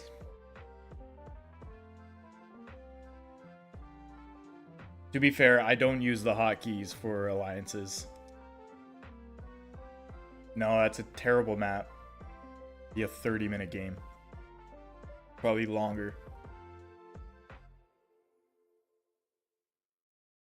Probably an hour game. Oh, excuse me. Probably be an hour game.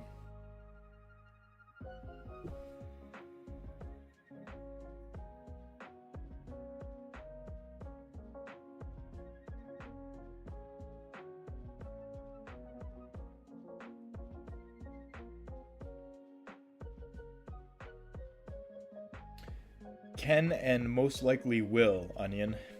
Can and most likely will.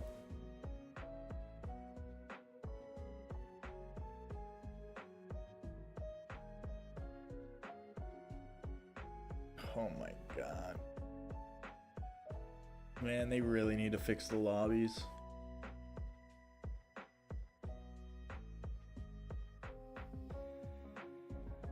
It's just 14 players.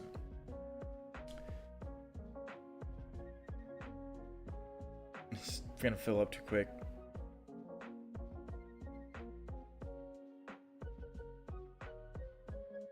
I've been saying this for like months. What they need to do, and I don't know why it's not implemented. 13 players. Fuck it. Let's do it. Yeah, okay. Well, next map. Dyslexia. What I've been saying for months now is what for their lobbies is what they need is one free-for-all lobby in rotation all times. One lobby of Nations games if they want to do that. One lobby of 2 to 5 team sizes, as in, team sizes of 2 to 5, and then 6 to 10, and then 10 plus. Always in rotation. That's what they need. It would add so much variety to the game, and you would only need to add 1 or 2 more lobby rotations.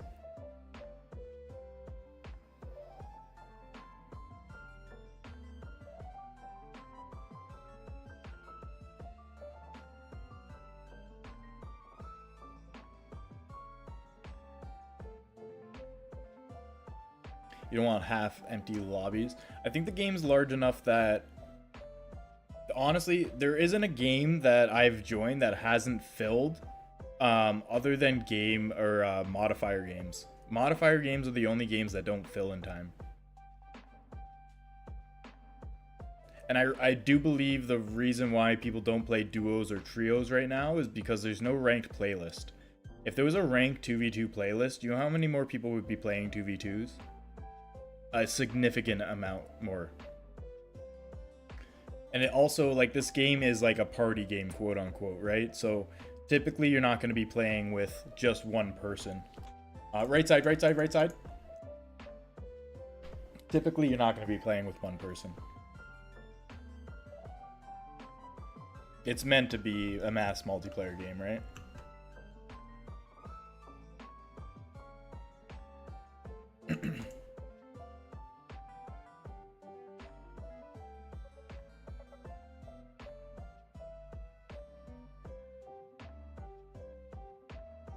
All right, well, we're looking pretty big.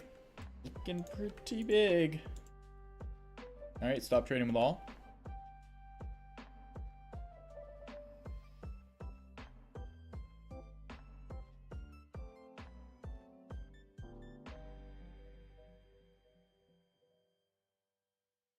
Those early boats out, boys. Get those early boats out. We talked about that a lot today, and we saw it in action, why it works well by our new friend Radiation.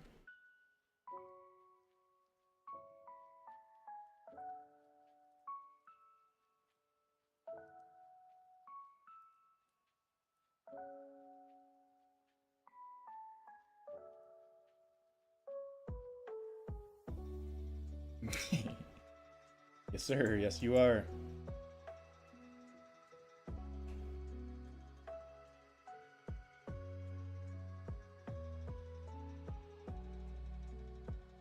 Oh, Slaughter's in.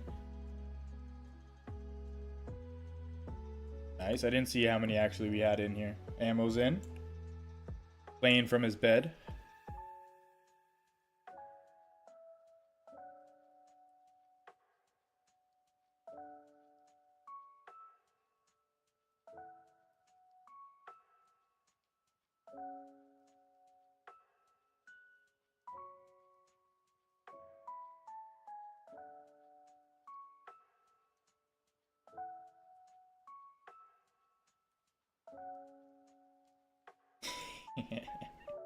Yeah, that's usually what happens, Grave. If that's what is needed for us to get a good lobby, you might have to go and get some more water more often, brother.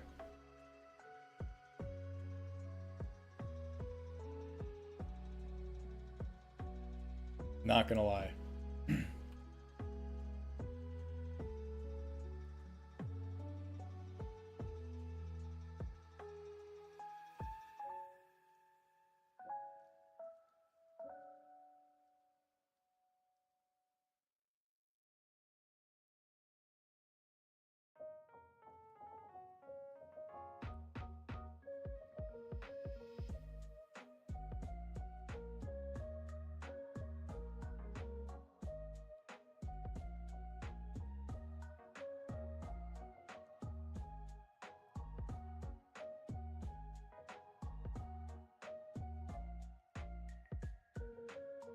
Okay, CJ's got a good push.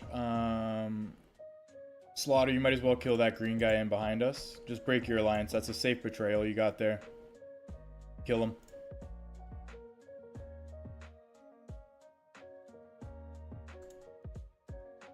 And then Donk, you try working. You are working on that guy. Good.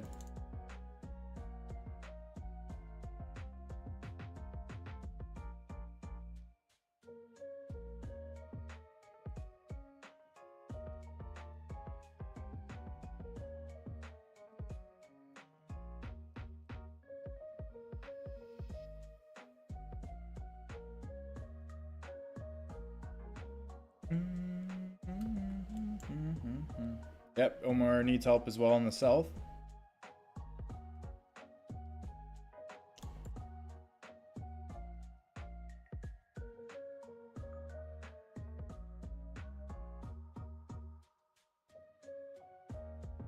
Nice. Looking good, boys.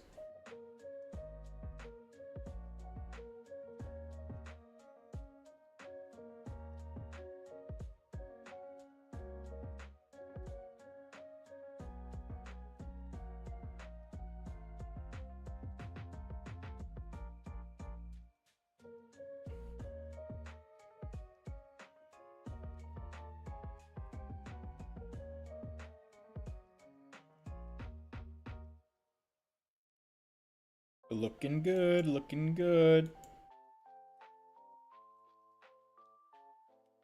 We have 3 people attacking right now. Not ideal, but I don't think it's going to matter this game because we're so big. My money situation's not looking the greatest. This green guy is taking all my shit? No. Stop trading with all if you haven't already. I think there's a few people on our team still trading with all.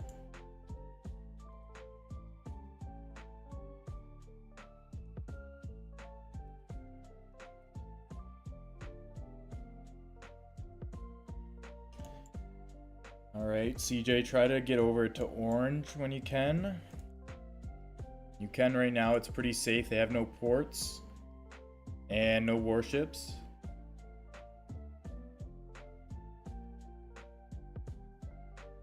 Bem's getting voted into, but it shouldn't be a problem. CJ's getting over.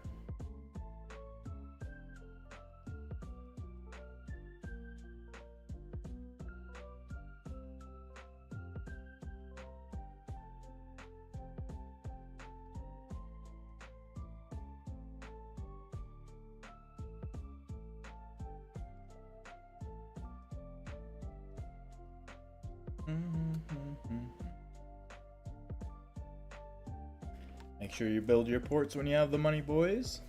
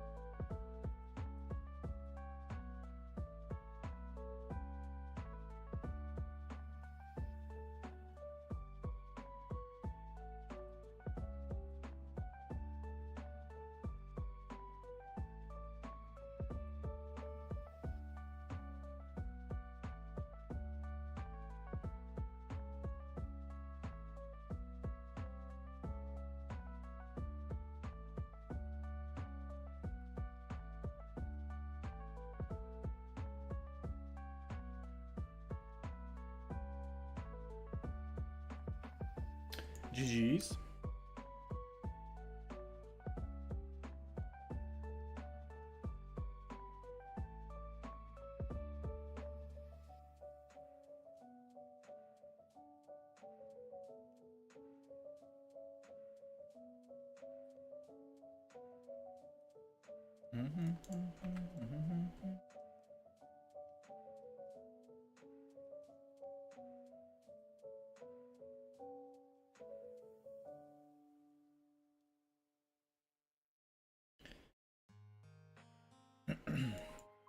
GG's.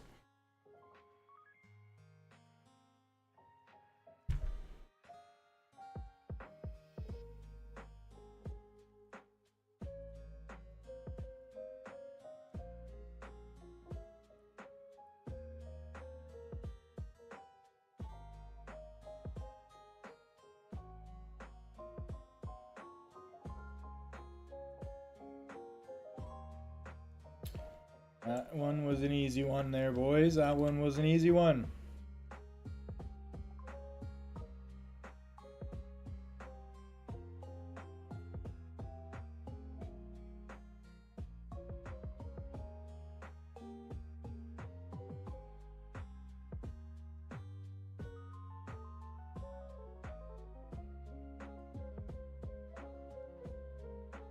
Come on, give me the fucking money.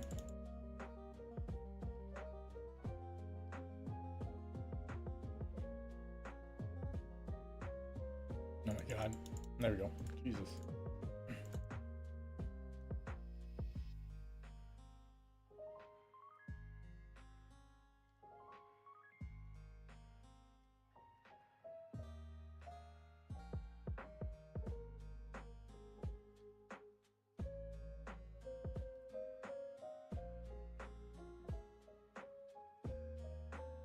Alright, just bomb Antarctica so we don't have to make our way up there. Everybody just hydro Antarctica so we don't have to take the land.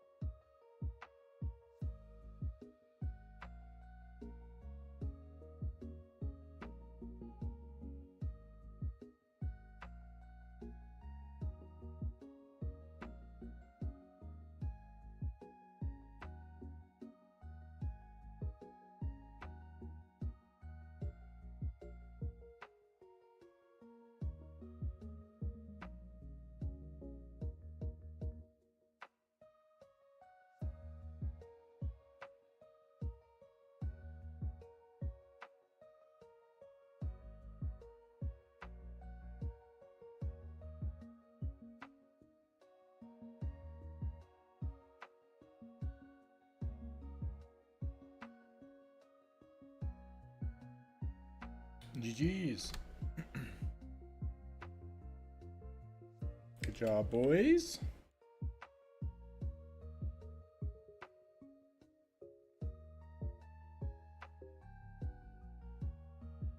Yes, very good snowball, boys. Very good snowball. Love to see it.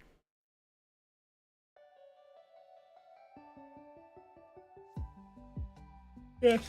The only problem with that sentence, CJ, is that frontliners is plural. Should be only one, but that's okay.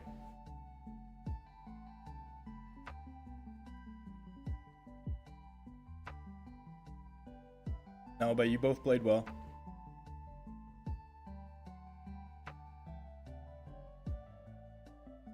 I guess it was 2 that game. Yes, it was 2. That's fine. It worked out.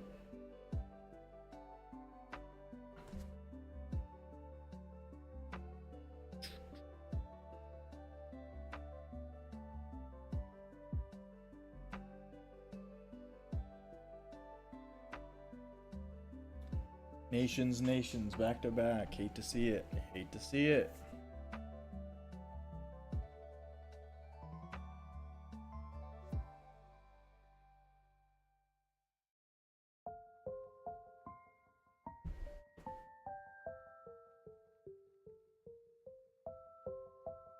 Three v 3 Venice. Yeah, that's fucking terrible.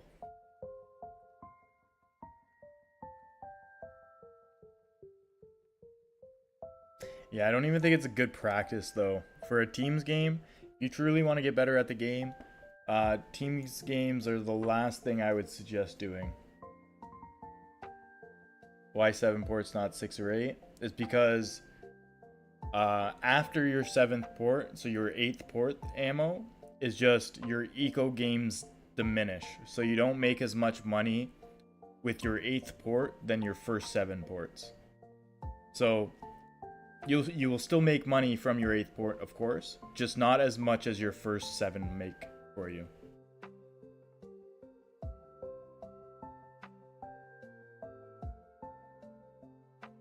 Economics buzzwords.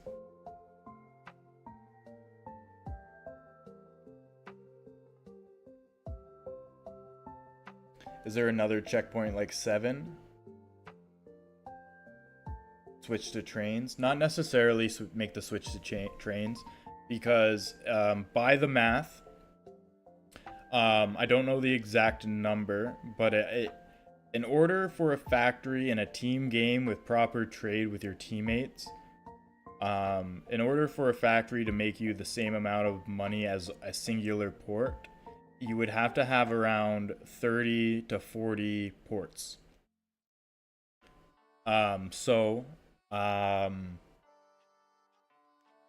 It's not really worth factories unless you're going late game. Too big, too big, too big.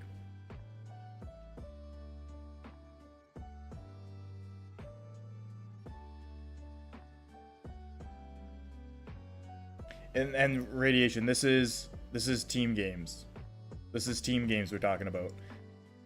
Unless they're pirating. You will not get pirated in team games because you stop trading with all. And then you only trade with your teammates, and theoretically you should have very safe trade routes in between your team. Free-for-all is totally different story. Totally different story for free-for-all. You still want ports are still better in free-for-all, but they're more risky because, like you said, pirating. Trains are super safe. You can't pirate trains. So a happy medium in between both of them, radiation and a free-for-all, is a nice thing. But in team games, yeah.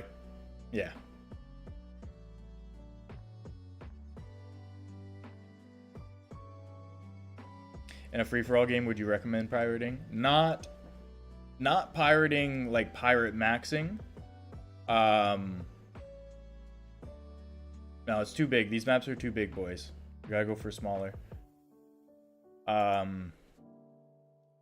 don't really recommend the pirating strat in a free-for-all game. You're just gonna get bombed to shit and just make enemies the entire game. Yeah, we can do Britannia next map. Yep. After world map.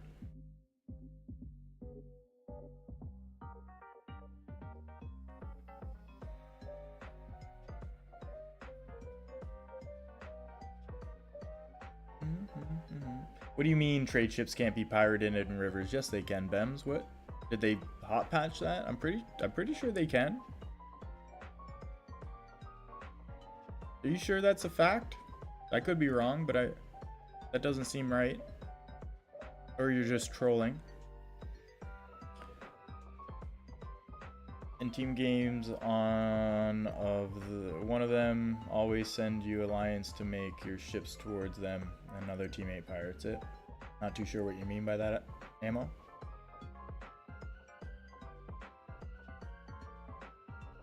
You can't pirate in rivers? Really?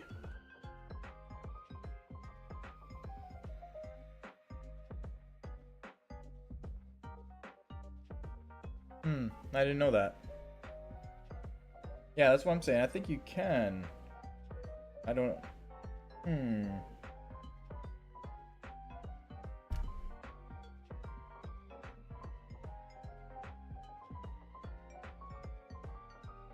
Oh, onion regulator.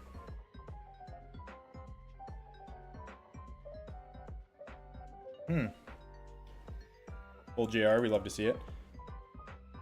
We can do the island. We do the island, do a little eco maxing a little bit, but not really. We'll do our normal strats, but we'll just do the island. I think is good.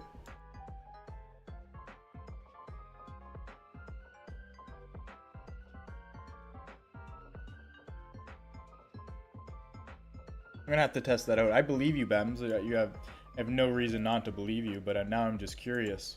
Because this whole time I thought you could.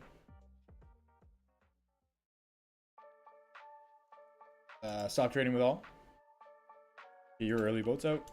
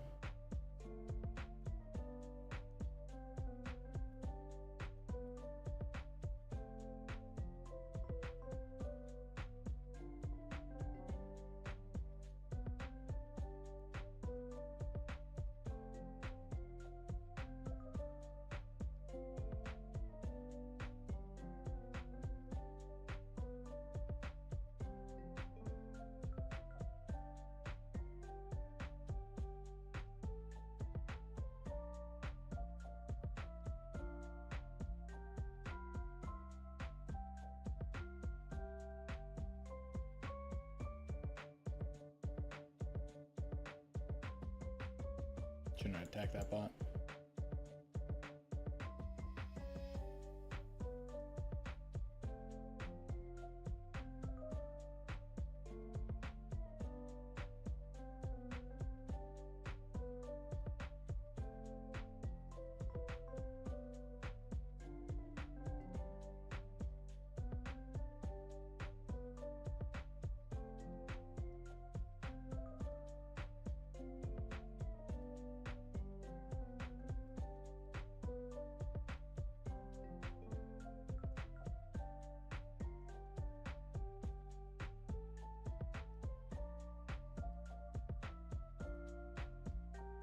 If you're done taking bots, start donating me. I have a lot of bots to take in the north. This is kind of crazy.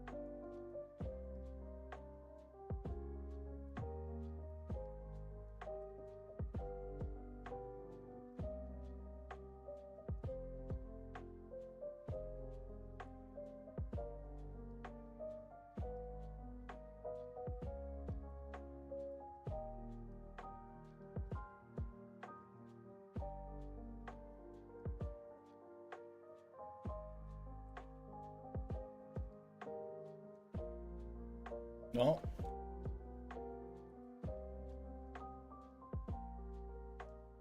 this one was a quick one, boys.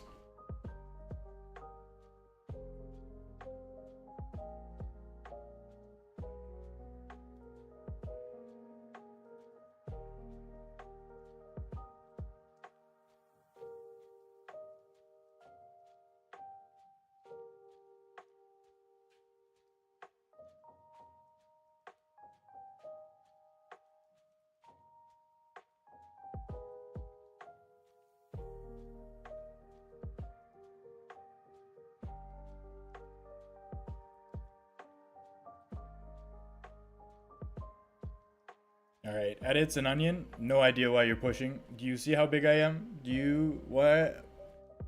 I don't understand.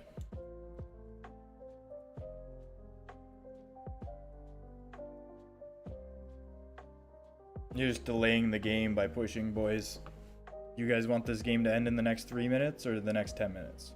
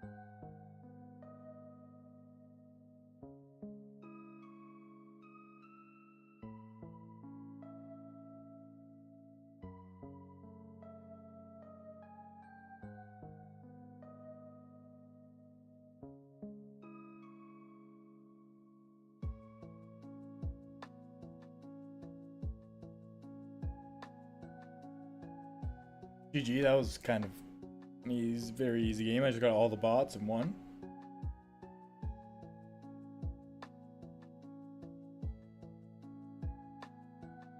GG's. Alright, alright. That is my frontline game for a few games. I'll let somebody else go frontline. A little easy on that one, boys. Little easy. Longer waits for the lobbies than it is when we roll.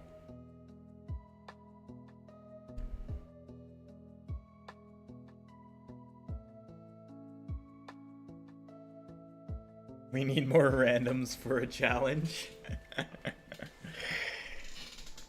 Do a 1v1 to test Post and River. 1v1s won't work because you can't steal your own trade.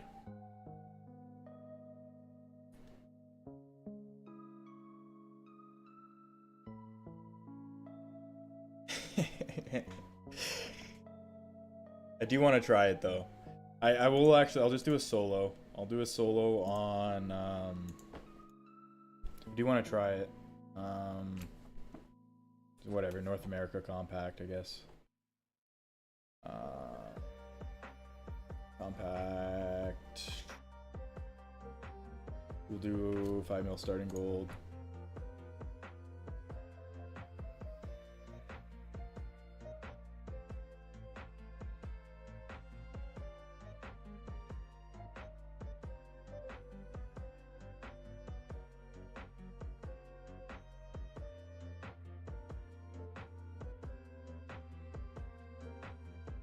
Shouldn't maybe not do this on one times. Oh god, kind of dying here. Okay, let's see who's got a port. The port's right there.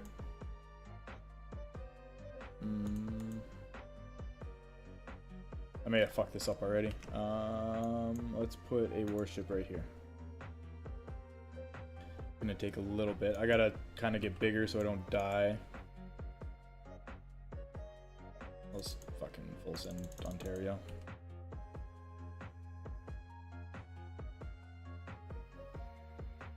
No, yep, it doesn't. You don't.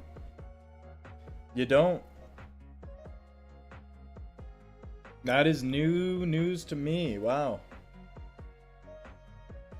I did not know that. Wow, okay.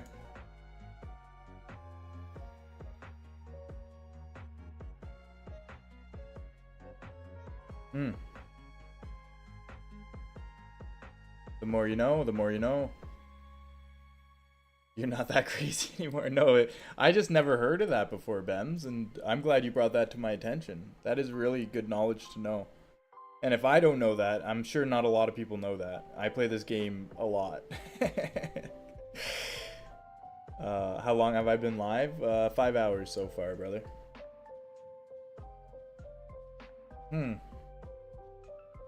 You saw the... Yeah, because I was getting shot by another warship, but I wasn't stealing any trade in that river.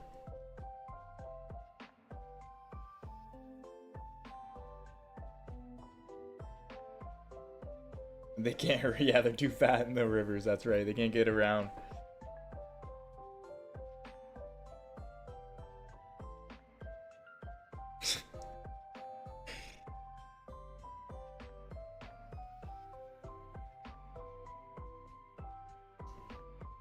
Alright. Well, the more you know. Thanks, Bems. We appreciate... Any other tidbits of knowledge you got that we might not know?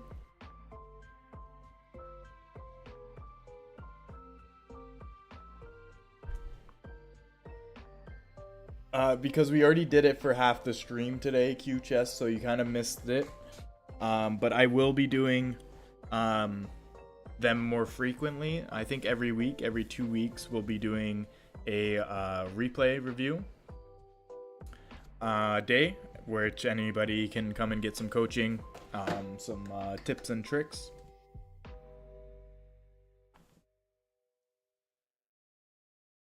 I don't think we have enough for free-for-all, enough players that want to play free-for-all.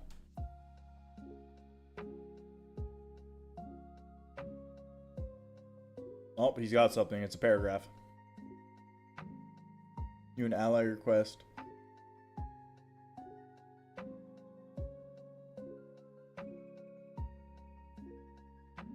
without any penalty.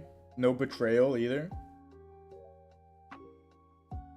Well, yeah, understandably, I'd be pretty upset too. I'd probably rage quit and turn off my PC if that happened to me.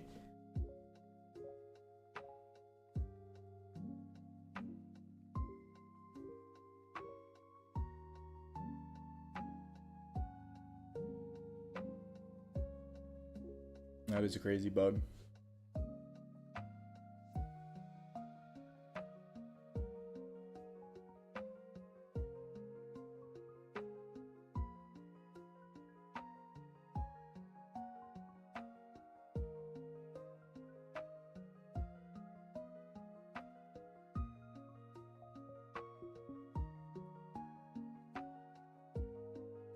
Went crazy, but it was fun. Well, I'm glad they fixed that, because that is ass.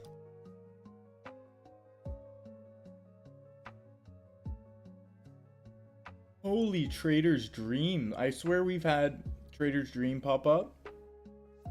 I want to say like a good 10 times in the last hour.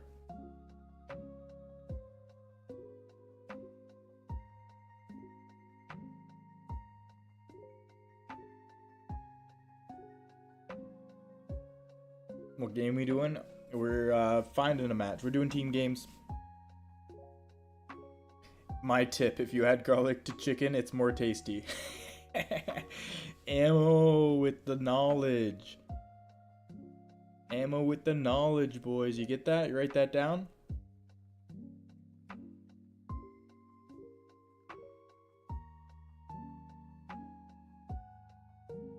There's an extension, QChess. That extension right there.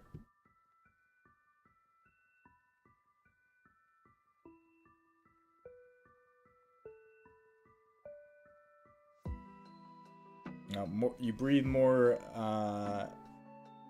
gas than that. Way more.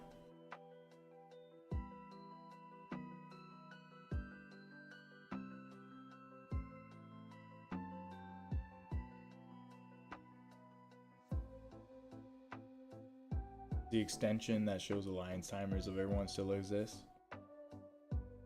I'd assume so, Radiation. I play with no extensions. I'm not a fan of extensions. I'm not a fan of anybody getting an unfair advantage from the default game. I believe all extensions are cheating. So I do not use any extensions. Extensions are cheats, basically.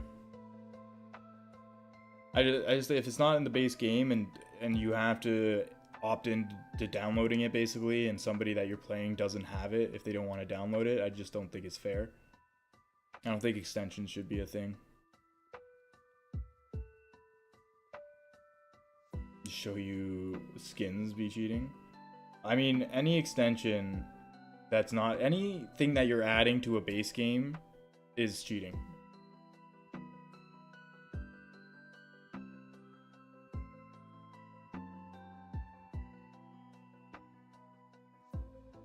Yeah, any extension that adds to the game that's not the base game is cheating. Straight up.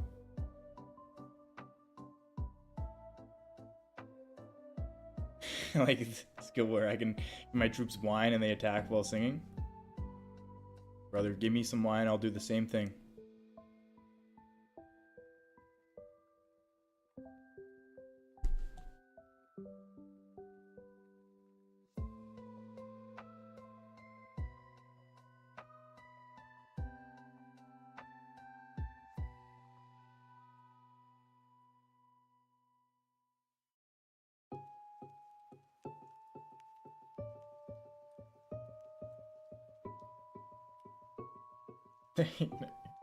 Definitely not a COD Minecraft player. No, sir.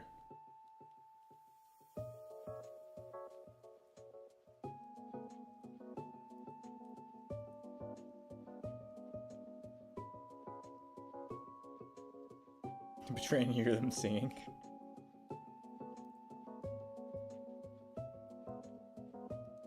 Yeah.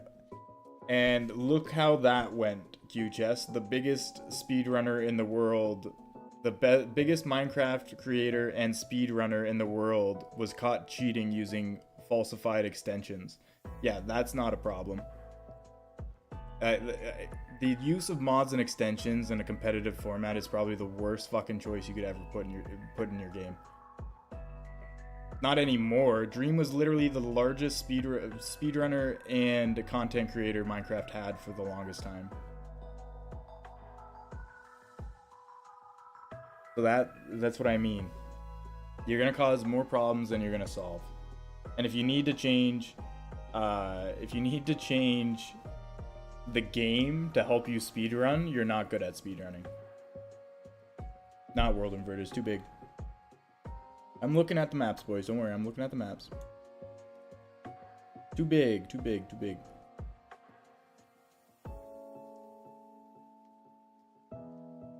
I know, they got like a, for the speedrun now, I know they have that, pretty much game mode where you can 1v1 speedrunning.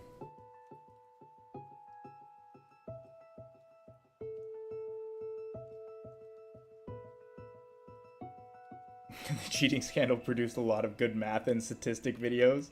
So who's the real winner? I like the outlook. I like the outlook. That's funny.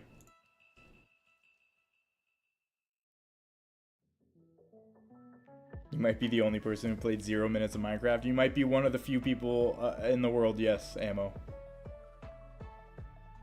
Where you need a specific mod pack with only some mods that improve for FPS and stuff. Yeah, I've seen that the rank. I watched Ludwig and I know he had his big Minecraft grind for speedrunning like a few months ago, so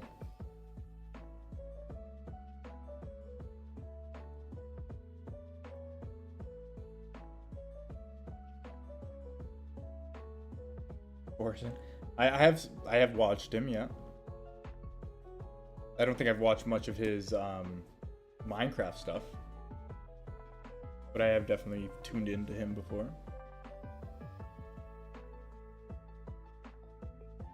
Oh, my nations, back to back.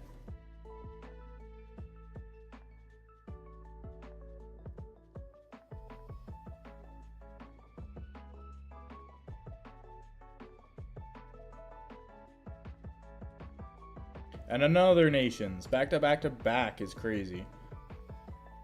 Alright, let's do Arctic. Fuck it, boys. Let's just do the Arctic. Next map. Afterworld, boys. Afterworld.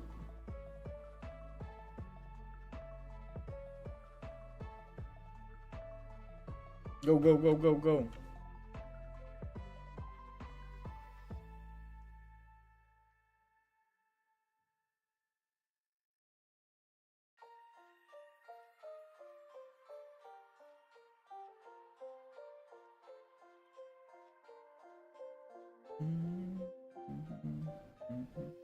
Freaking Bem had enough time for his smoke to get into a lobby. That's crazy.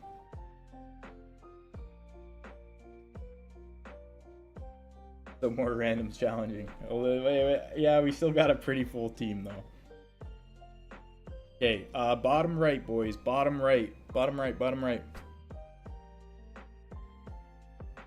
Only 12 JRs. Alright, I took frontline last game too, so somebody else can take frontline. I will be a cozy corner man this game. Actually, I'm going to full send this yellow guy first. Someone land on this other yellow guy. I'll get this yellow guy. You get that one down there.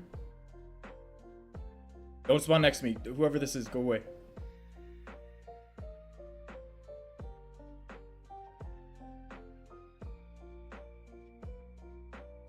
Alright. 10% to me, 10% to me, 10% to me.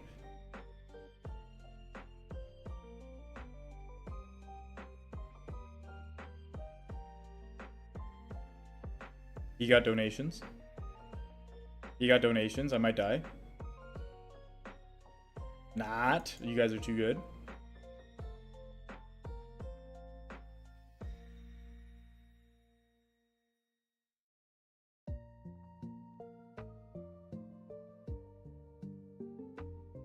Okay, 3 yellow guys down. Or 2, I should say. I'm getting attacked by the other one now. Nice. United Earth government coming in for my rescue. Okay, business as usual, boys. Business as usual. I'm good for troops. Actually, probably should kill this guy. Which we are. Good, good, good, good, good. Good shit, boys. You killed one too? Oh my god. It's a massacre.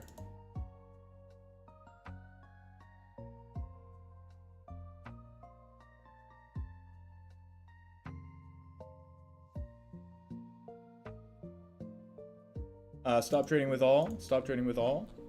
How are we doing up here? Bem needs help. Bem needs help in the middle. In the middle. In the middle. Fuck. Bem needs help.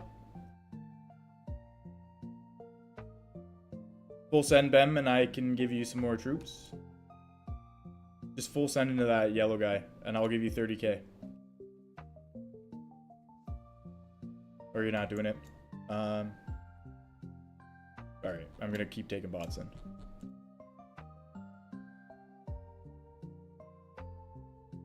Ooh, I sent way too much in that bot.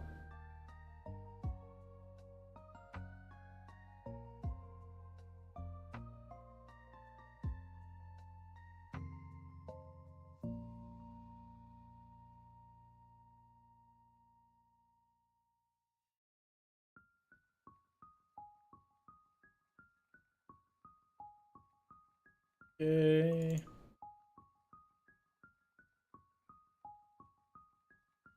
Double zero's got a really good push. Two chests is CJ's over here. Zion's got a really good push. Keep remember to put down your eco building when you have them.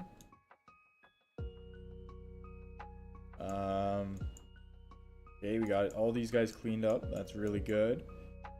Double zero, I think you keep attacking north. QChess got some good, actually, good borders up here as well. Yeah, donate to QChess in the north. He's going to clean up the rest of yellow up here. I think it's really easy too. DJ. Yeah, I think this game is just won here, boys. I think we just win here.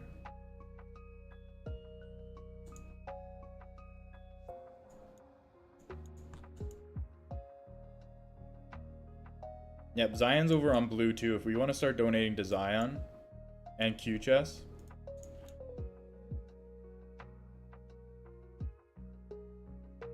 You couldn't have fight with. I'm surprised. You're a slippery son of a bitch. You escape from certain deaths so often, it's insane. It is kind of crazy. Warships would prepare in ally ports. That's a good idea. Put that in suggestions. That's a good idea. Yeah, you probably escape death the most out of anybody I know.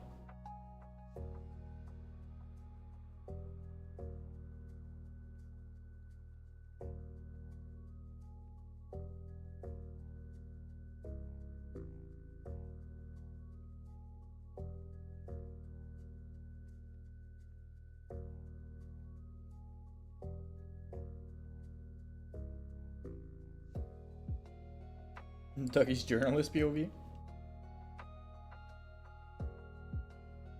Your port access got stolen? Yeah, sure did. Sure did. Yep. Alright, Mito and Double Zero. Gotta be mindful of your teammates and their borders. You should have let Umar push a little bit more north before you guys totally killed that yellow player so he could get trade with us. So just being mindful of your teammates' borders for specifically for trade routes.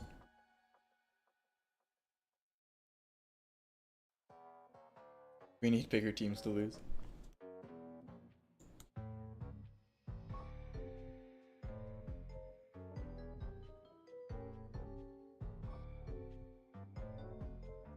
Blue is stealing our trade heavy.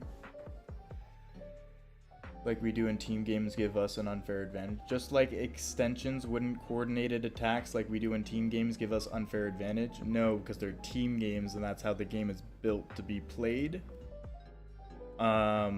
Extensions are like anyone can make an extension in an open source game and have it. Like there are some pretty wild extensions that significantly help your game. Because we're a coordinated team doesn't mean we're cheating. That just is part of the game. There's not an extension, that's just part of the game. So no, that reference doesn't really correlate there, Onion Regulator.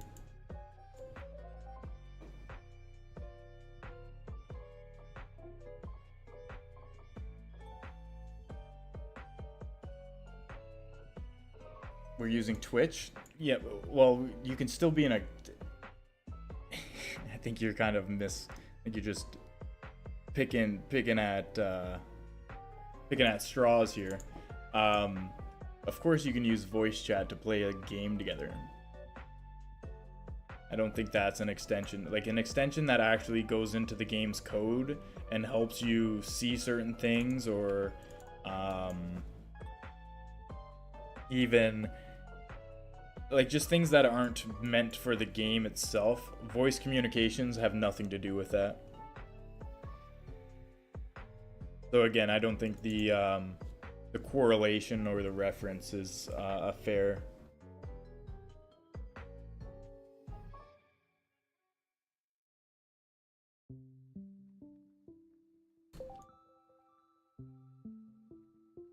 Bem donate or Bem. Oh yeah, there we go. Legend.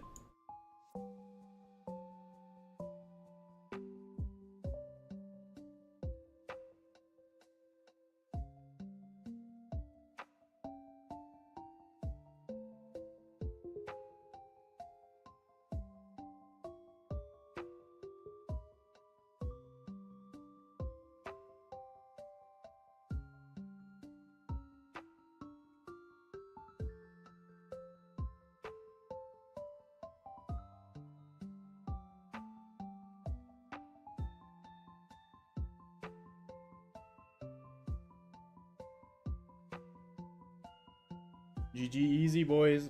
That one was easy again.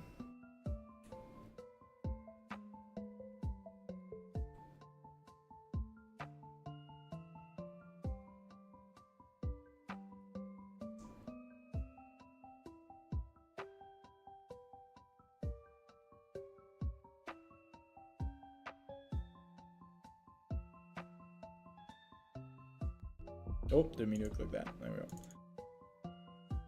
Yes, good sweeping. Good snowball.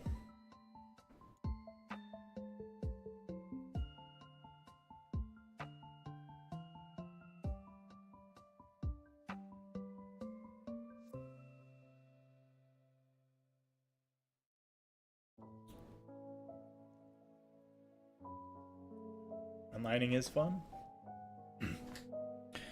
Okay, boys, I gotta go fill up my water. I'm gonna take a minute break and then we'll jump into more team games. If we get a map for eagle maxing QChess, I'm down for it. I gotta go use the bathroom. I'll be right back and fill up my water. I'll be right back. You're heading out, CJ? Take it easy, brother. Thanks for hanging out today. Hope you learned a little some for the replay reviews there. But I'll catch you next one.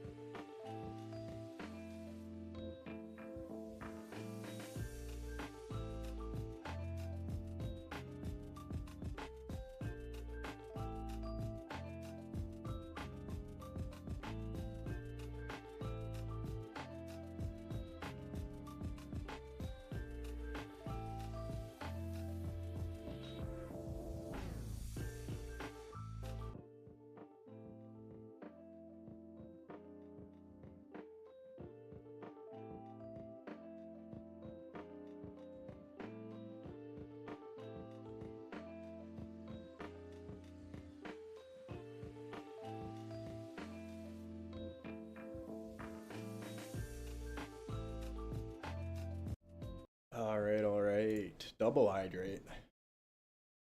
I got you.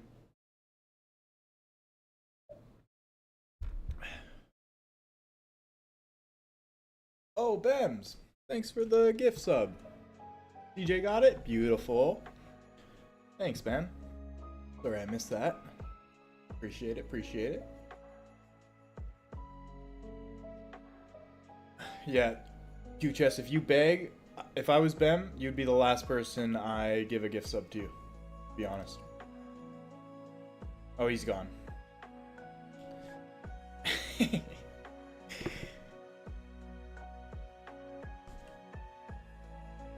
All right. Probably another hour-ish.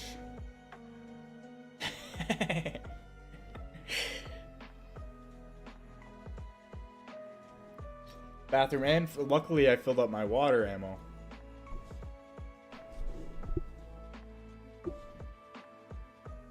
Alright. Yeah, I probably only have about an hour left in the stream here, boys. Get like 3 more games in, give or take.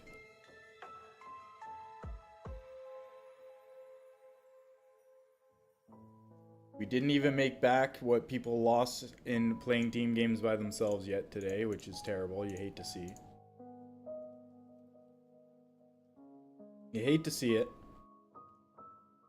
Those 4 losses lost us 8 win score. We just got 4 wins, pretty handedly wins. And we got 2.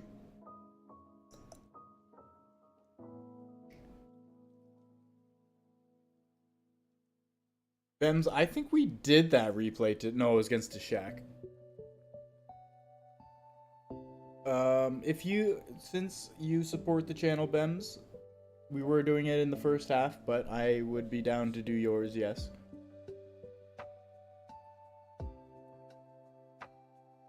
Only making the exception because you support the channel.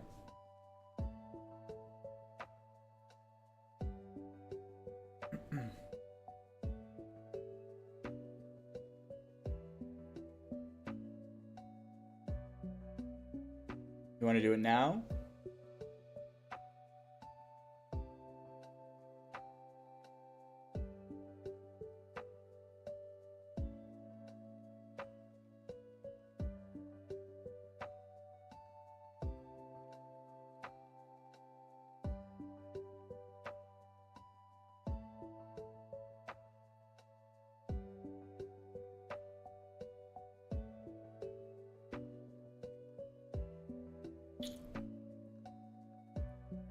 You posted it.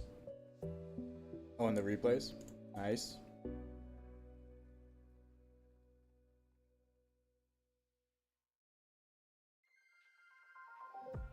We might have watched...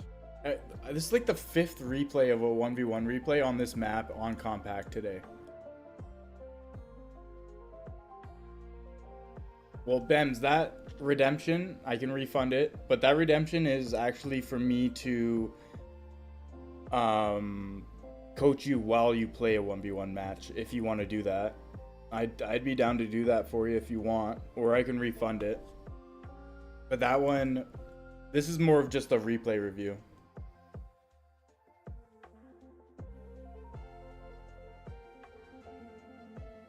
Just for the replay? Okay.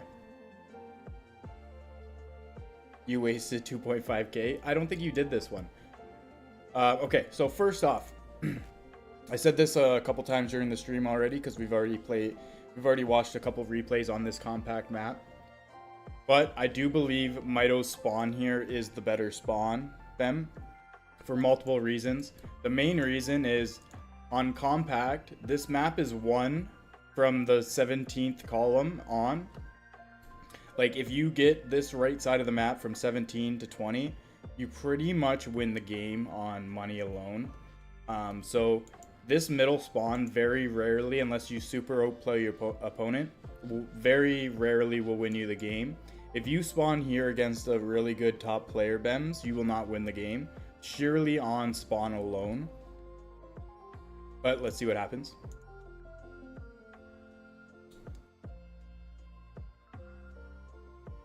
You didn't boat? Ah.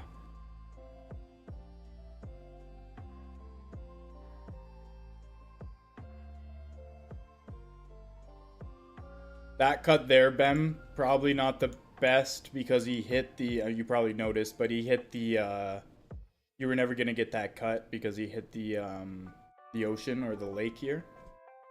So you were never going to get that cut. So you kind of just got a little behind on your troops for no reason, Bem. Stopped your annex. You weren't going to get that annex anyway. And it's not worth it.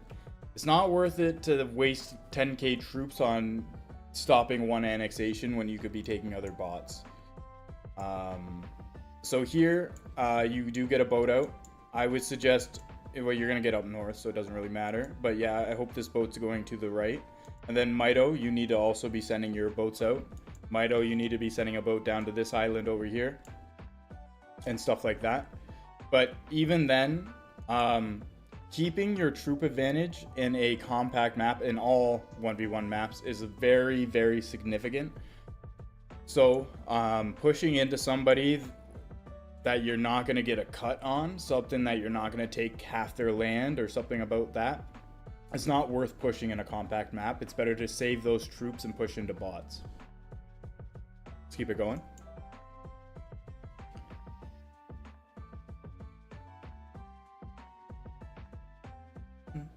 Yeah, Mito, you just need to get your early boats out here. And you need to stop half committing on these bots as well, Mito. In your other game, it kind of was the same thing. Another gift sub. Mito gets this one. Nice. Thanks, man. Thanks, Bem. Appreciate it. Very loud. I literally changed all my notification settings yesterday. After stream. I think it was during stream. Anyway. I'll have to look into that again. I don't know why it's so fucking loud. Anyway, what was I saying? So yeah, Mito, you need to stop under committing on your bots. If you're gonna attack a bot, attack enough that it's gonna kill it with the one attack. You don't have to click it again. You're wasting troops and time by clicking a bot, waiting for it to reach about here where my mouse is, and then click again. You're wasting so much time and troops. If you're gonna commit to killing a bot, commit initially with the amount of troops you need to kill the bot. Are there times not to do that? Yes, but the majority of times you want to do that. You want to stop half-ass committing to killing these bots, Mito. You could full-on commit. But then I oversend. So it goes back. So this bot right here, for example, we'll do this bot because you got good borders with it. This bot, you only need to send 8k troops into it. So right now you're low on your troops. You're out of your regen. So your beginning game kind of put you in this situation where you need to oversend, quote unquote, to kill a bot. But if you were in your regen right now, you'd have around 50k troops, and you can afford to send 8k into this bot, no problems at all. Also, right now you need to be sending early boats. Bem's doing a really good job. So Bem, right now, I see what you're doing. You're blocking off the coastline. But right now, Bems, you need to be focusing on all the bots that Mito can be taking, not the bots that you can be taking. So these bots right now, so Mito does have an early a boat out. I wouldn't even really be too worried about this boat, because even if he gets over here, these bots are inconsequential to the bots over here. These bots are so much more important than any of these bots. After F14, all these bots don't really matter in the grand scheme of things on this map. It's really over here that you're going to be making your money. So I really hope when I unpause it, you start attacking these bots. These bots over here, I know you're getting an annexation. Not important. You need to get the bots that Mito can take first. So this needs to be taken right away. You need to take this bot. You don't take it. Okay. You're focusing on bots that are safe bots right now, Bems, when you really need to be focusing on Mito's bots. So right here, you should be going north, cutting them off. Yep, okay, you do. It's a little late. If you get in here, that's crazy. That's crazy you get in here. Mito, you needed to block him off. You do block them off in the north. But Bems, you could have had the tempo here. Bems, you could have had the tempo here and gotten around them. This right here, this the first. If you attacked a bot when this landed, this boat right here, you would have been behind him. And you would have just won on tempo.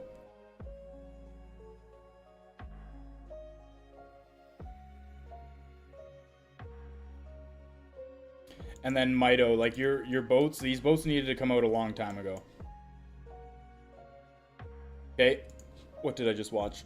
What did I just see there, Bems? Okay, first off, how are you 1900? Almost 2K. You're building a factory in a 1v1. Okay, so no factories in a 1v1. Only, no factories at all in a 1v1, no matter the map. Cities and defense posts only in compact maps, Bems. This warship, I get the idea. You don't want him to get around you. This warship is inconsequential if you're playing somebody that is a top tier 1v1 player, because they're gonna have those early boats out that you're not gonna have time or money at the early game to get a warship out to counter them. Does he even have a warship without a port? Because the nation killed it, or the bot killed it. The bot took it, and Bems didn't see it in time. Destroyed port to build. Oh, you destroyed the port to build the factory. So again, this warship is inconsequential against the top tier player because they're gonna have early boats out already that they would have already had this island over here. They probably would have already had this island. So it's not gonna actually play a factor into a top tier player. So you're just wasting money at that point. You spent close to 500k on that, and you should just be building cities. Just building cities and defense posts. You also just need to be focusing on bots that he can take, not the bots that you can take.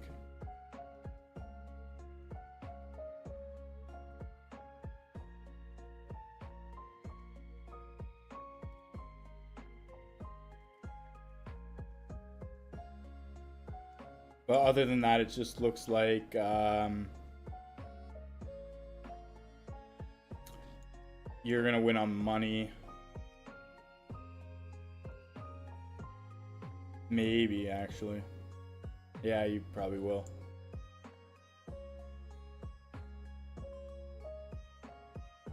Four or five. You would have already been in the lead here in troop count if you didn't waste your money on a factory, a port, and a warship.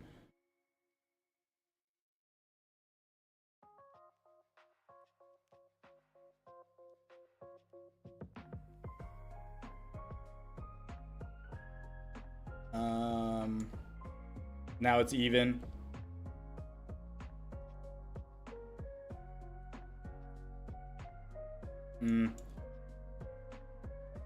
Yep. And then, yeah, just 7% boats. If you have the bigger cap on a compact map, I have some replays in the Discord if you wanted to see some higher level compact. But it's 7% boats in your regen. And then you can pretty much just out micro them, and that's exactly what you do at this point because you're bigger. You could have won this game a while ago, though. You could have had 7 cities, which would have gave you a much bigger cap, and then you would have had more leniency in your regen.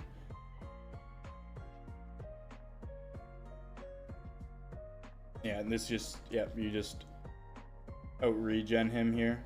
Even now, you could be doing a better job staying in your regen, Bems, and this game would be a quicker game. No, in a compact 1v1 game, Radiation, you don't want to build silos. It's a waste of money. You do, obviously, in a full-size map, you definitely need that silo after your 3rd city.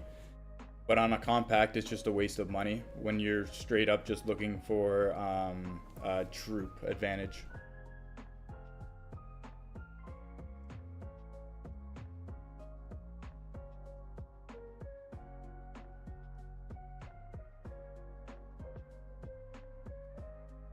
Yep.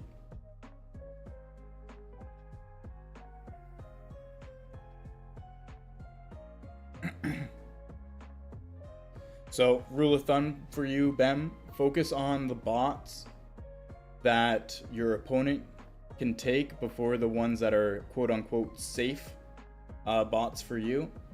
Good night, Ammo. Take it easy. You're actually going to sleep this time? All right, brother. Thanks for stopping in. Yeah, so rule of thumb, focus on bots your opponent can take before the ones that are quote unquote safe for you. What else? Yeah, factories, definitely do not build factories.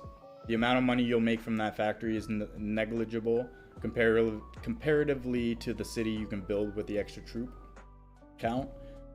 And yeah, no warships either. Just cities and defense posts and compact. Only things you should be building. And basically, if you have the larger cap after all the bots are taken, you win the game. If you play properly.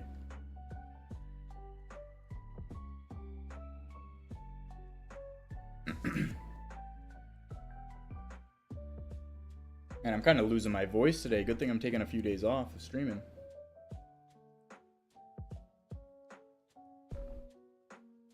It's not worth it. Because you got to keep in mind that 125, a lot of this game has to do with tempo. So if you lose the tempo to your city buildings, as in, when I mean that, I mean you lose the pace of your opponent. So if your opponent doesn't do it and they get the one city tempo lead on you, you're asking for trouble, basically. If that makes sense.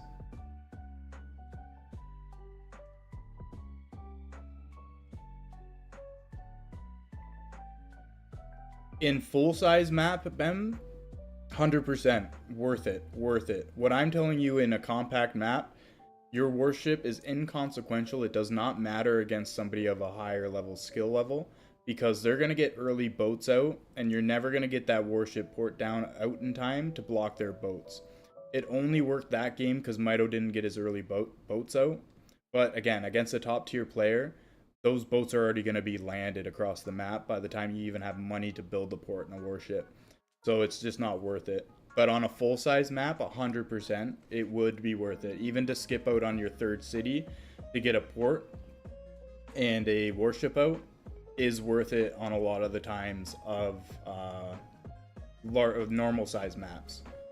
But on compact maps, cities and ports, only thing you need to build.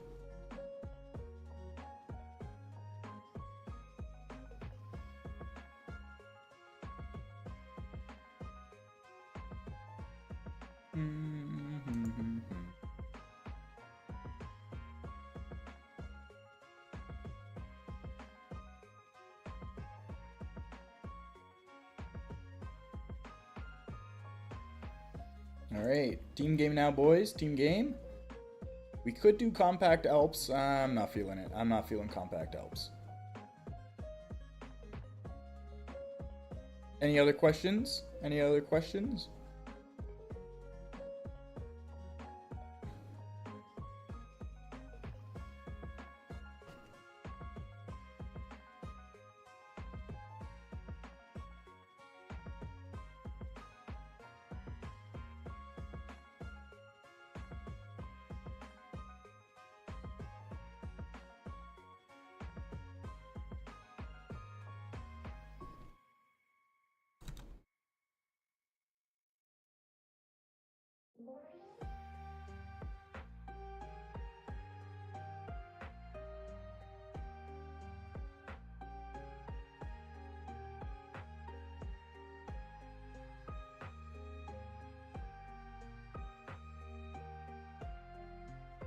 Mississippi River, no.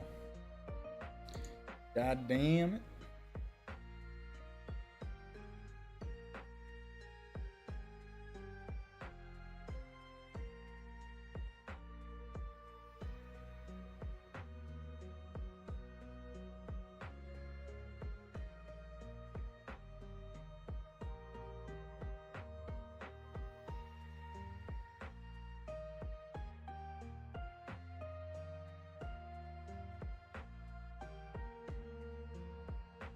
I don't think we have enough for a private game, Mito.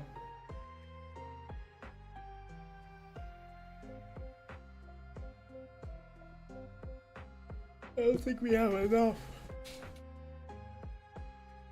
All the Europeans are in bed. Sunday. That was before. I think we've lost a lot of people.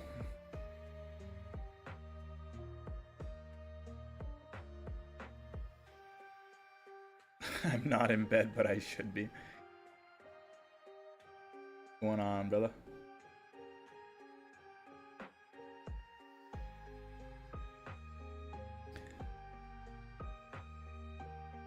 I mean, we could try. I just don't really like the smaller free-for-all lobbies.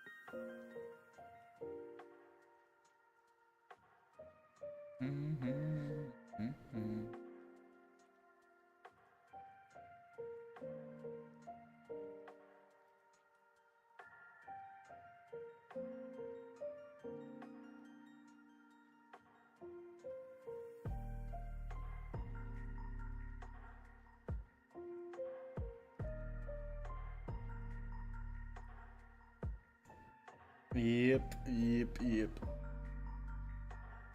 Alright, let's get a good one here. This might be the last one, boys. I'm getting tired.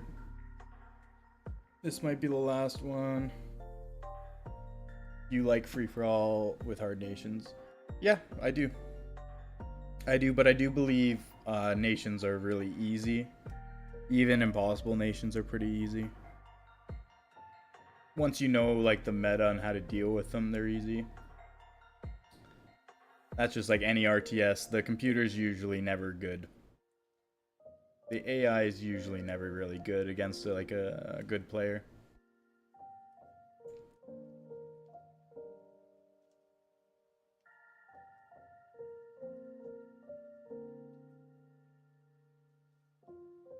It is hard if you don't know how to deal with hard nations, but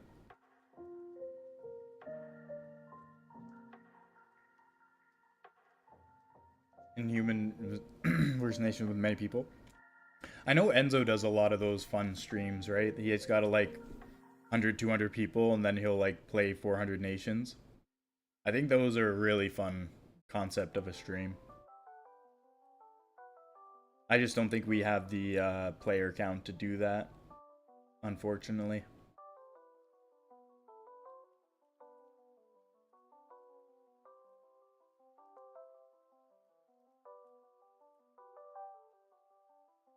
Nine versus 400.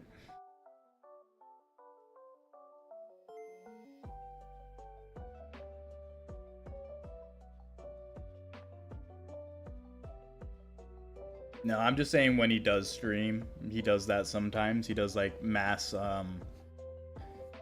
humans versus mass nations, and he usually does like more nations than humans.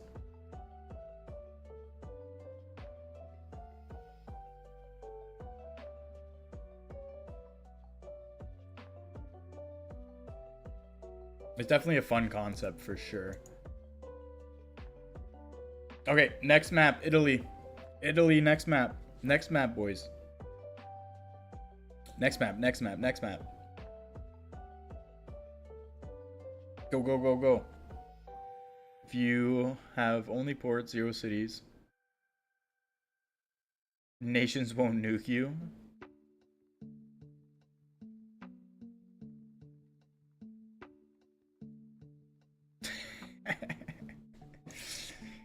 Bem knows the nation's meta. We go top left here, boys.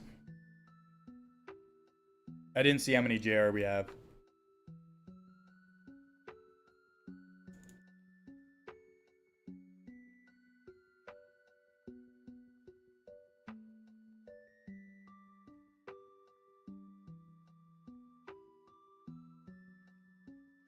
Okay, yellow is gonna have to be our first target. Stop trading with all. You're not in? Damn. I didn't actually see how many GRs, so I did take a risky spawn here for not knowing how many we have. Oh, we got 3 onions, and one's an onion suck. Onion, you gotta hate her.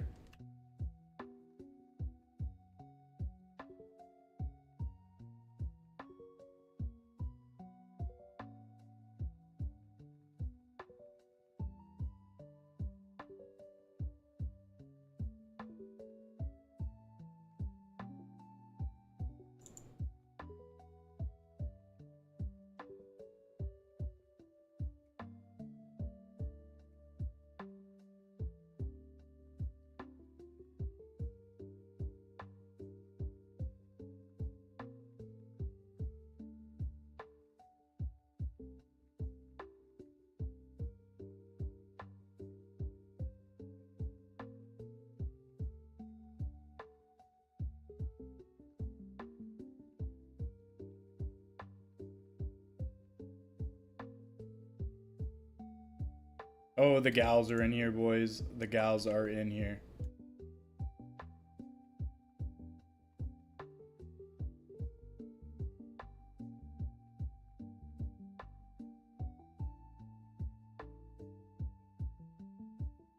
Oh, an explorer, and I'm so bad. Oh, no. And we don't have a great spawn, honestly. Okay, we need to get rid of yellow ASAP. Alright, I mean, I got a pretty good border I can push. Onion's getting hit.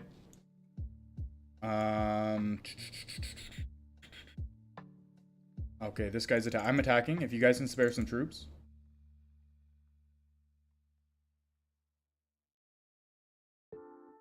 Okay, that should be enough. Okay, now do I attack the next one? I think I do. I'm gonna go into the next guy.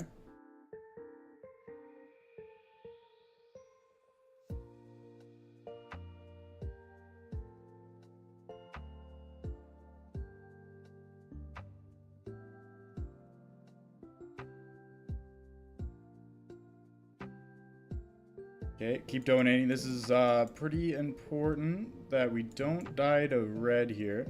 You're getting hit. Put a defense post down right here. We need to be working as a team here. We need to, if they're going to work as a team, we need to work as a team. We need to help our right coast. We need to help our right coast.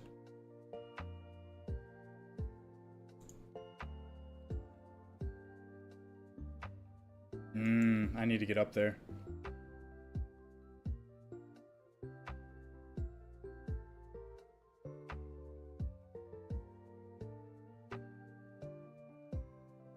That's not good. And I'm getting attacked by green.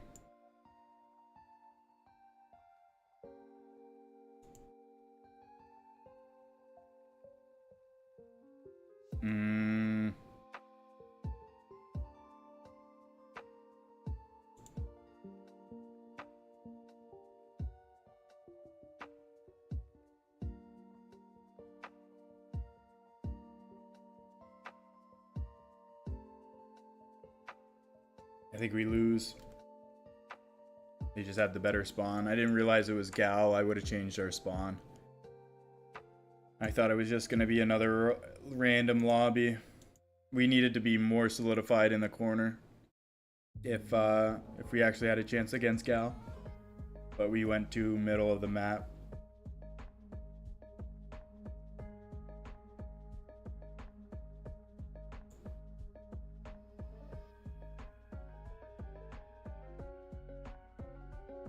No, that was lost from spawn, boys. That was lost from spawn. We didn't really have a chance if a coordinated team took the corner like that. Hello, The Way. How's it going?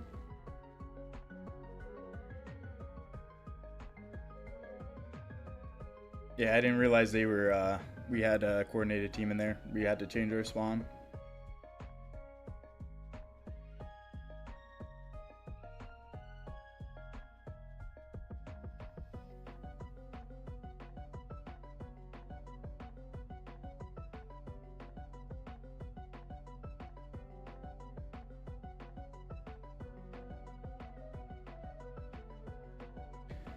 All right. Let's see.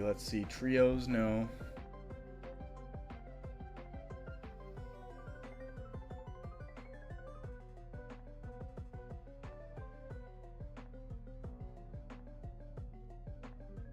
All right, boys, I'm just going to take a phone call real quick. I'm still here.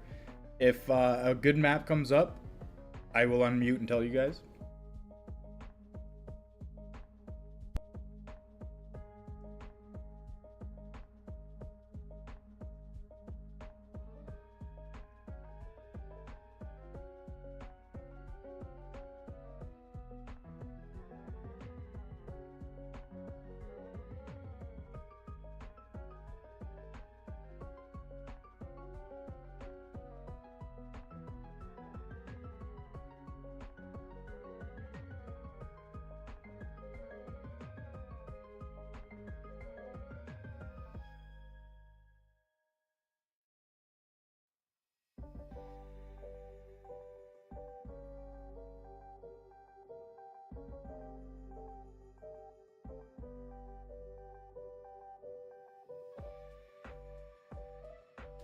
Okay. That was quick. Doing the dance radiation. I love it. Dance to the gods so they can hear you. Step louder. Cheer louder. That is something I do want to make. Is a dancing emote. I've been saying that for weeks, to be honest.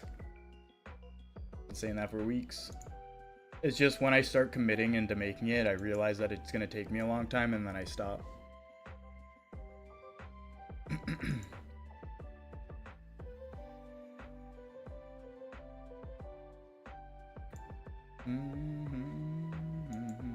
All right, boys, this might be the last one, depending how quick the match goes.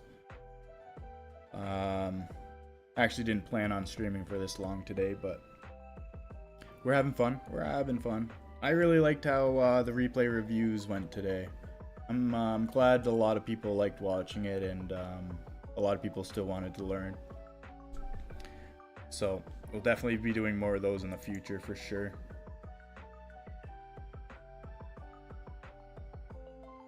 I am surprised no one took me up on the 1v1 coaching though. I am surprised. GVM? I don't know, man. I don't know. I literally haven't played that map in months. Like a long time I haven't played that map.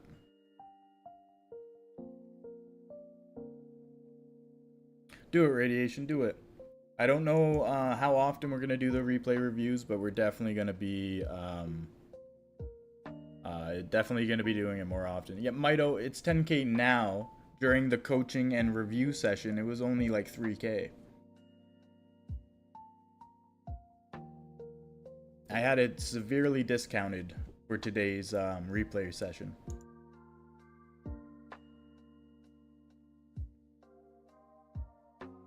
$4.5. Yeah, well, that's... Brother, even finding a coach for free, and channel points are free, is a hard ask. Just fumble a free-for-all? Yeah.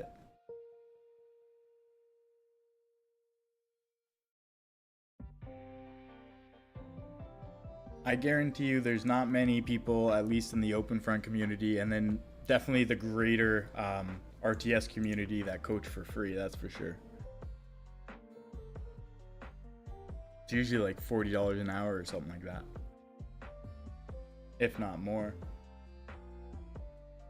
Mena? Yeah, we can do Mena for the last one, boys. Let's do Mena for the last one.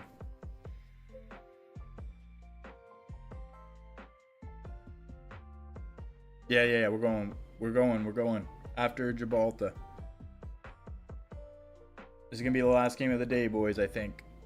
More than likely the last game of the day, depending on how this one goes, but let's get in here, boys. Oh, I gotta add the loss to the loss column, unfortunately, and we did get a win as well.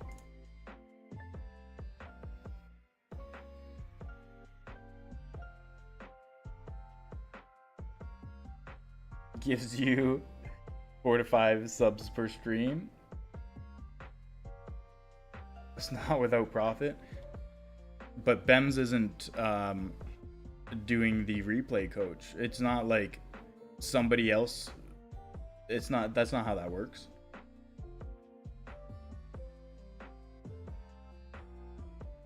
If someone buys a burger from McDonald's, do you think you get half the burger because they paid for it?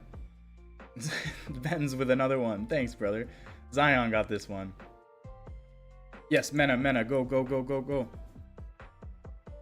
Thanks, Bems.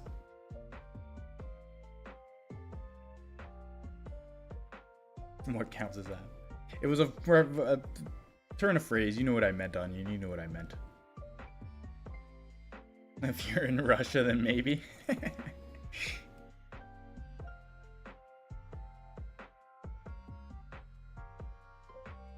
It's our burger.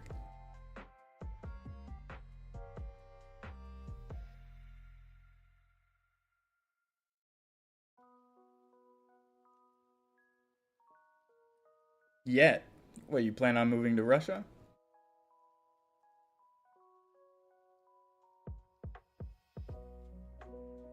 Maybe he means his company's not in Russia yet. Alright, we do like the right spawn here, boys. We can go top left too. No, right spawn's juicy. Juicy. They're giving it to us, boys. They're giving it to us. Do more right, not the middle. Who's in the middle over here? Our randoms, probably. Onion, get out of the middle. Get over on the right side here. Right side, right side. We need to get rid of green first.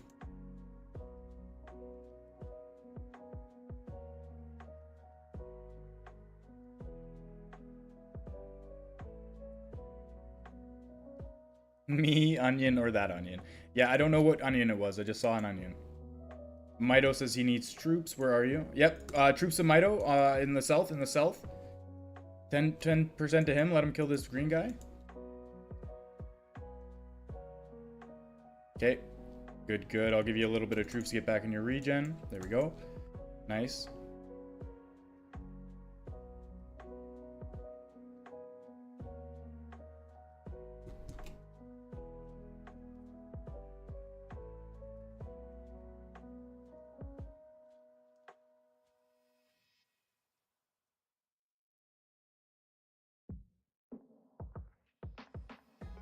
Okay, I'm getting attacked by green.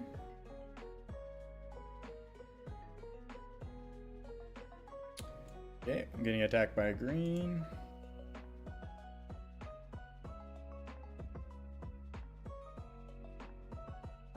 Two greens are attacking me.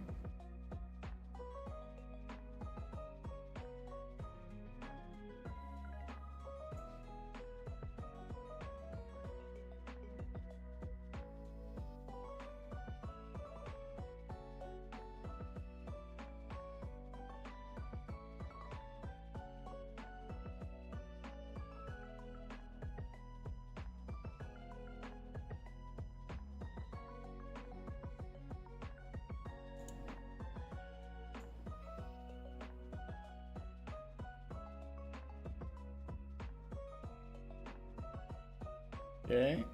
Mito just died. Oh, are you left, Mito? What's going on? Damn, that sucks. Okay, I do need to push this green player. If you guys have some spare troops, now's the time. We need to kill these green guys ASAP.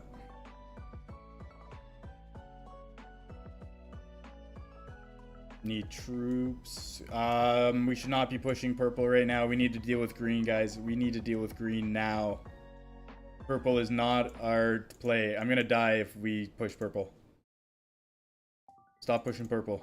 Help, help, help, help, help.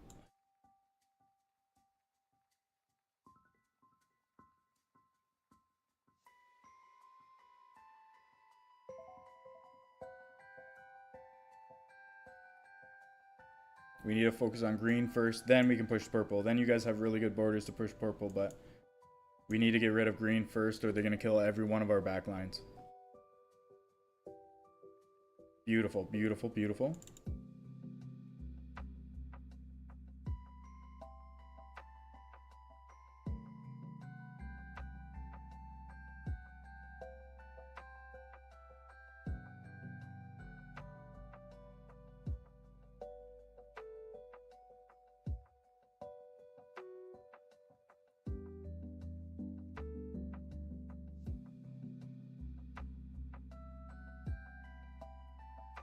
There we go. There we go. You're alive. What, you know what's going on? Your shit froze.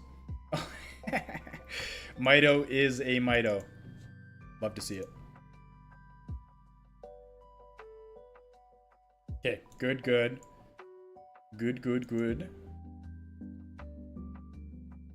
Now if we get rid of this green, these green guys, then purple is a nice target. Green is still pretty big.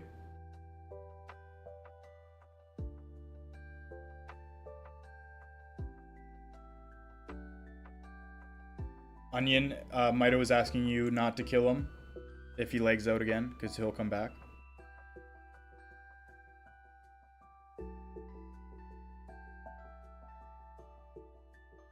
Okay, this onion's dying. Omar's dying too. Okay. Keep donating back here. Let's get this guy out of our back line. We're dying to blue, actually. That's a problem. That is a big problem. Try to ally blue if they'll take it. Right here. Try to take that alliance. If not, we're gonna have to pivot and start allying green. You too, Jesus. Try to take blue's alliance. Try to ally him.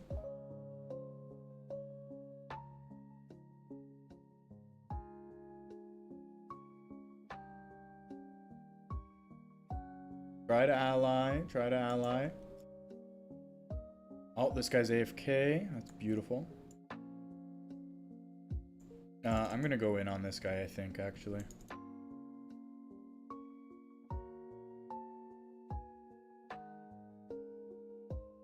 I don't like this stop on this map. It's bad for trading. Spot on this map.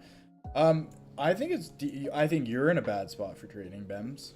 But us back here in a pretty good spot. Okay, blue. We need to fuck blue now. Not paying attention.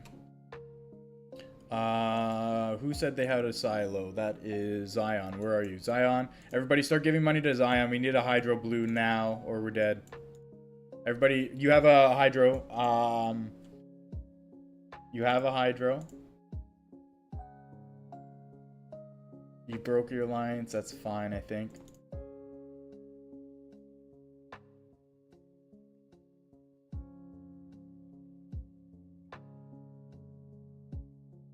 Okay, good, good, good, good. Good pivot. Now let's keep focusing on green. Let's keep focusing on green. I wouldn't focus too much on blue still. We need to get green out of our hair.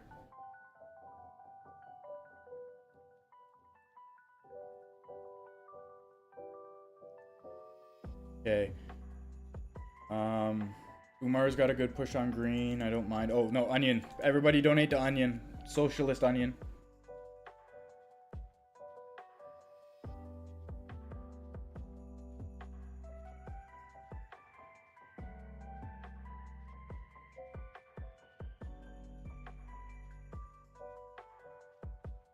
Okay, I am also gonna get a... Actually, I shouldn't.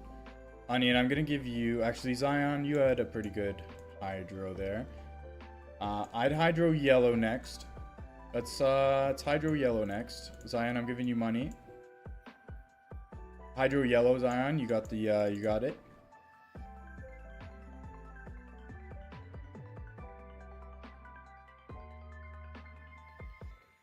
Beautiful, beautiful.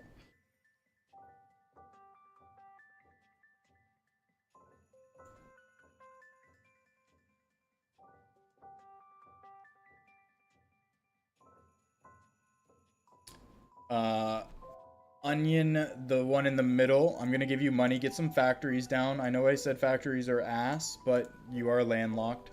So get some factories down, make some money in the middle there. I think that's Onion Regulator. You have money for your factories, brother. Yeah, there we go. Beautiful. Beautiful. Zion, I'm giving you more money for another hydro, because your hydros have been beautiful. Maybe hydro blue now. Hydro blue. Hydro blue. Get into, like, there's some juicy southern infrastructure down there. So try to hit as many structures as you can, Zion. That one works too.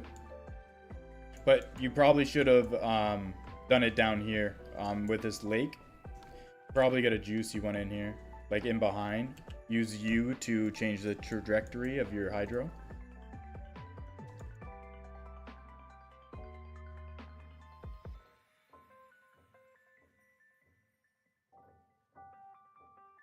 Alright, I would just be donating to Onion here. Onion's huge.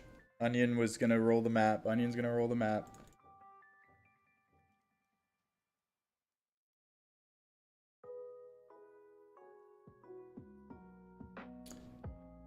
Cyan, I'm gonna give you another hydro. Beautiful.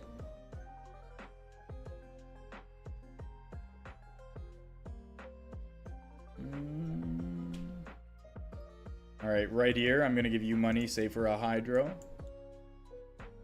You haven't thrown one yet. I want you to throw one.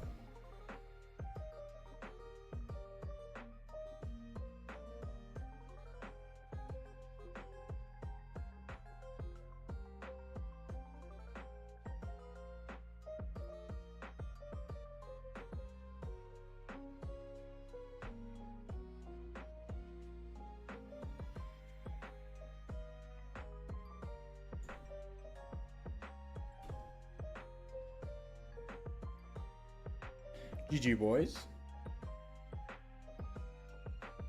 Good patience there, not attacking blue right away when we had to clean up green, and then having the pivot as well midway through that all. That was really good patience and teamwork there, guys. Not gonna lie. What we love to see here at the JR squad. Good shit, boys. Good shit.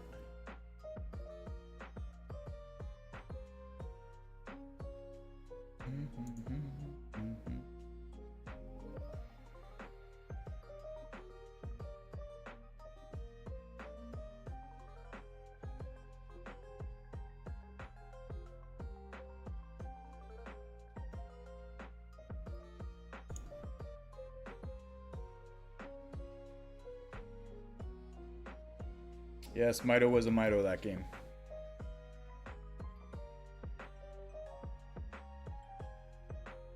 Alright, GG, boys. Alright. Well, that's going to be it for me today. I will be taking a few days off. I'll be back on Wednesday. Right back at it. And like I said, we are definitely going to be doing more replay reviews and coaching moving forward. I think it really went well. That was the giveaway. Giveaway was perfect. I actually forgot to announce the winner, but he knows. It was Mono. Mono won the giveaway.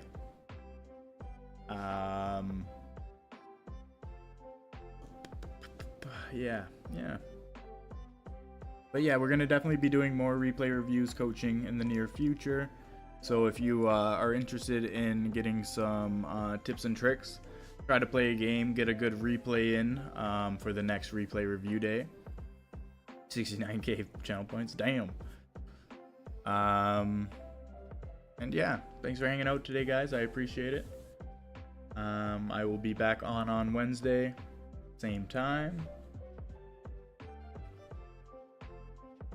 Take it easy, guys. Thanks for hanging out. Bye-bye.